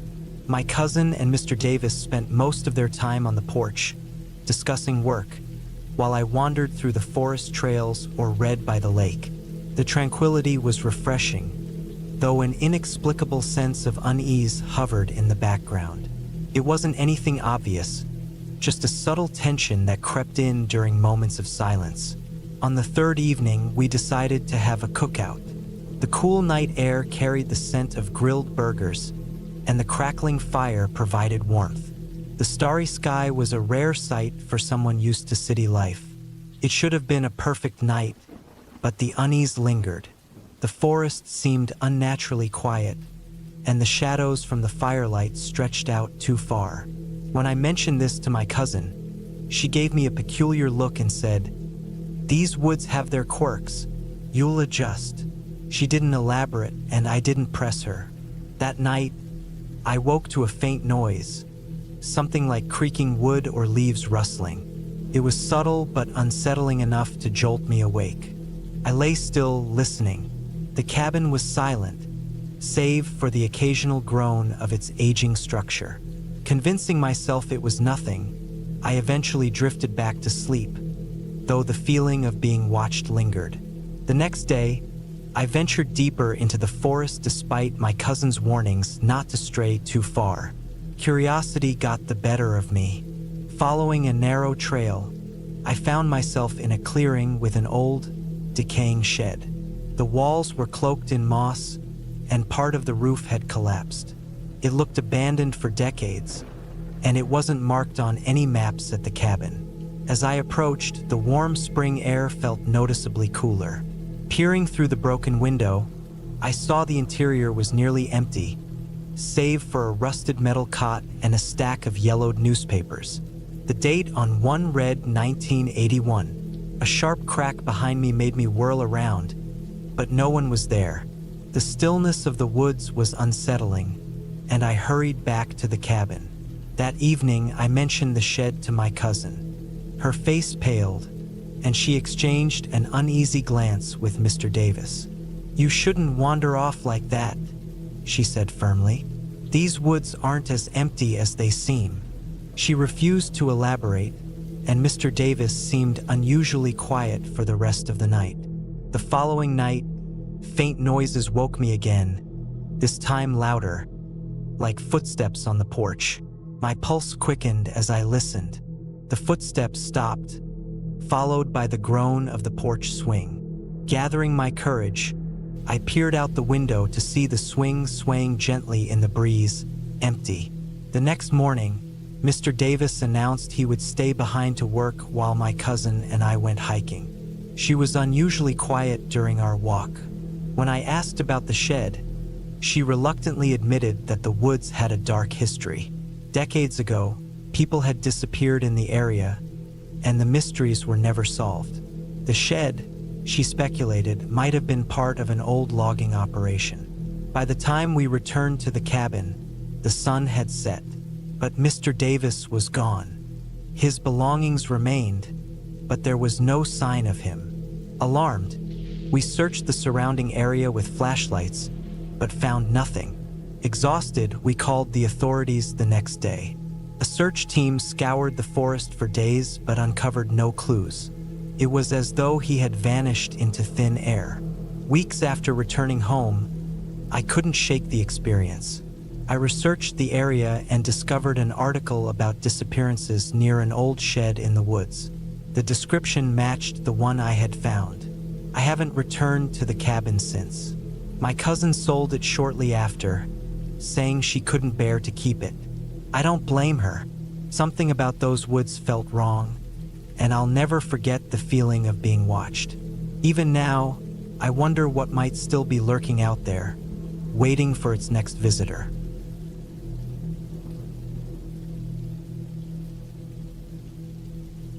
It was 2012, and my partner Lisa convinced me to spend a week at her late grandmother's secluded cottage deep in the Canadian wilderness.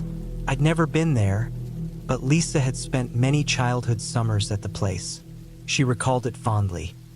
Swimming in the river, hiking through dense pine forests, and sitting by the fire during cool evenings.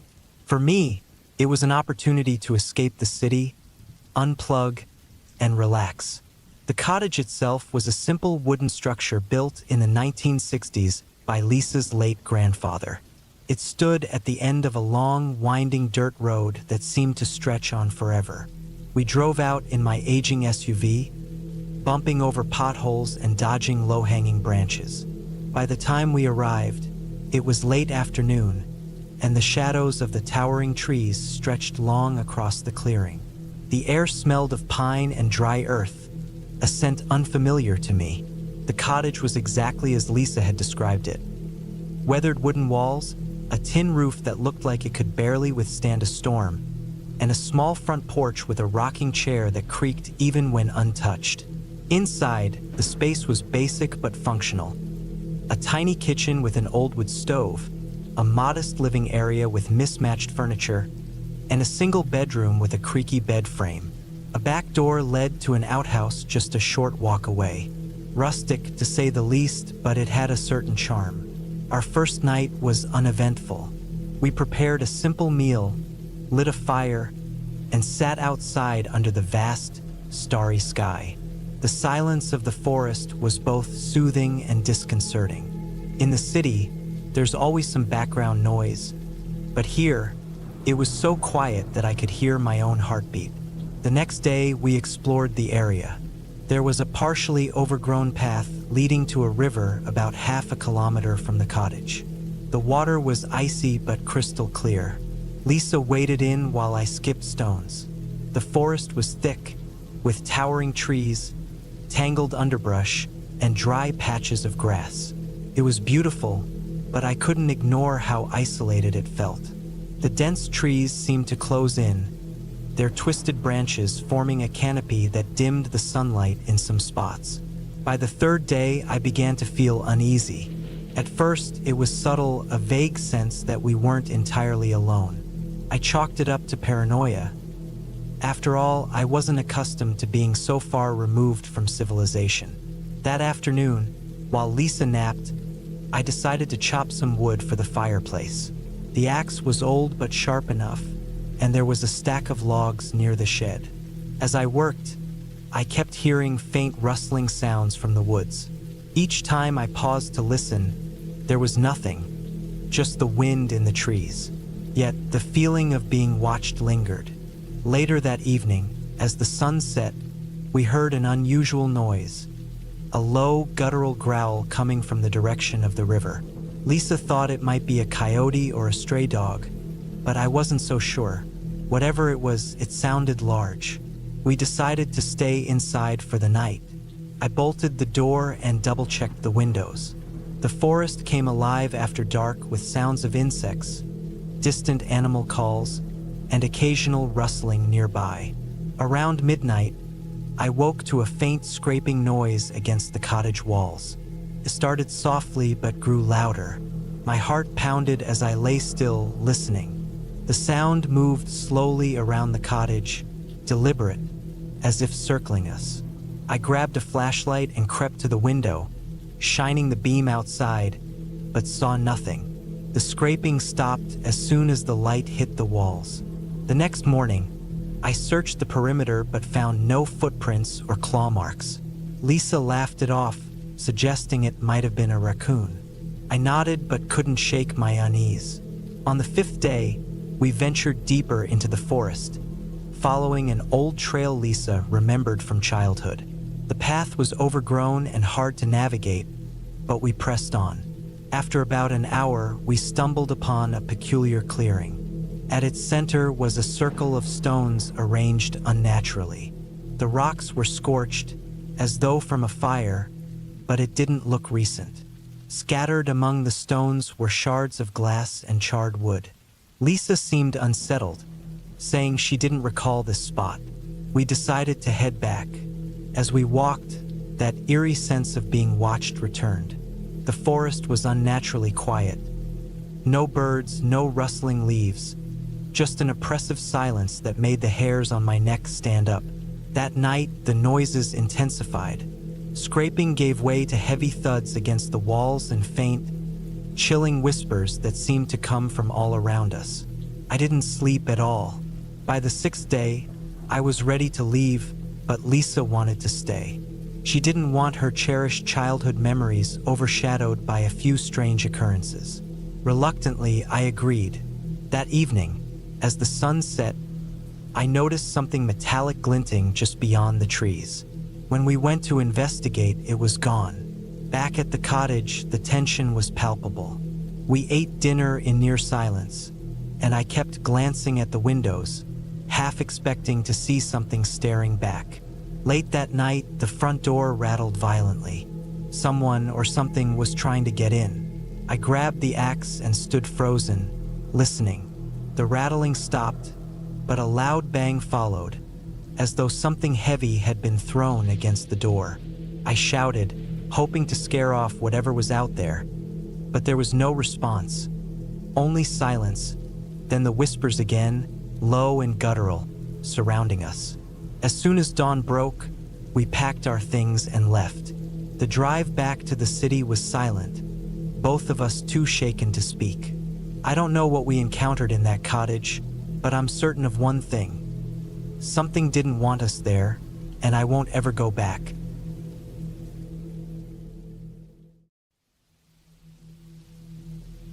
When I was 15, something terrifying happened. I'm a petite girl, just about 5 feet 3 inches, with light brown hair and green eyes. I have 2 big dogs, Ranger, a Catahoula and German Shepherd mix, and Shadow, a Labrador and Boxer mix. I often took them for long hikes off-leash on a nearby nature trail. One sunny afternoon during a walk, a man approached me. He seemed unremarkable, around 5 feet 10 inches, with sandy blonde hair and brown eyes. He was wearing a plain black t-shirt and khaki pants. He asked me if I had a match or a lighter. I told him I didn't smoke, so I didn't carry one. He then scanned me up and down and casually asked my name. Feeling uneasy, I lied and said my name was Mia. He proceeded to ask how old I was. I told him I was 15, hoping the truth would deter him. He then asked about my dogs, who were chasing each other a few feet away.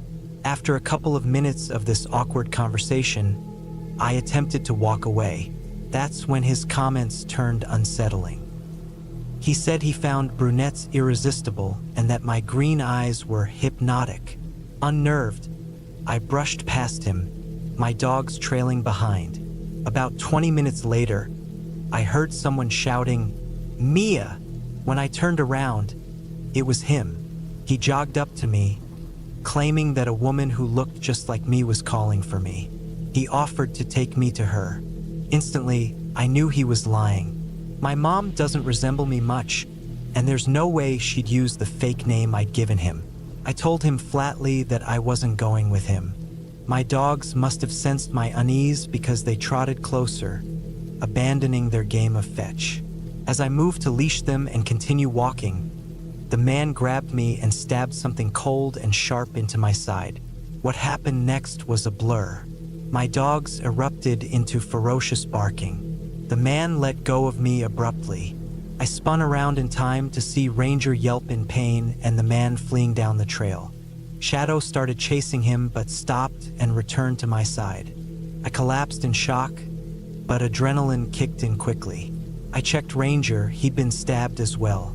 Despite the pain in my side, I managed to hoist Ranger onto my shoulders and hurried back home. Thankfully, Ranger survived. He's fully recovered now, but that day left deep scars on me. I've since dyed my hair a deep red. I couldn't bear to look in the mirror without remembering what happened. Even writing this, I feel waves of anxiety. I still walk my dogs, but I avoid that trail entirely. Later, I learned I wasn't the first girl he'd attacked. To this day, he hasn't been caught. If you live in northern Georgia, please be cautious when hiking. There are dangerous people out there.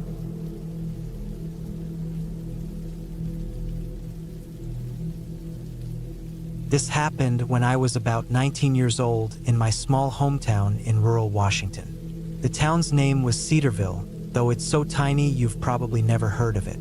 Fewer than 800 people lived there, and it had just a diner, a bar, a small grocery store, a park, and a post office. The surrounding area was mostly farmland, and nothing bad ever seemed to happen. Everyone knew everyone. At the time, I wasn't doing much with my life. I didn't have a job or a car, and I still lived at home with my mom. Most of my days were spent sleeping in, playing video games, and hanging out with my friend. In my own eyes, I was a pretty big slacker. My routine rarely changed. Wake up late, chill out at home for a while, then walk to my buddy's place to spend the evening. My friend's house was about 2 miles from mine, and since I didn't drive, I walked the whole way. The walk wasn't bad, and I'd usually just put on my headphones and zone out. This story takes place during one of those nighttime walks home. It was late, probably close to 1 a.m., and I was walking back on the main road through town. My headphones were in, and I was in my own world. As I approached the park, I noticed a car sitting in the small parking lot. That struck me as odd because I never saw anyone else out at that hour. Most of the town was asleep by then. I brushed it off, figuring it was just someone passing through or taking a quick nap. Near the park entrance was a trail leading down to a river, and at the start of the trail was a bench. As I got closer, I saw a man step out from the trail and walk toward the bench. He looked to be in his late 30s or early 40s. His clothes were unremarkable, but something about him felt off. For one, he was wearing dark sunglasses, which was bizarre since it was pitch black outside. He quickly sat down on the bench, and I couldn't shake the feeling that he was staring at me. I kept walking, slightly changing my path to give him some space. When I passed him, I tried to be polite and said, "Hey, how's it going?" He didn't respond. He just kept looking at me. That made my skin crawl. I walked faster, pulling one earbud out so I could stay more alert. About a quarter mile down the road, I glanced back, and he was following me. My stomach dropped. He was walking fast, closing the gap between us. At first, I told myself it was a coincidence. Maybe he lived nearby. But then I thought about the car I'd seen in the park. If that was his, why was he on foot? None of it made sense. When I looked back again, he was even closer, and now he was running. Adrenaline took over, and I broke into a full sprint. I darted off the road and into the woods, weaving through trees and bushes. I crouched down in a dense thicket, holding my breath and listening.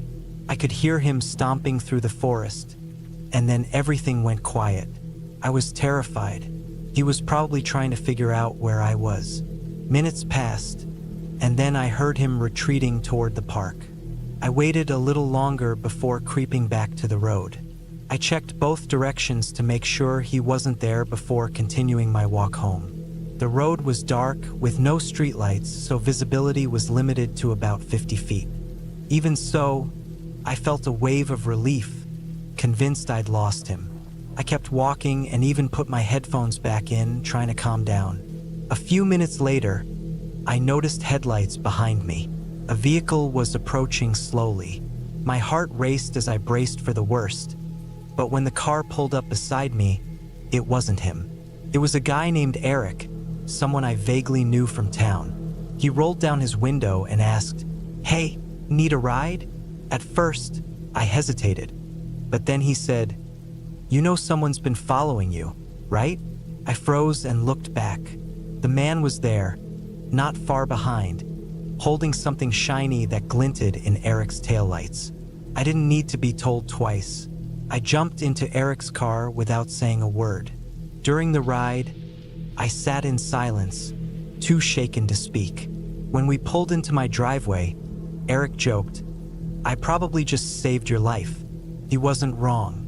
To this day, I don't know what that man wanted, but I'm grateful I never found out. After that night, I stopped staying out so late and made sure to stay aware of my surroundings.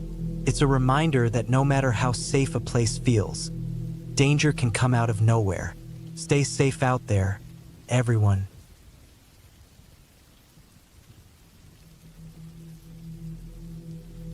The year was 2017. My close friend Jake and I, along with his teenage daughter Lily, decided to spend a night fishing at Lake Evergreen. It was an annual tradition every July, giving us a chance to unwind after a busy week. I'd meet Jake at his place, load my fishing tackle into his truck, and help him get his gear ready. It was something I always looked forward to, a way to relax and reconnect. Lily was just entering her final year of high school, eager to finish up and move on to bigger things. At the time, I was 30 years old and would often tell her to enjoy her youth because adult responsibilities weren't as fun as they seemed. Jake and I had been friends for over a decade, having worked together for most of that time. Our bond was more like family than friendship. As we headed out to our favorite fishing spot, I mentioned we needed to pick up more bait. Jake sighed, clearly annoyed. "Didn't you already get some?" he asked. Isha pishli admita ide furguten. We made a quick stop at a small bait shop in Riverwood to grab worms and a few other supplies before continuing on our way. The drive from the shop to the lake was about 40 minutes, but it felt much longer. When we finally arrived, there was a sign at the entrance that read, "Closed due to wildlife incident." The sun was dipping below the horizon, casting long shadows across the trail leading to the water. Despite the warning, we decided to proceed. Jake and I always carried firearms when out in the wilderness, so we felt secure. Once we set up, the friendly competition began. Lily was the first to cast her line, boasting that she'd outfish both of us. Jake and I quickly followed suit, laughing and teasing each other. Hours passed in a blur of light-hearted banter about work, life, and everything in between. At one point, Lily stood up, saying she needed to use the bathroom. I handed her a flashlight and warned her not to wander too far. She disappeared into the trees, and soon after, we heard a faint thunk, thunk sound echoing in the distance. A chill ran through me. When Lily returned, Jake asked if she'd been making noises to spook us. She looked confused and denied it. The sound grew louder, thunk, thunk, and this time, it was unmistakably close. I grabbed the flashlight from Lily and shone it toward the noise. There was nothing visible, but moments later, a heavy object landed nearby with a loud thud. When we investigated, we found a large rock, easily weighing 15 pounds or more. Could this be a bear? Lily asked nervously. I shook my head. Bears don't throw rocks, I said, my unease growing. I drew my firearm just in case. For a while, the noises stopped. By then, it was nearly 2:30 a.m., and we debated packing up. Suddenly, another series of loud thumps broke the silence, followed by a bone-chilling sound, a mix of a howl and a scream. It was so close that it made my skin crawl. We hurriedly began packing our gear when another rock landed, this time right next to us. Lily begged, "Can we please just leave?" Jake and I nodded in agreement. As we made our way back to the truck, a massive splash erupted in the water nearby, as if something enormous had been thrown in. Heavy footsteps followed us, growing louder and closer. We kept moving, adrenaline pushing us forward. When we reached the truck, the windows had been shattered, and the tailgate was dented. I opened it to find a dead possum, mangled beyond recognition. The sight was horrifying, but we had no time to linger. Jake started the truck, and its headlights illuminated the woods ahead. That's when we saw it. Standing about 20 yards away was a massive figure, at least 8 feet tall, with glowing yellow eyes. Its fur was dark brown, and it held another large rock in one hand. The creature stared us down, its face twisted in anger. Jake began backing up the truck as the figure advanced. Lily screamed, "Go faster!" Jake floored it, and as we sped away, we heard a loud bang on the truck bed. We didn't stop until we were safely back at Jake's house. In the garage light, we saw the damage. A giant rock now sat in the truck bed, and the smell of wet fur and decay lingered. To this day, none of us have returned to that lake. We're more cautious now, heeding any warning signs we come across. It's been 6 years since that night, but the memory of what we saw and experienced remains vivid.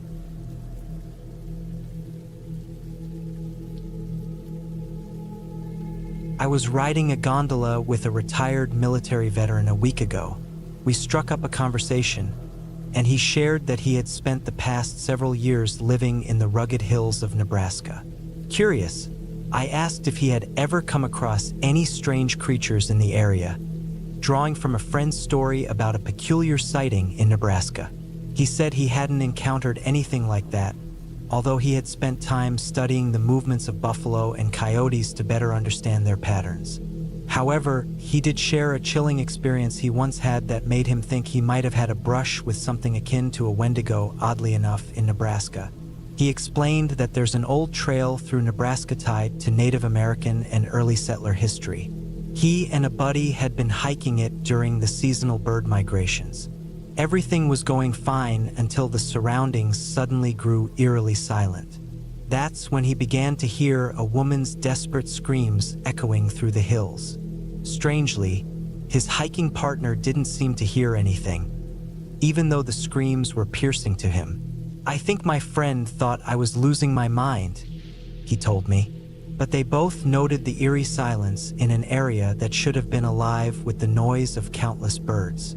The region was once home to the Pawnee people, who still reside in parts of the state today after land was officially set aside for them in the 19th century. He admitted he felt certain that something or someone was trying to lure him off the trail into the dense underbrush. "What's strange," he said, "is that my friend couldn't hear the screaming, even though it was so clear to me. I asked if he'd managed to see whatever was making the noise or figure out where it was coming from. Not exactly," he replied, "but as the day went on, we kept hearing strange noises. That night, things got even weirder. They hadn't encountered another soul for days, and that night he couldn't shake the feeling of being watched. Struggling to sleep, he lay in his tent with his sidearm, a .45 caliber pistol, at the ready, scanning the area for movement. He described catching a glimpse of a tall, shadowy figure moving between trees, its hand briefly extending around the trunk before retreating into the night. When he did manage to sleep, he was haunted by a recurring nightmare. In the dream, he was running through thick brush, desperately trying to escape an unseen pursuer. He remembered branches tearing at his skin and face as he ran. Each time he reached safety in the dream, it would start over again. This cycle of terror seemed endless until he awoke drenched in sweat, grabbing his weapon and scanning the campsite again. When dawn finally arrived, the two packed up and continued their hike without any further encounters. Still, the experience left him shaken. Years later, when he played a video game that featured creatures resembling Wendigos, it reignited his memories of that unsettling trip. According to various tribal legends, Wendigos are monstrous beings created through acts of greed, cannibalism, or other grave sins. The Pawnee, Sioux, and other native tribes tell of malevolent beings that dwell in the wilderness, preying on those who stray too far from safety. Descriptions vary, but many depict the creature as an elk-like predator with unnaturally long limbs and a sinister intelligence. Reports of eerie sounds, such as a baby's cry, a woman screaming, or voices repeating phrases like, "Help me" or "I'm hurt," are common in Wendigo lore. These sounds are said to lure victims into the wilderness. Some accounts even describe the creature mimicking the voice of a loved one or taking on an oddly distorted human-like form to deceive its prey. The veteran and I discussed these possibilities, along with other regional folklore about shapeshifters and other supernatural entities. The experience left him questioning what he encountered on that trail. But what do you think it was?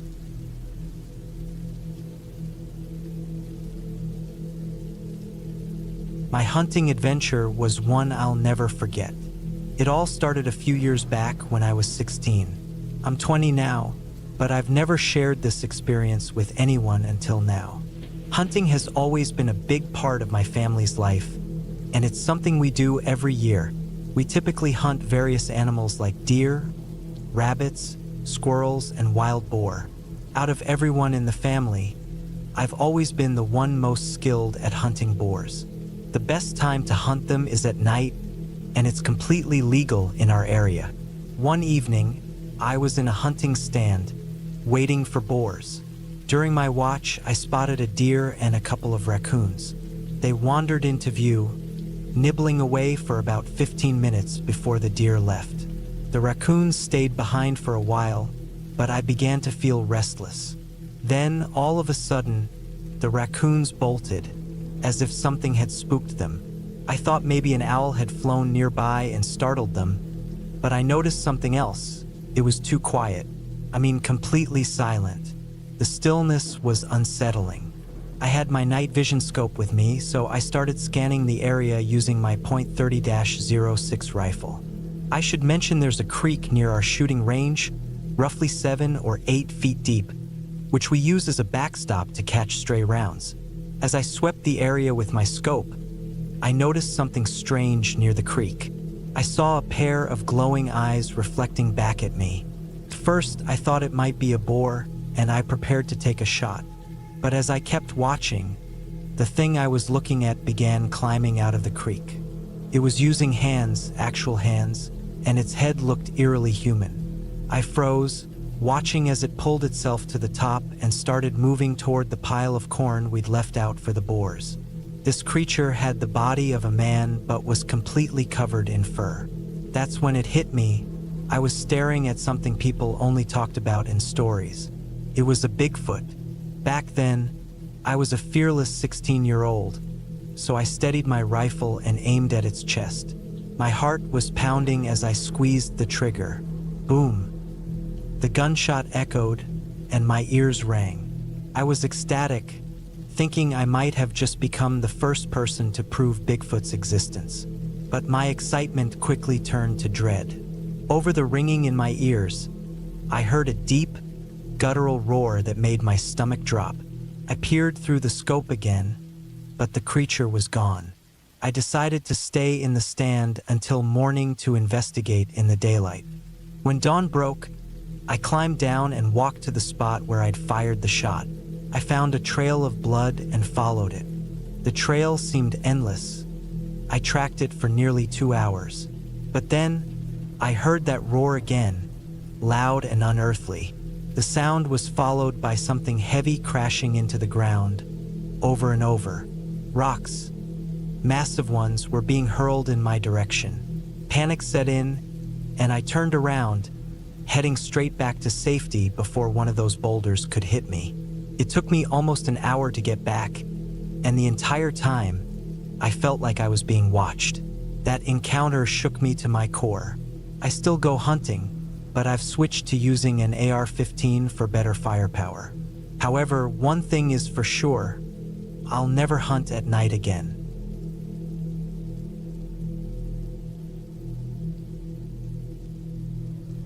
It was the late 1980s, and I had just turned 16, a sophomore in high school. My group of friends decided to spend a night camping on a patch of land owned by one of their parents. We called it the River Cabin, though we never really stayed inside. Most of the time, we camped down by the riverbank near the woods. There were about 10 or 12 of us, a mix of guys and girls, all pretty close-knit. We weren't into sports. We preferred hanging out and partying. On this particular night, though, I was completely sober, which wasn't exactly common for me back then. Someone had brought along a Ouija board. I don't remember who owned it, but it was the same one that often made appearances at our hangouts. It was late when we decided to use it. All the girls except me and my friend Karen were asleep. A couple of the guys were still awake, but they weren't paying attention to us. They were off on some wild trip, thanks to their buddy LSD. Karen and I lay on our stomachs on sleeping bags near the fire and set up the board. We asked, "Is anyone here with us?" The planchette moved quickly, spelling out JSTR. "Jester," I said aloud. "All right, Jester, what's up?" The planchette moved again, spelling KLLYOU. We laughed it off, thinking the other was moving the planchette as a joke. Seemed absurd. I decided to mock the supposed spirit. "Oh yeah? And how exactly are you going to do that?" The planchette spelled out Tari. "How are you going to kill me with a tree?" I scoffed.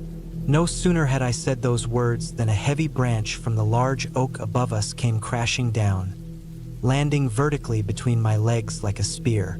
We screamed in shock but didn't stop playing. Instead, we moved to the other side of the fire, still shaken but too curious to stop. I asked, "Well, that didn't work. What's your next plan to kill me?" This time, the board spelled FIRE. As soon as we read the word, the nearby campfire suddenly flared up, flames surging toward us. That was enough to end the session. We said a hasty goodbye to the spirit and left the Ouija board alone for the rest of the night. But that wasn't the last I saw of Jester. Later that summer, My sister and I were hanging out in the back room of our stepdad's workshop with our friends Cindy and Lisa. The room had 2 sets of bunk beds, a stepladder, and a bare concrete floor. It was daytime and Cindy brought out the Ouija board. We started asking it random, silly questions, typical teenage stuff.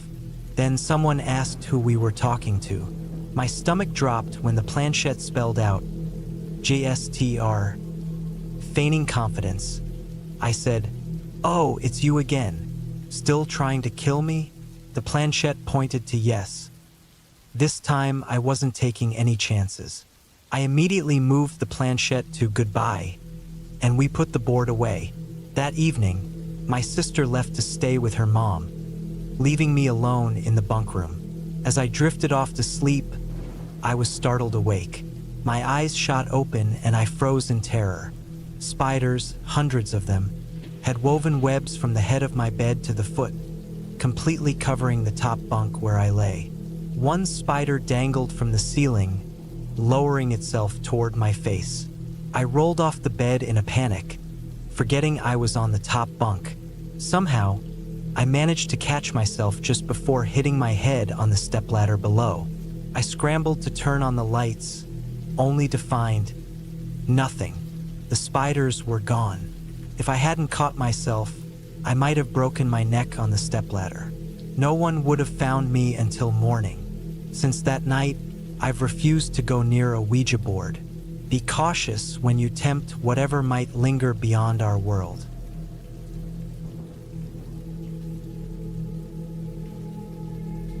This incident occurred about 4 years ago. I'm 18 now, but it still haunts me. It happened on my 14th birthday, and I'll never forget it. I live in a quiet town in Pennsylvania, and back then, I had a close-knit group of 8 friends. I was turning 14 and was thrilled about the party my mom and I had planned. We decided to hold the celebration at a small cabin in the woods. My mom rented the place, which had a cozy kitchen, a small living room with a TV, 2 bedrooms, and a bathroom. It was serene, tucked away from the bustle of town. Mom and I spent the morning decorating, hanging fairy lights, streamers, and pastel-colored balloons to give it a whimsical feel. Soon, there was a knock at the door, and my friends started arriving. I was especially excited to see my best friend, Matteo. I greeted everyone warmly and invited them inside. Mom had already ordered pizza, which we devoured while sitting together and chatting. Later, Mom mentioned she had to run back into town for a couple of hours. She hesitated, worried about leaving us alone in the cabin. But I reassured her we were responsible enough and promised to keep everything locked up tight. Once she left, we built a small fire outside to roast marshmallows and make s'mores. We were having the time of our lives, sharing spooky stories around the fire. One of my friends, Emma, started recounting a chilling tale about a local urban legend, a mysterious woman who vanished years ago. We laughed nervously, trying to shake off the eerie mood. Then, unexpectedly, Liam revealed something personal. He told us his parents divorced after he came out as gay. While his mom was supportive, his dad reacted horribly. Things got so bad that his mom had to get a restraining order. As Liam told his story, he looked on the verge of tears. To comfort him, we asked what his father looked like. Hesitantly, he showed us a photo on his phone. A little while later, a strange sound broke the moment, loud crunching from the woods. The nearest house was miles away, so we were immediately uneasy. "What was that?" Matteo asked, his voice tight. I tried to stay calm and replied, "Probably just an animal." But Ethan, always the daring one, shook his head. "No way," he whispered. "That's not how animals sound when they move." We returned to the cabin, trying to shrug it off, but the noise grew louder and closer. Inside, I locked the doors and double-checked the windows. To distract ourselves, we started binge-watching anime. After a few hours, we all decided to head to bed. Some of us slept upstairs, while a few, including Matteo, Emma, Ryan, and me, stayed in the living room. I was scrolling through my phone when I felt drowsy. Just as I started drifting off, loud, urgent banging on the door jolted us awake. We froze. The cabin didn't have a peephole, so we couldn't see who or what was outside. The banging shifted to the living room window. A tapping sound followed, growing louder. I cautiously peeked through the curtain and froze in terror. A tall, shirtless man, wearing nothing but old jeans, was staring back at me. He held a hunting rifle and smiled, waving mockingly. Then he pointed at the door as if demanding I let him in. My stomach dropped when I realized it was Liam's father. Panicked, I ran to wake the others. We told everyone what was happening. Liam was horrified when I said his father's name. Tears filled his eyes, and he started trembling. As we tried to calm him down, more pounding echoed from the door, followed by a chilling voice. "Open up, kids!" We scrambled for phones to call the police, but the signal was weak. Meanwhile, we armed ourselves with whatever we could find. Kitchen knives, a baseball bat, even a can of pepper spray. Suddenly, the man started kicking at the door. After a few kicks, he broke through, shouting that he'd kill us all. Acting quickly, I grabbed the pepper spray and ran to the door. I sprayed him in the face, causing him to stumble back, screaming. Then Mateo yelled, "Lena, now!" I swung the bat with all my strength, knocking him unconscious. We barricaded ourselves in a bedroom and finally managed to call 911. The operator assured us help was on the way. Minutes felt like hours until flashing lights appeared outside. Police officers swarmed the cabin and took Liam's father into custody. Later, we learned he had been under the influence of drugs and had planned to harm us. Thankfully, none of us were physically hurt, but the emotional scars ran deep. Liam has since started therapy, and though it's been years, that night remains etched in our memories. I'll always be grateful for our quick thinking and teamwork. We were lucky to make it out safely.